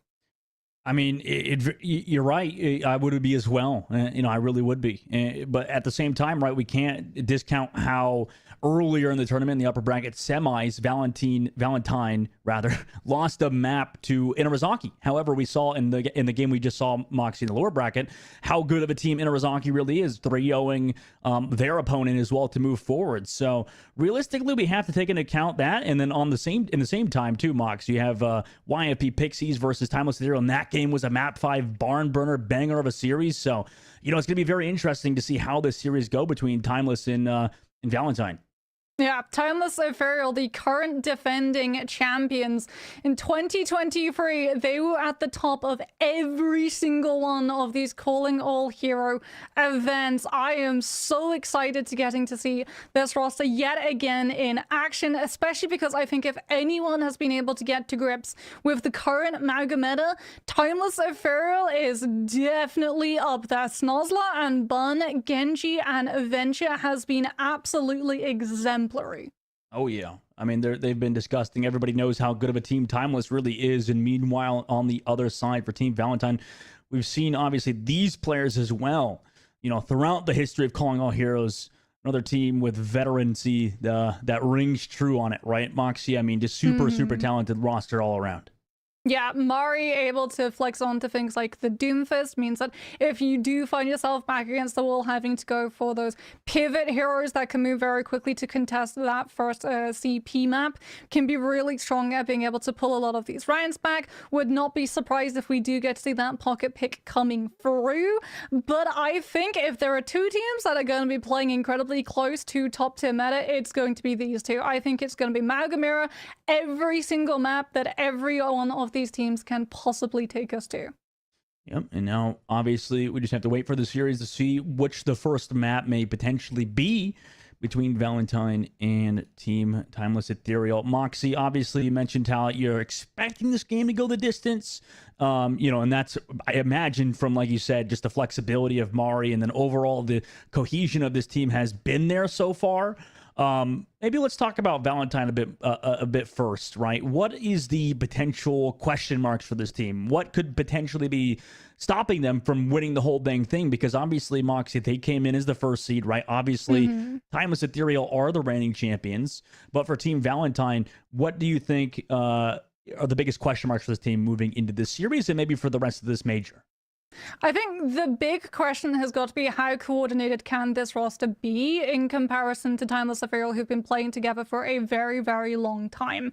Because as we established in the previous series, it's not just a case of Mauga go in and everything falls over. You do have to coordinate. Your Lucio has to go with your Mauga, which leaves your backline vulnerable if you get out-rotated, or if the other team decides to take a hard engagement when your Mauga is charging forward. Cassidy and Baptiste have to, and we actually talked to Persona about this, play for their own lives. They have to figure out how to keep themselves alive, as opposed to relying on free heroes to peel for them when that hit comes through.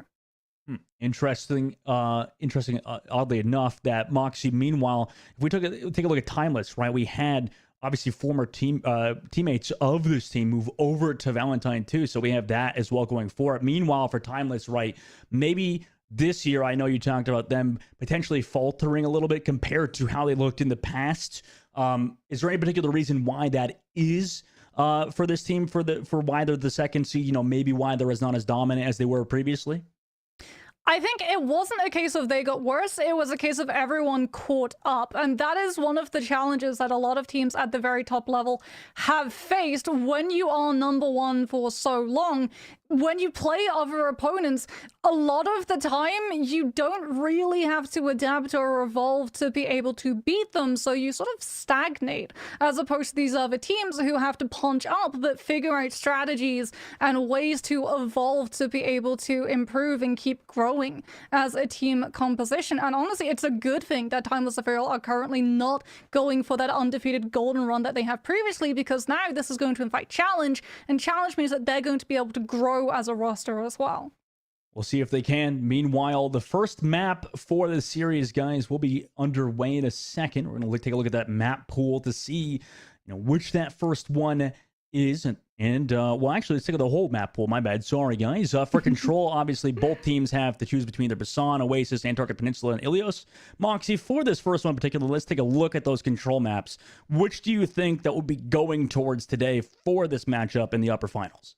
Probably Antarctic Peninsula. Ilios, you can get away with running Maga on Ruins, but you can also run something like the Wrecking Ball, Soft Engage, stop the Maga composition from picking up momentum. And if you get Lighthouse, then it would 100% be Mirror Dive or potentially a Reinhardt bunker up on point strategy, which I'm not sure if either of these teams really want to lean towards that outlook. We could well see Busan. That's another one of those places where you can play a lot of the Maga, or it could also be Oasis as well, because every single one of those points is Maga favored too. Even though you can get away with a lot of dive on places like City Center and Gardens where there's a lot of high ground, Maga still finds his home in that map as well, purely because of one, being able to use Overrun to run around those corners and control a lot of that spacing, and also anchoring yourself onto point to clean up that high ground, clear the space for your Cassidy, and anchor it that way. Yeah, it's interesting that today specifically as well, we've seen a lot of Oasis mocks. It feels like I think the first game of the day was Antarctic Peninsula, or was it all Oasis today? I'm trying to recall to earlier. But yeah, a lot of Oasis has been favored for this composition. I mean, it's a good map, honestly. Like this, I would go up there. Yeah, okay. First map was Antarctic Peninsula. Yeah, and for Oasis specifically, this is a fantastic map, right, Mox? I don't know. Personally, I love playing on this map always. It's arguably the best map designed for Overwatch in terms of control. I don't know. Would you say there's any better map out there? I mean, it's all opinion. Which one? Lijiang.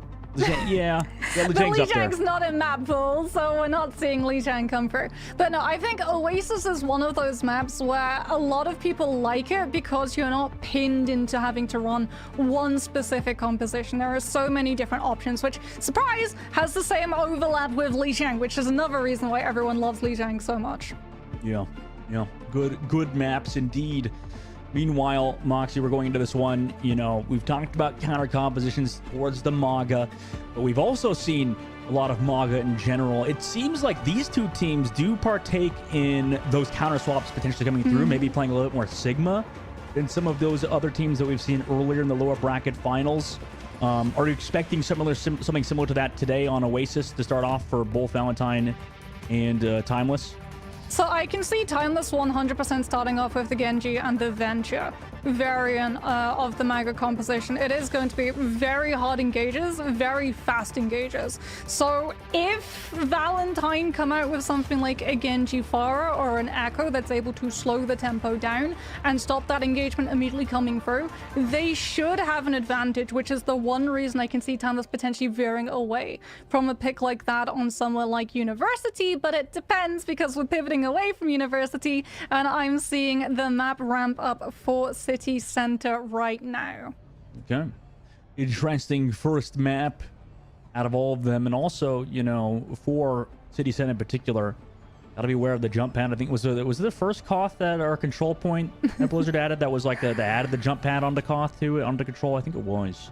And the cars. I mean, most importantly, car deaths. Yes. Yeah.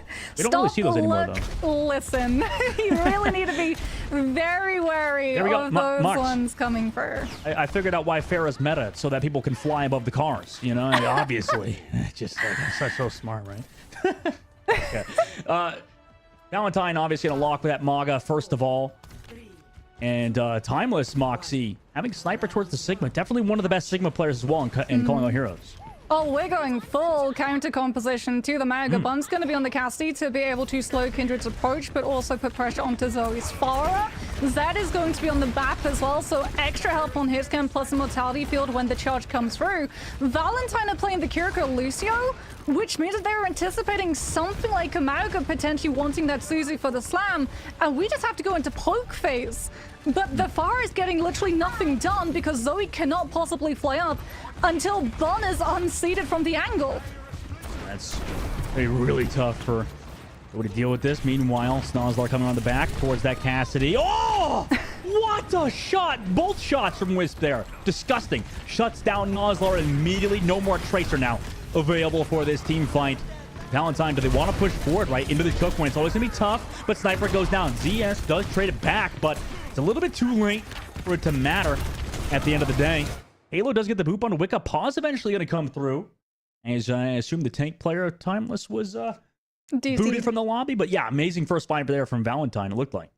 Yeah, really good stuff. Very patient, just allowing that Tracer to make the move on the jump pad. The Cassidy immediately turning around, hearing that Sankyu, and pivoting to meet. And what should have been a Tracer acting as a distraction for your Cassidy to get into position to put pressure and potentially build up Deadeye, instead fell apart like a house of cards in a hurricane.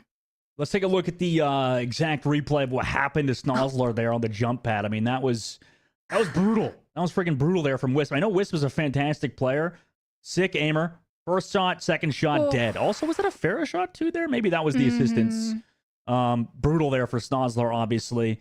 New addition for Timeless. But, you know, for that first kill, Moxie, I guess this is the tough part with Tracer. Do you think that's why we've seen a little bit less Tracer so far? Is it because of this Cassidy and how easy maybe the Tracer is to shut down these days?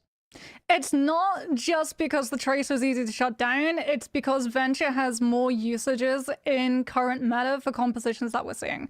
If Venture is played, a lot of the time they get played alongside the Mauga. One of the reasons is that when Mauga goes in, it's a hard engage, right? You're deep in the middle of enemy territory.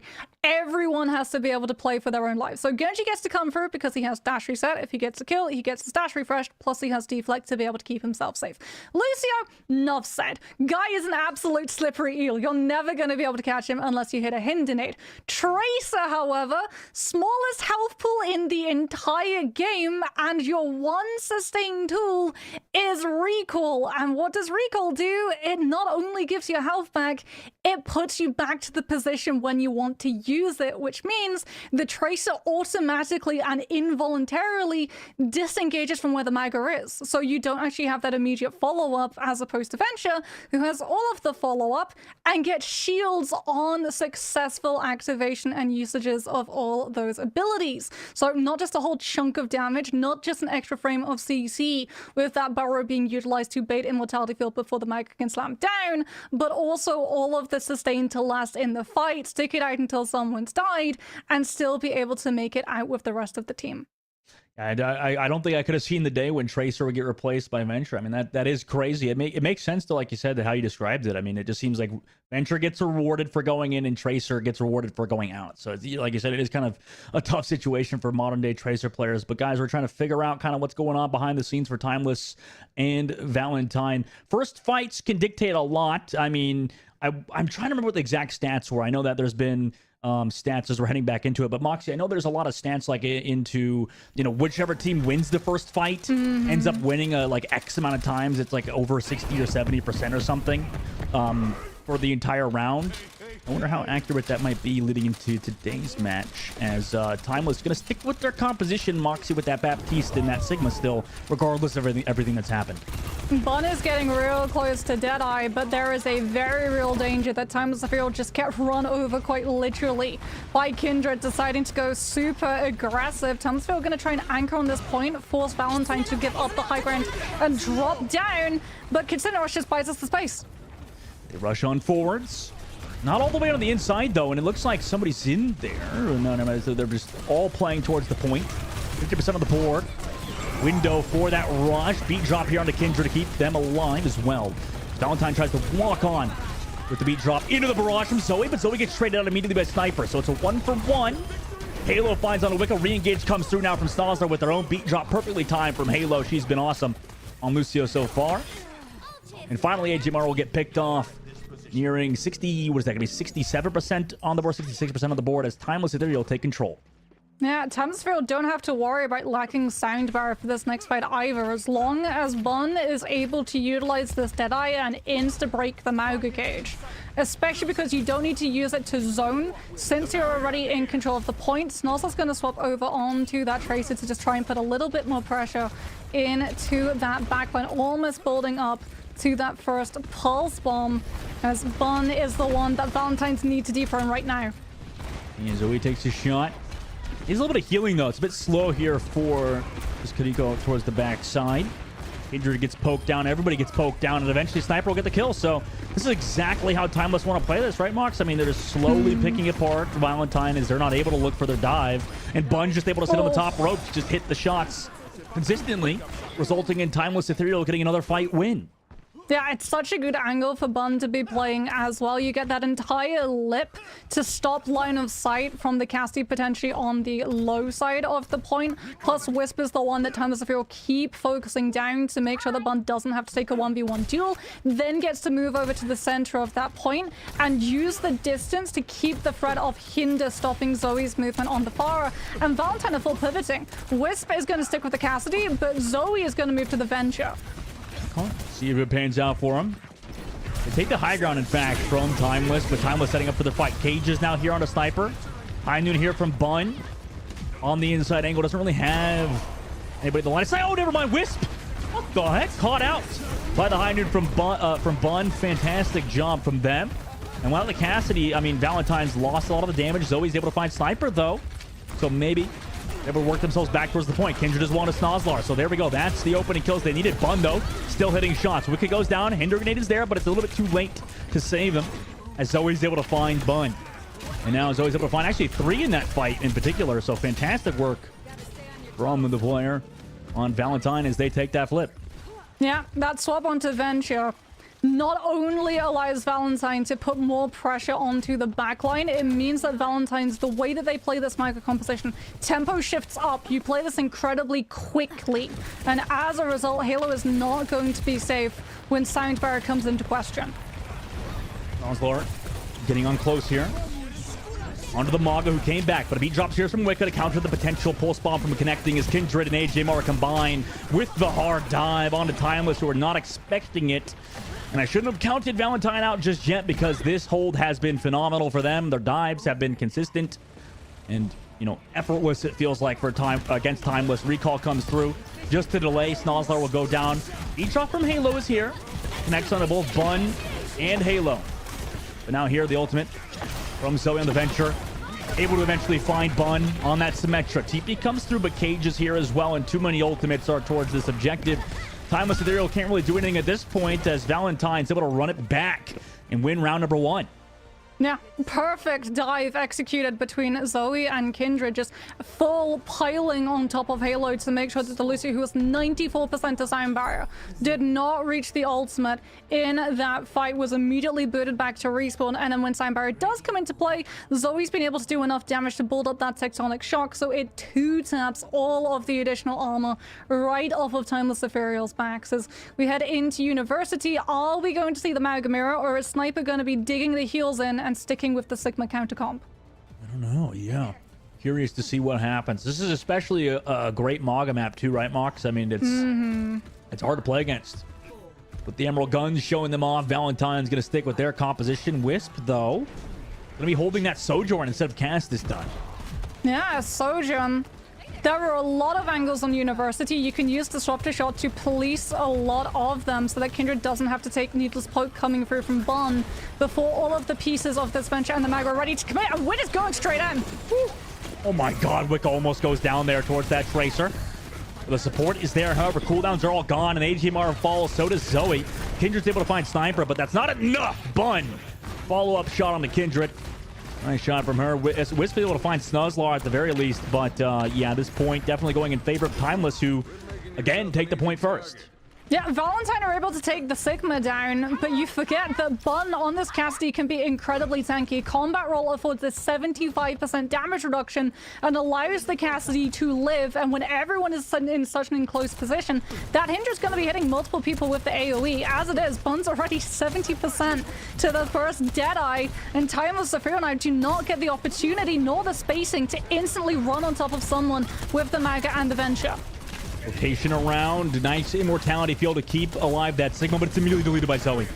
Fantastic coordination there for Valentine. However, they're low. Kindred getting poked out by Bun the whole time. You mentioned up Bun, just a thorn in the side of Valentine. It will go eventually down. Yes, that's actually the ones able to find those kills. Nice shots from the Baptiste player of Timeless. AJMR did find Sniper, but at this point, it's far too late. And now 50% of the board has been built. I mean, potentially we have OC in this next fight for Valentine, and Wicket is going to have Sound Barrier to let Wiz go as aggressive as this Sojourn wants to with their ultimate. The problem is that Timeless Ethereal are pretty quickly going to have Sound Barrier themselves, and they can just sit back and avoid the angle. OC is one of the worst ultimates to use into a retake because you have no immediate angle to just take someone down. He's going to walk towards the main side as well to drop the window against that rush. Sniper as well gets Kindred, who charged onto the inside angle, and unfortunately this Maga... Oh! No way! What a freaking magnetic grenade. It doesn't end up in a kill necessarily, but the beat drop is forth with the Gravitic Flux. And eventually, surely somebody will die here. Yeah, AJ Wicket gets staggered. Nearly 90% of the board. They want more. Go towards the spawn doors to make sure nobody comes back. Venture gets staggered too. And surely Kindred's aware of the situation. They've got to go and touch that point. Mauga. Yeah, she's going to go down. And now Timeless Ethereal. I mean, maybe this Lucio touches. No, Wicket will go down too. Heading to that round number 3. Here we go, Mox. Yeah, Timeless Ethereal, the second that you win a first fight against this Mega composition on University, you get to take advantage of high ground, which means that your Cassidy and your Baptiste can literally stack on top of each other. You can have your Sigma anchor onto the point. Your Cassidy and your Bap are untouchable when the fight begins, which is the worst possible thing for a Maga and a Venture, because even if they coordinate and perfectly find that burrow into Maga Slam follow through onto the Sigma, Immortality Field and Sigma Shift is going to be more than enough to keep Sniper topped up. And in the meantime, Kindred is taking the full volley of every single shot coming through from Bun's revolver. That was amazing. Now, going into this third map, Moxie, both teams consistently playing their compositions. However, we see that Pharah for Zoe again that we saw previously on City Center. Valentine need to win the first fight. With the Pharah, it becomes even more important. You cannot play Pharah into a retake when a Cassidy is set up in a better defensive position. However, Valentine used the Pharah to put pressure onto Timeless Ethereal and force them to rotate away from high ground. But Bun just is absolutely melting every single bit of Kindred's health bar. Kindred's getting bullied, right? It just feels like every time Kindred's caught a little bit off, panics maybe a little bit too long, and eventually falls. Timeless Ethereal will yet again win another first fight. We'll see if they can close it out after that. Okay, I cannot deny I really want to see Bun and Persona go head-to-head on this Cassidy now. And Zoe does not want to see any hit scan. Zoe drops off of the Pharah and goes directly onto the Genji. However, Valentine are still going to have that same problem that they faced on University. They lost the first fight. Therefore, Timeless Ethereal are in a position to avoid the Mega Dive. Oh, my Kendra's dead. Mox, Kendra's dead during your entire analysis. Just delete it. Goodbye. This is how you play it. You put pressure on the Maga when the Maga is walking up and trying to posture to get into position for overrun to actually provide the opening for the rest of the team. And with the Cassidy, with the Sigma, you stuff the choke and don't allow Valentine any space to use Kindred. We are almost halfway through this first CP, and Kindred has not even hit a quarter of the way to the first Maga cage on this map. I mean, Zoe's out here playing Mystery Heroes. Onto the Venture now. Why not? You know, we got to try something out. This feels pretty bad, right? Kindred's had a tough go at it. And now ultimates are here. Pulse connects. There's that Suzu. And now you can use other ultimates after the Suzu is utilized. Sniper goes to the Gravitic Flux. Surely will connect onto everybody on the inside. Into the ground they go. Beat drops there from Wicca, though. That was such a great beat drop. Counter High Noon. No come on! No! Halo! Goodbye! We'll see you in the next map. So he does trade it back, though. Baptiste is gone. However, Snozzler are able to find Wicca. What an insane boot from Halo at the perfect time. Zoe, though, able to find Snuzzlar, but Halo's not done just yet with Sniper, able to find more. Another boop. Forces that TP out. Beat drop now. Why not? Because Wicca already used theirs earlier. And now with that, right, they're able to sustain on this point. Timeless Ethereal in a great position. AJMR as well just used that rush earlier on, so no support ultimates except Z's window here towards that main side. So the sustain is in favor of Timeless Ethereal. Valentine backs against the wall at the moment. They've got to do something, but they lose Wisp and Kindred. And this is just brutal at this point. I mean, Timeless Ethereal eventually... HMR, though, does get Z. That could be something, but no, I mean, they're just all getting delayed out of here. And Timeless Ethereal, amazing third round to win on Oasis over Valentine, to win map number 1.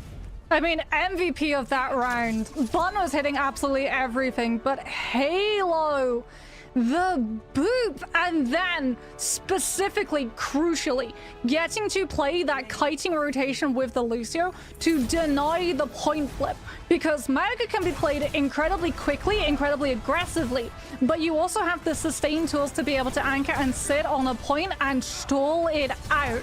If that point had flipped over to the Mauga side, you could have been looking at upwards of 40% of that point going to the Mauga side before anyone actually dies on that Mauga's team. Halo, my goodness, the clue is in her name. She was escorting absolutely every single player on Valentine's team to the pearly gates, making sure that her team won that map. That's brutal. That's brutal. I mean... yeah, Halo's been such a standout player in general. I think you talked about it enough. And for Bun, you know, as well, alongside that Lucio player, it's really that tandem that's been horrible to deal with for Team Valentine. Sure, they won map number 1. Interestingly enough, they won map number, or the first round rather, the sub map, after some interesting technical difficulties on their end, but they got Kindred back in it, able to win that map. And then we move over to University. It also was another 99-0. And then Timeless continued that momentum forwards, did not allow Valentine anywhere back into it. And, you know, it really is tough. I don't want to, like, call out any individual player, but look at that. Stagger spawn kill on the Kindred towards the spawn. I mean, it was really tough for Kindred there, Mox. I mean, do you think that this Mara composition, maybe its number has been found? Maybe that the match has been met right now? You know, it's been tough for them. Yeah, I mean, the biggest counter to Mauga has to be high ground positioning, to be honest. Because if you think about the fights that they struggled, and then where they just were never able to find any other opening in those retake scenarios, it was always when high ground was involved. Because the Cassie and the Baptiste just got to out position. So no surprises that it's going to be a pivot over to King's Row, because like I said, this is one of Mauga's best maps. If you want to be able to utilize this Mauga composition and steamroll your opponents, you go to King's Row. You know what? You're right. I mean, it does feel like Mauga on this map struggles a lot, and it struggles about as much as I struggle eating British food. And that's the next topic I want to talk to you about, Moxie, because dang, I have a bone to pick. I just went to the UK recently, and the food there was not good. Not good. Got to be honest with you. Not good. That's my hard-hitting real-life analysis, because I can't give you any Overwatch analysis. But food's not seasoned enough, Mox. Okay, what's with that? What's with that? Yeah, we don't really do seasoning over here. I'll give you that one. Thank you. Okay, we were conceding already. Dang. Yeah, I agree with you. I didn't expect that. I did not expect that. I did not expect it at all. I mean, are you guys' snacks better than ours in your opinion? No. Wow! Whoa! Oh my God! She's turned coat. Holy smokes! We need a British person that agrees that British food stinks. That's amazing to hear. King's Row, though, Moxie. This map, you said, is really good for Mauga. And, you know, a lot of those high grounds can't really be contested. Do you think that Timeless Ethereal opt for switching their compositions around a little bit, or are they going to stick with that Sigma, considering how dominant it was on Oasis? Well, you can play Sigma here. We might see the Mauga Mirror come through from both of these teams. If it is the Mauga Mirror, then it's going to be determined on how fast those compositions played off of the other heroes around them. The Baptiste Mauga wants to sit in the space a little bit more. The Kiriko Lucio wants to immediately go incredibly aggressively in. When you have Kiriko Lucio, you play incredibly quickly. Same thing with the Venture. You immediately want to take that fight, as opposed to the Genji, who takes a little bit longer to be able to find that immediate follow-up, because when the Mauga slams in, Dash tends to have the distance to get you from the start of the fight to where the Mauga currently is. Now Mox, obviously, for Team Valentine, they're going to stick with it, like you said. And, you know, I'm curious how they've moved around the map. It really feels like Kindred's been on the back foot, right? Is there anything you would like to see out of the Maga player from Timeless Ethereal to potentially counteract what Valentine are doing? Or, sorry, not Valentine. What Timeless Ethereal are doing to shut them out? I think just be aggressive. Like we saw, it works when you're going incredibly aggressive and incredibly quickly. If you sit back and take needless poke and just wait for the perfect opportunity to fall into your lap, the Mega composition does not work into the Sigma. As unfortunately, that Widow pick is not working, and we're going to see the immediate pivot to the Tracer as Valentine on the attack opt for that Sigma composition and put the Tracer to work, already melting Immortality Field. Yep, I mean, just removed immediately. First fight win yet again. It seems like Timeless Ethereal have been absolutely amazing at these first fights. And, I mean, I don't think a Ricochet is going to happen. Do you, Mox? If it does, Nozzle's going to be in position to stop it.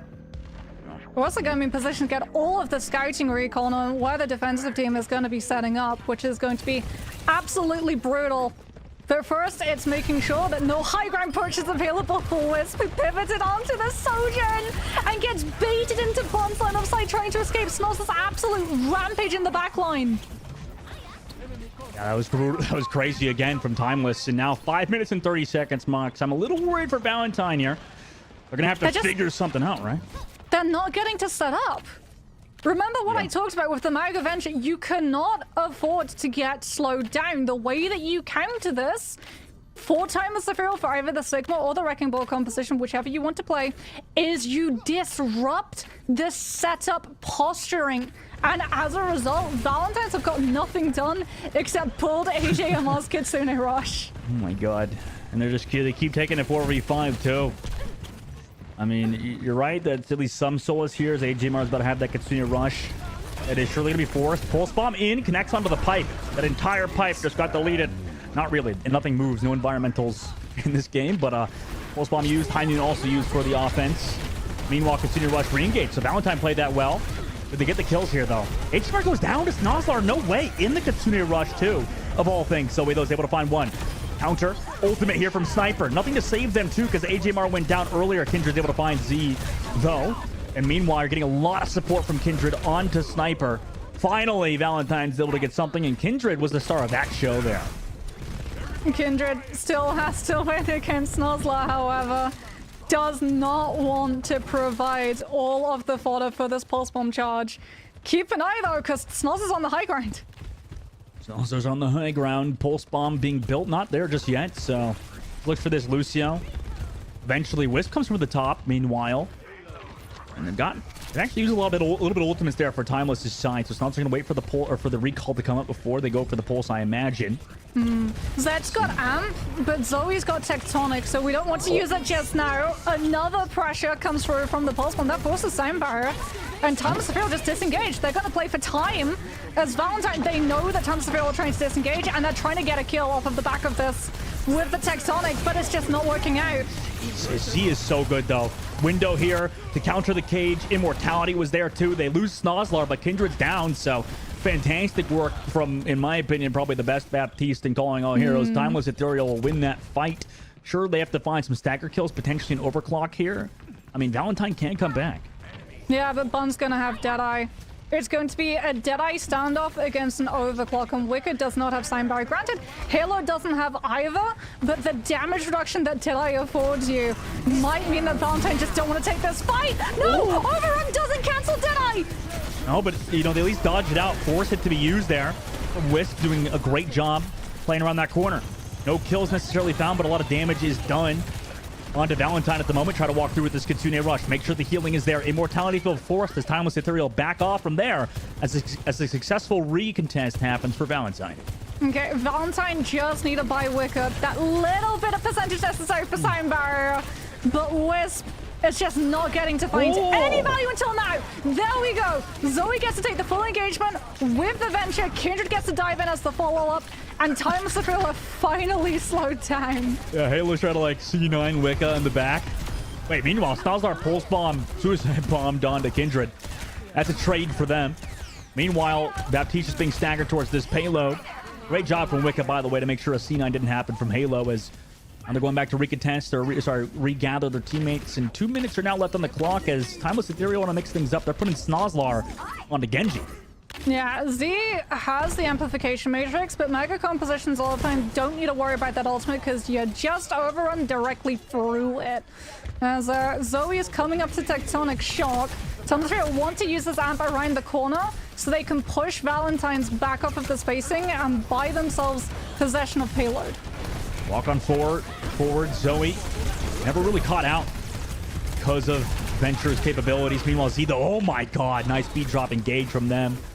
Able to take down Z. However, Bun did trade back Zoe. He talked about the star power of Bun being ever present. And now it's going to be really tough to deal with him. Though Sniper does fall Bun, though, again onto Wicca. It's a constant trade back and forth. High Noon was there. Everybody's kind of low. Not a ton of healing necessarily, but they're able to sustain. Wisp able to find Snozlar, and surely that sends Bun the message to go home for now with a minute left on the clock.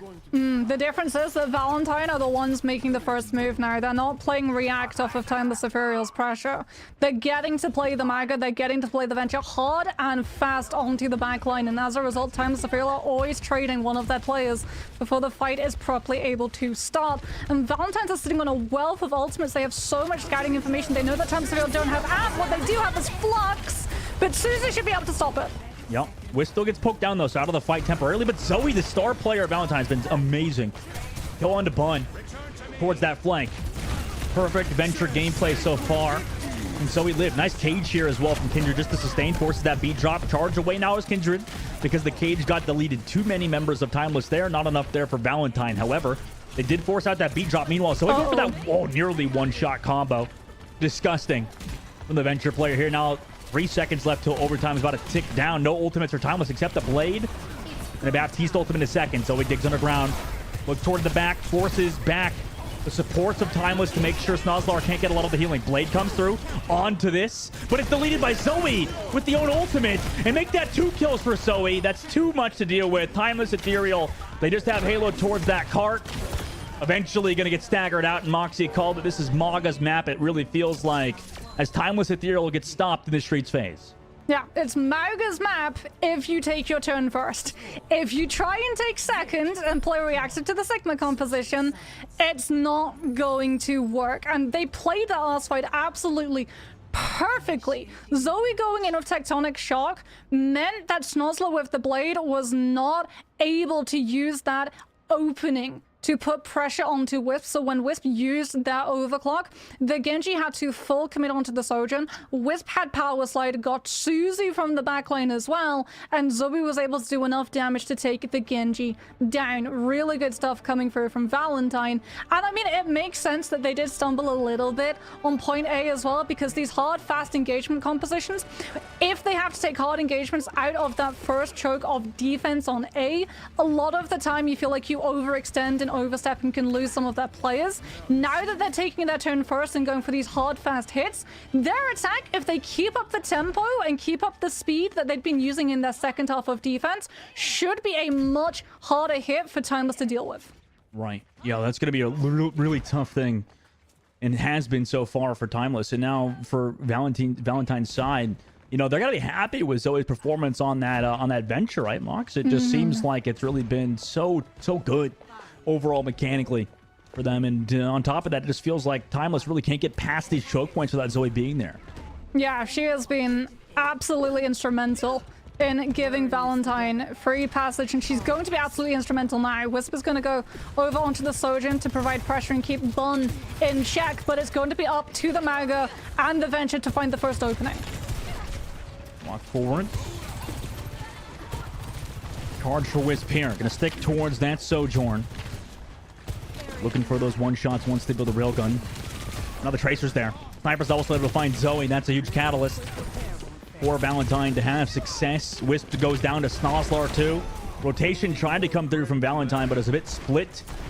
And they're going to have to back up for now. It's high ground. Timeless Ethereal, they've identified the weak spot of the Venture and the Maga. Venture might be able to find themselves from the low ground to the high ground with the Dolphin Dive. Maga, however, cannot. Overrun does not give you verticality, and as a result, Timeless Ethereal can just outposition where the Cassian Baptiste sit. Miles over the back, not knowing that Suzu has been used. Bun's able to find Wisp too. Nice shots. Bun kind of coming back online as the series continues. Bun finds two. Zoe goes down as well. So both DPS kind of diffed by Bun at the moment. Kindred also falls. I mean, might as well give Bun the 5k, but only 3 in that fight, but a ton of value found as they also have an ultimate advantage. AGMR does have Rush in this next fight, which could be the difference maker because Valentine should be able to drop this onto point and force Timeless Ethereal into taking a fight. As it is, they've been forced into all of these different directions, which means hesitation. Hesitation means poke, an opportunity for Bun to find these picks, as that's already Suzu. Force now from Snozzler, and Valentine do not want to make the move until Suzu is back. This is more waiting and more setup for Timeless Ethereal. Yeah, Bun's still waiting over the top. Rush comes through. See if Bun wants to decide to pump the High Noon. She's waiting patiently. Now pops the High Noon. Stun comes as well from the Accretion. Does not find any kills necessarily. Just uses it over the top, knowing that everybody's kind of here. Zoe wants to re-engage early. Grenade. Doesn't connect necessarily. At least forces away the Venture from now. Sniper towards the point, though. Trying to lock it down as the tick has already been giving. TP there from AJMR. Goes back to the team. Understanding that's been used. Now can go in with the Gravitic Flux. Suzu surely is going to be used here, though. And a nice charge on a Sniper as well to slow them down. However, Sniper's not giving up this choke point until the shield's necessarily gone. So both cooldowns used. Now drops back down towards that point. Understanding that's the main target focus here. Drops back towards their team now. As Halo's waiting with the beat drop. Valentine don't have anything necessarily. Immortality Field used. Bun doesn't even need it. Just goes forward with Sniper. Able to find AJMR. Bun does go down, though. However, Snozzler is able to find Wisp, too. And with that, they potentially should win this fight. Sniper goes so low, though. And so we find Snuzzler. So they're able to get the kill somehow, Valentine is. Kindred desperately trying to stay alive at 1 HP. Zoe's clutching up continuously on Venture. Amazing plays. Always in the right position at the right time. Allowing Valentine to eventually take this point and move on forward into the street space. Yeah, Tectonic Shock is the new EMP interaction with Sound Barrier. It absolutely rips apart that Lucio ult. And off of the back of that, I told you Zoe would be instrumental in allowing Valentine passage through A, but now they have to get through B. They have to get aggressive. They have to work out what Timeless Ethereal are going to be playing their pieces. That is the one downside when you run the Ventures of the Tracer. You lose the scouting recon that Snozzler is currently relaying to the entirety of Timeless Ethereal. Yeah, Snozzler over the top, looking for Zoe. But yeah, so if you connect this pulse, it just goes underground, right? Instantly. Yeah. So now Overclock on the front line. Going forward with it. Oh, Bun! What a shot onto Wisp as well, as they're trying to push forward with that ultimate High Noon to counter out the pulse as well, or sorry, to help that pulse from Snuzzler, but Snuzzler ends up just taking themselves out here. Meanwhile, Bun just trying to get value out of that High Noon because of the cage from Kindred. However, Gravitic Flux now comes through onto that Kriko. AJMR uses the Suzu to stay alive temporarily, but everybody's so low on Valentine. However, they have the person advantage. AJMR and Wicca keeping them alive. Zoe's there with the follow-up as well with that Kitsune Rush. And they're able to get Bun too, even though they were all so freaking low. Alright, Snoz is coming back on the Thara so that she can use the range to find value through C's amplification matrix. We're approaching final fight territory. Townsville are running out of space that they can give, and Halo's got Sound Barrier, but Zoe's got Tectonic. Sound Barrier doesn't get Ajaxed, but the Venture is forced back, and as a result, the Lucio goes down. 2 pressure coming through from the Sojourner's follow-up. Wisp was able to find the kill. Immortality Field. Sniper able to find one, though. Kills from the Baptiste there. Oh, Zoe diving towards the front. Able to find Snozzler, in fact. Wicca's there with the follow-up, so it's trades back and forth. It's getting scrappy. Bun now towards the cart. 2 versus 2. It is both supports and DPS. 1 versus 1 on both sides. They have to back up for now. Valentine does. Bun, meanwhile, has saved it for their team at the moment. She's done a great job. High Noon still available. Meanwhile, Valentine only have a beat drop here. Yeah, but Bun's on the low ground, which means Kindred finally can use Overrun to potentially cancel this Deadeye. With 1 minute left, this setup from Valentine has to be perfect. Let's use it now. Zoe goes for that dive. Beat drop is here. They dive on a Bun, and Bun gets removed. Kindred, fantastic. With the rest of Valentine, shuts down Bun, and it's really going to be hard for Timeless to win at this point. They only have a window. They got a Barrage. Barrage is used, shut down immediately by the Overclock. Wisp takes that out, and with 40 seconds left, Valentine will tie the series 1-1. Oh, it's so smart from Zoe. The team doesn't know where the Cassidy is going to be dead-eyeing. And when you commit to overrun, you have to be on target, otherwise your entire team is getting hit by that cowboy. And so the Venture goes in first, doesn't use the Burrow. Burrow doesn't cancel Deadeye, but utilizes that one ability to go underground, not get hit, and relay to the Mauga where the overrun needs to be directed to. And for the first time in today, we get to see overrun pixel perfect canceling Deadeye, and they're able to walk away with a huge map win. What a turnaround for Valentine. Yep, they figured it out, right? Just continue to play around Kindred. I mean, it was obviously map number 1 did not favor them at all, but going into this one, obviously, they understand the priority, right? Make sure Bun's not going to have a good time. We heard Persona earlier talk about how, every team is gunning for that Cassidy's head. And unfortunately for Bun, as good as job as she's done, eventually it was just too much to overcome. And Valentine were able to do it. Also in the Streets phase on the defense, Moxie, they held them for was it 4 minutes or something like that? That was a ridiculous hold for Valentine in the Streets phase. Yeah, my one concern though is that Time is Severe, they might not be playing the Mauga themselves, but from their positioning, both on attack and on defense, it is very clear to see that they have identified that not only does the Sigma composition make it harder for the Mauga to find its win success, they can also position on the high ground. And so a lot of the times when we see these push maps come through, I think we're going to be seeing Times of Feral take us places where they know that they can set up the Cassidy and the Baptiste away from the potential of that Mauga Slam cancel, forcing the Venture and the Mauga to look at the Sigma, who has the best chance of surviving that hard engage. Everybody, we're heading to New Queen Street for the push map. Obviously, for map number 1, Oasis did go Timeless Ethereal's favor. Had those 299 wins or 200 O's towards the latter half. Valentine has come back in the series to make sure that we have a close one today, as New Queen Street's going to be that map number 3, Moxie. Do you have any comments or concerns maybe leading into this for this Mauga and Sigma, or have things been relatively close? High ground. New Queen Street has so much high ground. You've got windows, you've got gym, you've got tunnel, you've got the first high ground around statue that all of these teams always contest themselves over.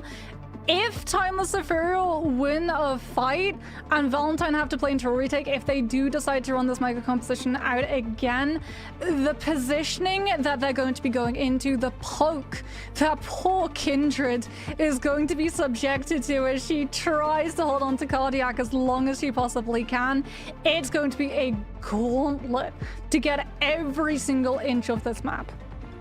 It really is. I mean, it's going to be tough, and I'm curious, obviously, the likes of Timeless want this map, right, Mox? I mean, they want to play against that Mauga leading into this because of their composition, right? I mean, there's got to be some reason for picking this. Otherwise, realistically, I guess all of the push maps kind of favor Mauga. What do you think? Well, if you think about it, Colosseo has high ground that the Mauga can still access relatively easily if you win the fight preceding it, because you can simply walk up the ramps. Same for Esperanza, there's staircases that allows the Mauga to move from the low ground to the high ground. The one thing about New Queen Street is that all of the high grounds, especially the high grounds facing the actual spawn of the team, the way that you access it is by going in much deeper, and it's from the enemy team side as opposed to immediately getting access to it from either side. So I'm not surprised at all that we're going to be seeing this pick coming through, because if the Mauga wants to collapse onto the Cassidy or Baptiste, you have to go in a lot harder than you'd anticipated. Yeah, you kind of do. And, we'll see if anything kind of differs, right? Obviously, Kings Row, we saw the Sojourn come out instead of, I believe it was the Cassidy mainly previously instead. There's a lot of different ways you can go with your flex there, with your hit scan DPS, I suppose, at the moment. By a lot of ways, I mean specifically, was it the Sojourn, the Cassidy, and the Cass? Yeah, I mean, maybe Tracer, probably not. Tracer, yeah. I mean, it's basically pick what you think is strongest, the Cassidy or the Sojourn. There's arguments for both. Sojourn with Overclock, incredibly strong, forces the Lucio into holding on to Sign Barrack and put the Lucio into a really tough position when it comes to wanting to hold on to that sustain ultimate, and means that your Cage or your Tectonic Shock from your bench is going to find a lot more value. Cassidy, however, with the Hinder and the Deadeye being able to instantly break a Mauga Cage, as well as slow down the Mauga push, also absolutely invaluable. Well, here comes Zoe. Oh my god, HMR was so low, but had to go in to support Kindred in the playstyle. Will go down. Everybody also low on Valentine, and unfortunately, yet again, another first fight win for Timeless Ethereal, unless... Well, Zoe, never mind! Oh my god, almost tried to call it too soon. Zoe went crazy, just found 2 with 1 drill. Deleted. Timeless, though, still take control of that robot first. Yeah, one thing you have to remember, even if you're lacking that Kiriko, well, Venture gets their own form of sustain with shielding coming through off of those abilities. However, Timeless Ethereal baiting Valentine in, utilizing the fact that when Zoe commits, Kindred has to follow up to get Halo into a position to find and look for those environmentals off of those maps. And now, no surprises, it's high ground yet again. This is Kindred's worst nightmare that she has to face. You know, Zoe, understanding... needs to go kind of in towards, it looks like Sniper for now, towards the robot. Zoe's gonna go down. Not enough support there on that dive. Maybe a little bit too early to dig underground, but it's a tough decision to make. Meanwhile, Wisp does find a railgun shot onto Z. So that is some healing gone at the very least, but no, Wisp will fall, so does Kindred. And Timeless Ethereal disengaged it perfectly. Bun with some fantastic shots. She's already got Deadeye. It was the first 1.5 fights, and she's already got Deadeye built up and can position in a place that Valentine is not going to be able to overrun cancel it. Timeless Ethereal, so much momentum behind them off of the back of Deadeye into Sigma Flux. They should find first checkpoint. They should. We'll see if they do, though. Valentine don't have those ults yet. Trying to play slow for it, potentially, or decide to go in with Zoe. It's a really far distance to kind of travel towards this Cassidy. Sniper's already built that Gravitic Flux before Kindred's even halfway towards the cage. Here comes Zoe.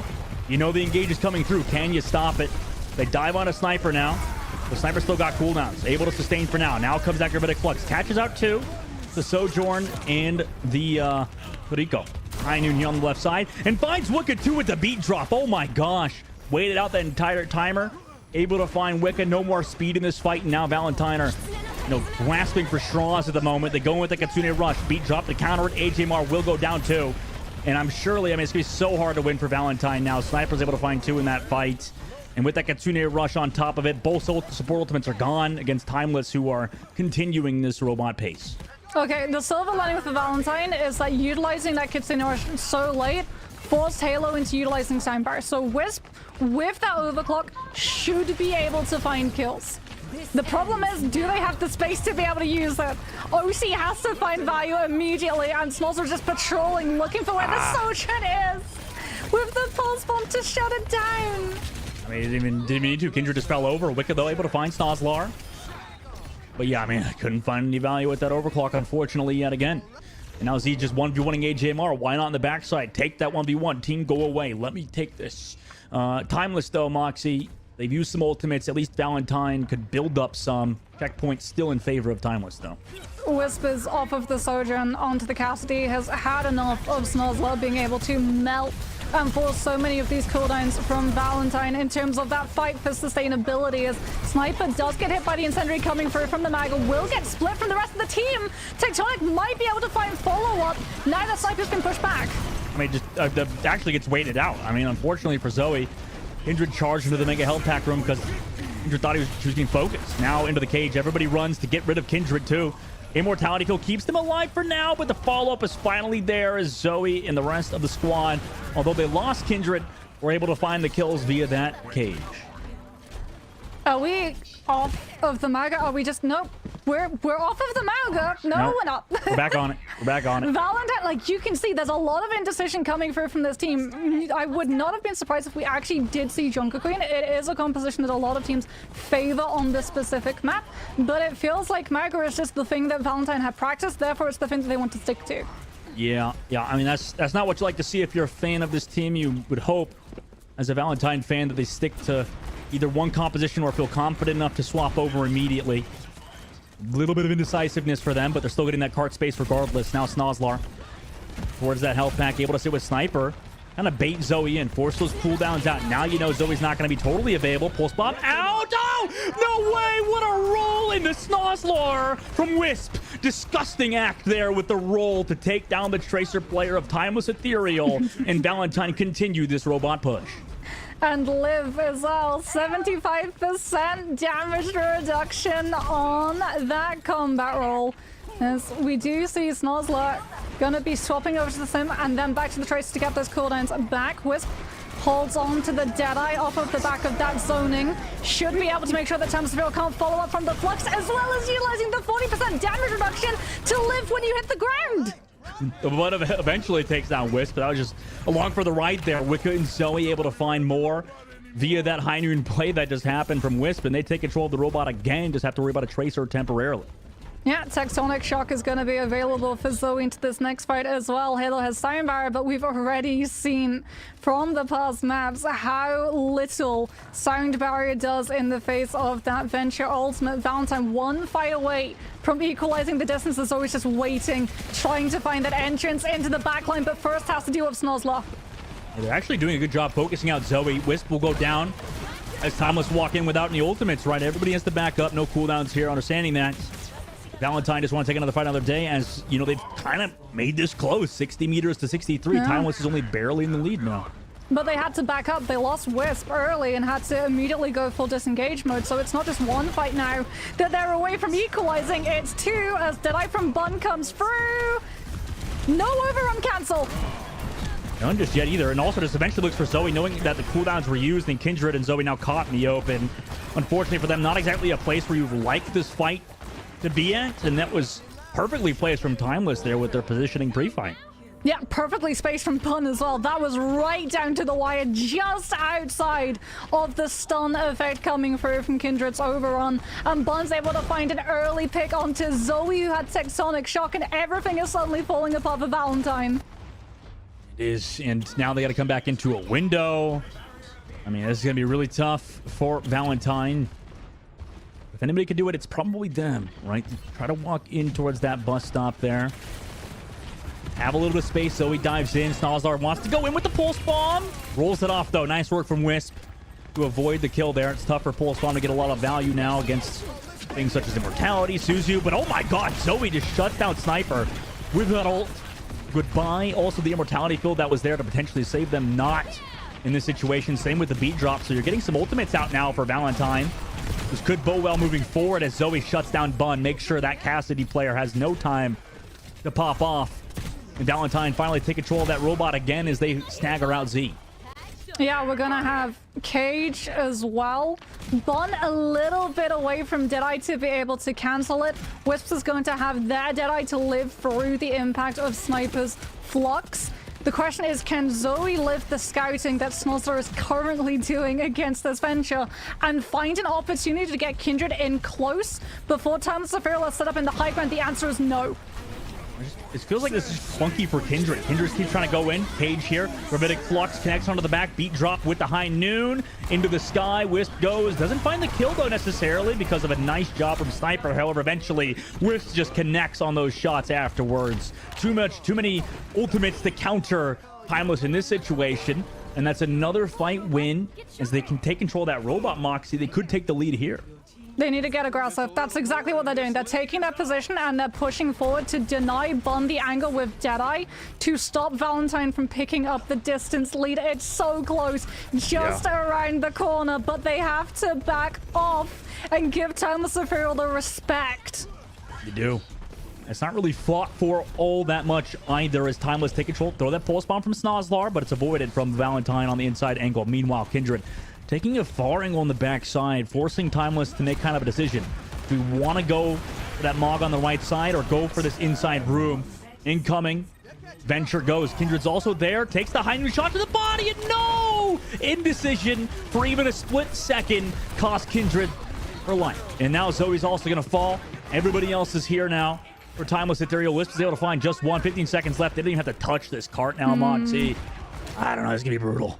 Yeah, Valentine's were backing off to give Zoe the time to build Tectonic. Oh, Wicked gets picked before Valentine already. That's the one play that you need to be able to keep this objective in control. Kindred, as a result, is forced to use Overrun and just throw herself directly onto the objective. Zoe is doing absolutely everything this Venture can. Venture under the ground still contests, but Sound Barrier is there from Timeless Ethereal, and it's just clean up at this point, Dustin. Oh, yeah. Just Lucio back on the point. Booped. Goodbye. See you later. Timeless Ethereal going to take map number 2 here. Mox. Well, wait. Doomfist to touch. Oh, my God. We're back in the friggin' 2CP era. Is coming through left and right. Venture can touch the payload being underground. Not even killable. Meanwhile, Kindred also on the Doomfist to touch. Nobody else there now. And Timeless Ethereal go up 2-1 in the series. Leading to that map number 4 now, Mox. Yeah, it's really rough for Valentine because the light was there at the end of the tunnel. They came so insanely close to winning New Queen Street and turning it around, and unfortunately, like you said, that moment of indecision, and we saw there were 2 moments of indecision. There was one where there was a discussion obviously going on in comms of, do we keep this mega composition or do we full pivot onto something that we're not as familiar with? And then there was that dead eye where it looked like Zoe was getting into position to use the burrow to feel out where the Cassidy's position was, just the way we saw utilized on King's Row, and looking for Kindred to find her follow-up with the overrun, and it just didn't happen. Either Kindred didn't have the cooldown and the comm didn't come through in time, or Kindred just didn't feel confident because of her health just absolutely tanking and decided instead to try and hide her hitbox around one of those pillars.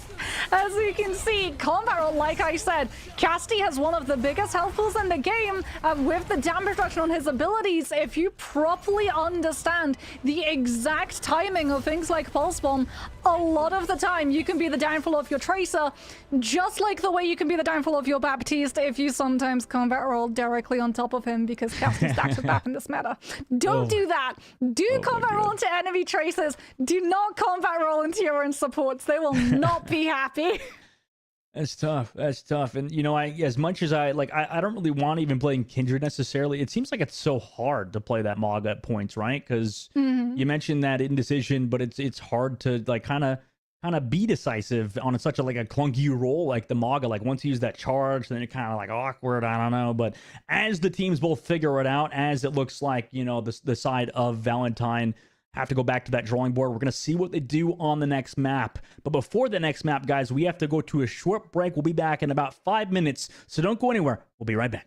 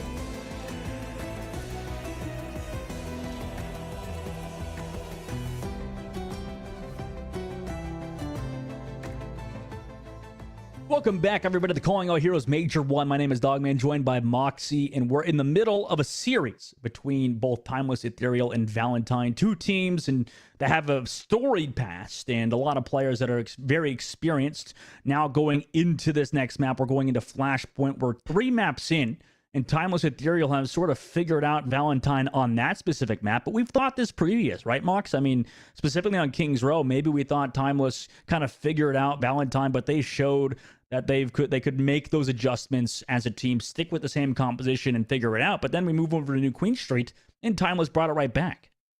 Yeah, and I mean, New Junk City is one of those places where, especially on First Point, there is not a whole points of high ground where the Casti and the Baptiste can store themselves and stash themselves on a shelf safely away from the threat of that mega hard engagement. So I think if there is anywhere where we see Valentine really pop off with this mega composition, other than King's Row, it's on this map that they decide to take us to. Pans out for the sign of Valentine, and you know, they do like that mod quite a bit, Mox. They do be calling it Moggin time, right? Is that the saying? I feel like I like to be your you know in Fallout, or sorry, the TV show, right? You know how like there's Maximus, how he's like a 0 IQ build? That's like me. I'm the 0 intel build. And you're like the ghoul or whatever. Just OP, doesn't die. Spoiler alert. Well, I'm Ella Purnell also. yeah. Or her. New Junk City, though, none of those stars are being featured today. Instead, we have a different set of stars for you guys. A lot of them being Bun. Zoe on the previous map looked amazing on the Venture. I think we both agree that Bun appears to be the best Venture player so far. Also, kind of the only one that I've seen personally. So, you know, that's also a thing. But for New Junk City specifically, do you think we see any of that Venture again, Mox? Or is Zoe going to maybe flex over to Genji or Pharah? I mean, maybe we see the Pharah. I don't think on First Point there is an enclosed ceiling, and Pharah does struggle into ceiling fans. But definitely as we go into the other parts of the map and it widens out and that skybox gets a lot bigger, Pharah has a lot of really good team play and synergy with the Maga Cage, allowing for setups for barrage and it not being a reset button, because in the past it kind of was. It wasn't a case of whether or not the Pharah lived, as much a case of how many you took with you to the respawn room. Yeah. No. Here's how it pans out. Look, I didn't even see on the outside of this map here that the boxes, yeah, like they drop out. Funny enough, I had that exact same epiphany earlier this week when my team scribbed this map. You're like, wait, there's scrap that falls out of there? Oh my god, is that how babies are made? Oh my jeez. No, it's kind of interesting how these maps are so well designed. I could never. Meanwhile, Timeless Ethereal Mox, they're rocking with the potential Snozzler on May. That'd be a great shout out to previous Calling All Hero matches if Snozzler plays the May. You know that they've got a good May. But it's interesting. They're actually going to stick with it. Yeah, I mean, it is going to split the Mauga from the rest of the team. It's not going to split Zoe from her follow-up of Kindred, however, because the Venture's going to go underneath it. But again, Timeless Ethereal wanting to slow this Mauga composition down and stop Valentine from having that hard engage press. All the spam coming through from Sniper on a Kindred again. I mean, this is the worry that we've seen previously. Like, AJ more focused just entirely on keeping Kindred alive. Does keep Kindred up for now. Player on the corners, right? Just make sure you got that dive engage perfectly timed. Charge comes through. Nice block. Yep. A block was there from Snozzler, though, to negate the slam. However, the space was created. Now they're going towards that point, right? They have to make these decisions very quickly because Timeless Hero is going to be all over them. And Zoe, understanding the ice block was used from Snozzler, just shuts them down immediately. Fantastic play of the Venture from Valentine. And with that first kill, right, they're already 20% on the board. Force the reset Next to come engage. through. Yeah, there's the burrow. 6 seconds cooldown on overrun, and we put the pressure on the Sigma for some mortality field and absolutely melt through Sniper. Valentine looking like they have a new lease on life heading into that first fight. Jesus, I mean, the Venture might be the coolest character that Overwatch has added in a while. That's just disgusting what Zoe was able to do there. You know, if you want to learn Venture, definitely watch Zoe gameplay because she's going to show you how to play this character to a high level. Now, Timeless Ethereal on their engage Mox have some ultimates at the very least, but they're going to be going into Valentine, who have that Kitsune Rush available. It's final fight territory as well. If Valentine's decide to just take this really quickly and aggressively, Timeless Ethereal aren't going to be able to actually swap onto this point. They might just have to go underneath to just force Valentine into dropping on top of them. Hitting on the left. Charge in now from Kindred. Into that Katsune Rush with the TP play. Lamp deleted. The window was there, but nobody's going to be saved because that Immortality Field was used and removed. And now Zoe's able to find the final blows with Kindred just shoving off Sniper for now. Timeless understanding the situation they're in. Just go for that reset, only using the window versus Valentine, who just used both Zoe's ultimate and AJMR's. Yeah, Tectonic just absolutely shredding through all of the pressure that Zed was hoping to set up with that amplification matrix.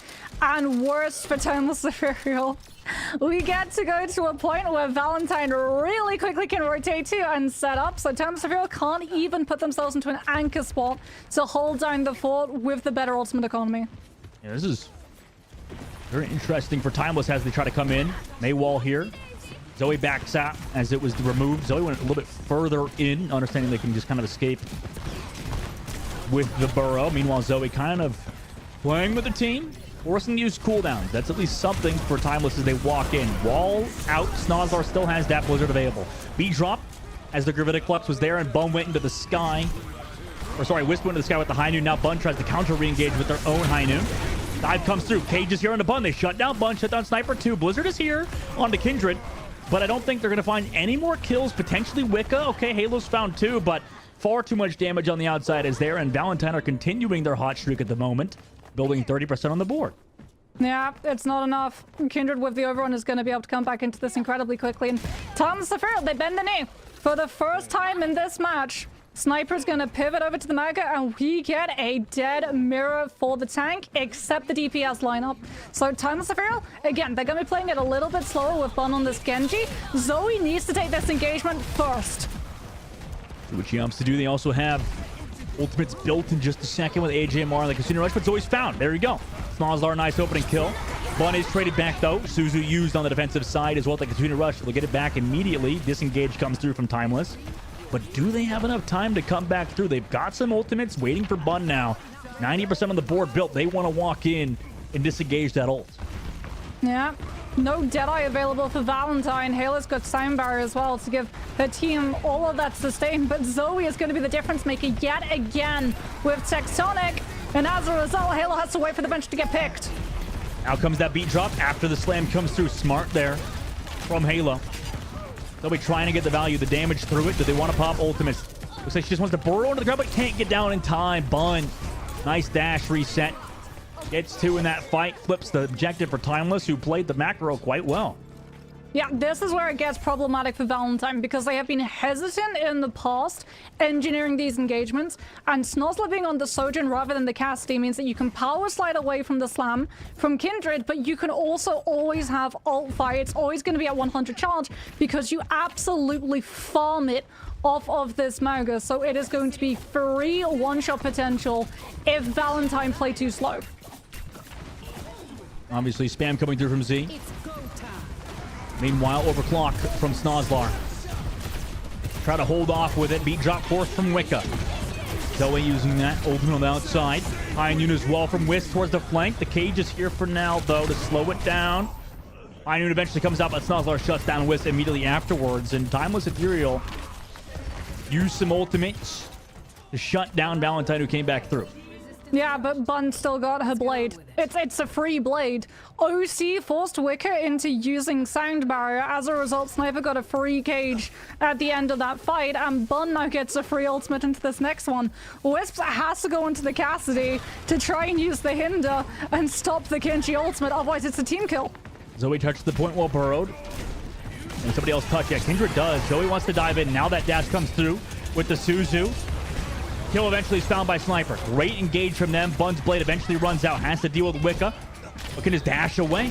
Z also able to find AJMR, and the Kindred swap, or sorry, the Sniper swap over to Maga seems to be working out quite well for Timeless Ethereal as they run it back and tie it up 1-1 on Flashpoint. It's not just the Sniper swap, it's the Genji as well. Bun pulls so much attention in the beginning of that fight because everyone from Valentine has to swivel and look at the Genji to shut the ultimate down, and as a result, the Mauga gets an absolute shooting gallery. As it is, Zoe's off of the Venture and going on to Genji to match.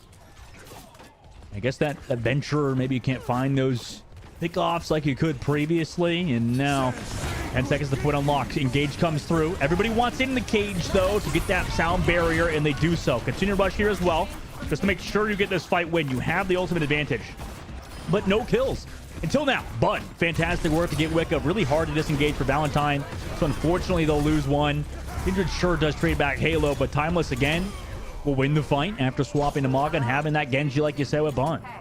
Snozzler's going to have OC, Sniper's going to have Mauga Cage, and even though we have Sound Barrier coming through from Wicked, the way that you have to use Sound Barrier to counter the Sojourn ultimate is you hit beat and then you int on top of the Sojourn. That is not going to happen if Sniper gets to use Cage. As it is, Timeless might not even use Cage. Snozzler might use OC, bait out Wicked's Sound Barrier, and then Bun and Sniper get to combo with their ults instead. Oh, you know, playing back. Wisp gets picked, oh no, by a default railgun shot. That doesn't happen as often these days. Wisp back to the spawn door, 50% on the board built, and now you gotta be worried if you're Valentine. No ults were used either. I mean, maybe you could try to force something here from the side of Timeless, but they're just kind of walking you down. They're able to back up, but the cage is here now with the overclock, and they just want to make sure a fight win comes through, and they're trying to go for spawn kills because they use so many ultimates. If you don't get any here, maybe Valentine has a chance to retouch. Yeah, I mean, that cage into OC, the term fish in a barrel very much comes to mind, and Valentine yet again are just not given the opportunity as Timeless Superior. They pull one thread and the entire spool just unwrangles. Valentines have no way of touching. Oh, that was so smart from Timeless. Overcommittable, sure, but then want to go forward to make sure you get the stagger kills towards Valentine as they back up. Now that puts them on round point here, Moxie. 30 seconds to the point unlocks. Valentine, though, they do have some ults to work with. The question is, how many are they going to have to part with to hold this point down? Zoe's already forced off of the angle, deflect burned. Kitsune Rush comes through from AGMR. We immediately get a pick onto Z as Timeless Superior lose their tank. Sniper goes down. Valentine off of the back of only a rush, an absolute perfect target focus, will be able to win the first fight and have snowball momentum for the ones that come after. Nope. Did it perfectly. That's a great way to swap the momentum back in your favor. I mean, Z used that rush in the fight as well, so that gives you some ultimate advantage potentially in the future. As you have 4, now Timeless only is going to have Bun with the Blade and Halo with the sound barrier. They're going to have to try to walk in here now, Mox. We'll see if they want to use anything or just go for some sort of dry fight. I'm sure Valentine is well aware of the situation at hand. Cage used from Kindred, but does fall low. Needs a lot of healing. Beat drops here. No, Kindred got deleted. How did Kindred lose so much HP there? Blade now has to be used with the high noon just to make sure you win this fight, but that was a lot of ults. And I'm sure Timeless doesn't feel too bad about losing this fight. Yeah, Timeless Superior went into that fight with one goal. Make Valentine part with as many ultimates as possible. Halo holds on to Sound Barrier. Kindred cages the entire team, and Halo does not use ult because Halo knows when she does, Zoe's going to come in with that Blade to follow up. And as it is, she's able to force the Deadeye from Wisp instead to have to follow up and confirm those kills. And Nighttime Serial have the better ultimate economy and a Blade without Sound Barrier to worry about. They collapse onto Wisp. The Cassidy is down. Timeless Superior anchor themselves onto point, find the flip, and there's nothing Valentine can do. That was so awkward. I wonder what Wisp was kind of doing there. A little bit caught out from the rest of the team. Valentine on the inside, just kind of waiting for Wisp to come back on Tracer. Want to go for a fast fight. Understanding Snozzler as the overclock for this fight. Suzu used now into the rush from AJMR. Gets it back quickly. Here's that overclock from the back. But so much healing because of the rush. Trying to find a squishy. Everybody playing angles perfectly. Understanding where this Sojourn is. Recall has to be used. Does the Tracer live with a life? No, Wisp dead again. Oh my gosh. That could be the end of Valentine here as they lose their Tracer. I mean, they got the point temporarily, but now Timeless have control of it, and they've also got some ultimates. Sniper's got Cage, but Wicca has Sound Barrier, and crucially, Pun is not going to have Blade to punish the Lucio for utilizing the ultimate in the correct fashion. It's going to come down to Snozzler versus Wisp. Can Snozzler find the first pick before Valentine are ready to push? Sniper here. That's gonna be last fight. Got the beat drop. Halo doesn't have hers just yet. Both teams playing it slow. Anxiety surely through the roof. Cage is here. Does catch one. onto Wicca. No, into the sky! Oh, was that by Halo? No way! And Ajax is potentially going to send Valentine home. Zoe does trade back Snozzler, though. So that's something. Blade extremely soon, but AJ Mar is gone. Kendra gets deleted. And oh my god, Halo 200 HP to 0, dead center into the sky. Timeless Ethereal will move on to the grand finals. What an amazing boop there from Halo. It started with an insane boot from Halo all the way back on that first control map. It is so fitting that it ends with an insane boot from Halo on that Flashpoint. I gotta say, she's not escorting to Pearly Gate. She's gotta swap that Halo for some Devil Horns, because there was shenanigans afoot. Looking for that knock-up, making sure, unfortunately, that there is nothing that your Lucio can do when you get chained onto the Mega Ultimate and knocked sky high. The calm from Timeless comes through, everyone focuses, poor Wicca down, and it is just curtains. Valentine have no way of recovering. Oh, yeah. And that was all set up from Sniper, who, obviously got that cage off. I'm just trying to give some leeway here for Wicca. They got the cage off. It's just that Lucio obviously have to go for that sound barrier. But Halo's just there with the perfect boop into the sky. And I'm sure we're seeing it in chat. Whole bunch of AJ, bunch of Ajax, more than likely being typed. That's my teammate, Moxie. Ajax back on the Atlanta Academy team. He was my teammate. I was in that series that he had 5 beat drops or whatever it was canceled. Just saying. Have some potential thoughts and sympathy for me. Yeah. The man who had to deal with AJ. No, he's a great guy, actually. I think he graduated college and stuff. But anyways, fantastic work from Timeless Ethereal.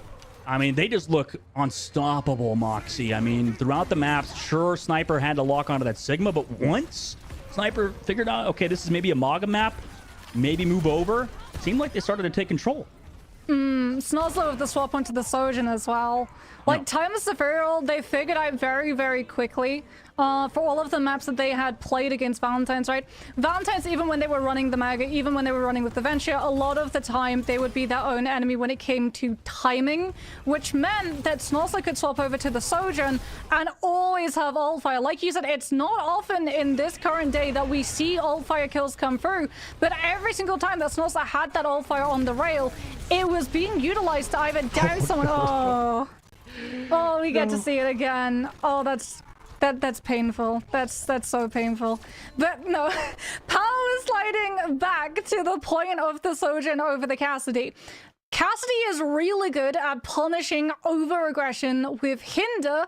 Sojourn is really good at taking advantage of hesitation, so it was a very smart swap coming through from Snozzler to just take full advantage, always have that ult fire, never have to worry about the ultimate economy state as well. Sojourn can sort of cheese that differential of ultimate economy, just like Baptiste with things like Immortality Field. Having ult fire, having that potential of a one-shot always forces these teams who are already having to play slow into having to play even slower, as they cannot afford to have a squishy peak when that railgun is fully charged up and blue. Oh yeah, I mean that was amazing work from the side of Timeless Ethereal, who are now moving forward onto that grand finals. And Valentine, they'll still have another shot, right? And they'll be moving into that lower bracket and have a chance tomorrow to redeem themselves. But in the meantime, guys, I mean, that was fantastic work from Timeless Ethereal. We're going to have an interview with one of the members or a manager from Timeless Ethereal. So don't go anywhere, guys. We'll be right back.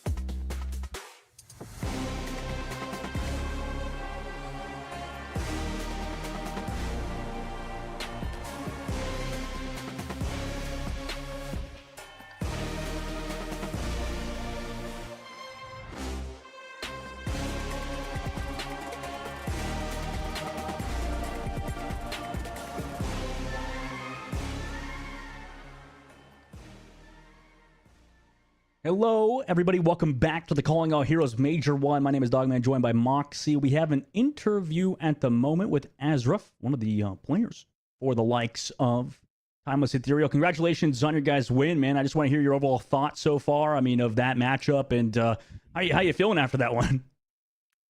Pretty good, pretty good. I'd just like to clarify, I'm not one of the Yep, okay. players. Yeah, Oh, no, so it's a substitute. Oh, my yeah. gosh. So I'm actually just on the coaching staff as a cheerleader, so that's what I'm here for. Okay. What are you saying to the team before that match or after? What are you guys saying after the match specifically? I mean, I would say like everybody's kind of in a rush right now because we got to play NRG in Face It League right now. So Oh, I think Jesus. everybody's kind of head over heels right now. They're kind of off the interview and off of the game right now, and they're getting into the next lobby. So everybody's kind of busy. Oh, yeah. So we know that Timeless Ethereal actually faced up earlier against Valentine in the Swiss round, and you actually lost in that matchup. What do you think changed between then and now that allowed you all to walk away with the win today? So during the Swiss stage, I believe we were playing like some ball comps, some weird like Orisa stuff. We weren't really playing like hard Maga meta, and then eventually, like I'd say with like enough time in the meta, we decided that we would play like Maga and Sig and mainly just conform to the meta as it is. And do you think the team has adapted pretty well? Because like obviously you guys probably originally started with the Mog, but like, for example, if we saw New Junk City, like the team rocked out with the Sig originally and then swapped kind of midway through. Is that something you guys kind of prepared for, that swap midway through, or is more like, okay, maybe there's just some maps where Mog is too good? We felt that the Maga Venture comp was really strong with the Maga Genji Venture on that map in particular, especially with a lot of the first points being like really closed and like really hard to set angles up and stuff.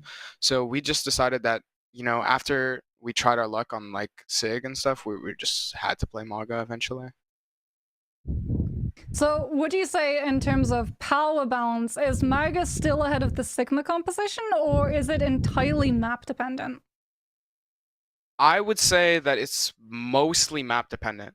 I think on maps where you can get away with Genji Venture, Genji Venture and Maga, I think that comp is like generally better than most of the things that you could play with Sig, I think.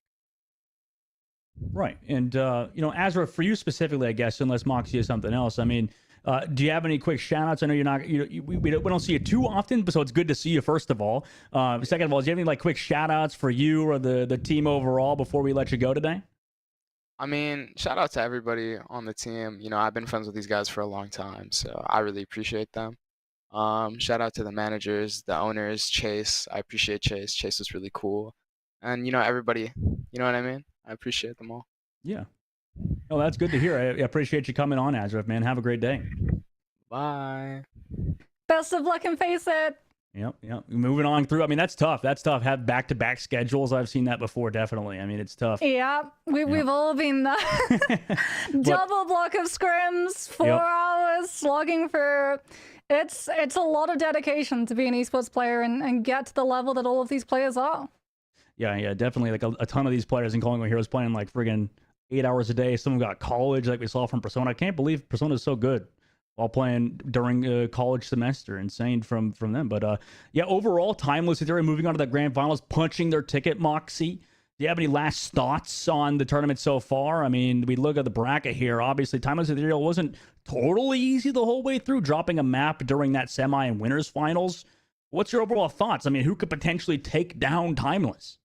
I think someone who's going to be doing a lot of counter-stratting, a lot of these teams that are in the lower bracket and have a chance of running up against Timeless Ethereal are going to be looking at the map pool and thinking, okay, if it's map dependent, where exactly do we take this team? Do we want to run up against that Maga composition, or do we want to run up against the Sigma composition? Because I would be really interested to see how Timeless would have fared if instead of getting to play Sigma on maps where it was complementary to have the Cassie and the Baptiste on the high ground, and they only had to deal with a Maga Venture. If Valentine had pivoted to go for something like a Sigma Mirror, what would have happened? I don't know. Yeah, it really is. It is curious, huh? And I'm curious if either Mari or Kindred could like lock onto those, right? If they could play those heroes at a high level. I mean, we'll have to see tomorrow if any of the adjustments happen.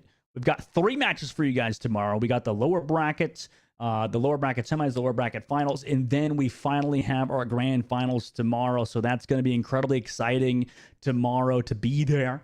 Same time we started today, guys. So don't go anywhere. We leave today, obviously, but tomorrow at 11 we'll be back. So really, guys, it's been fun watching myself, Dogman, with Moxie. We'll have to see you back for the Calling All Heroes Major 1, the first of the new year. We're back, baby. See you guys tomorrow.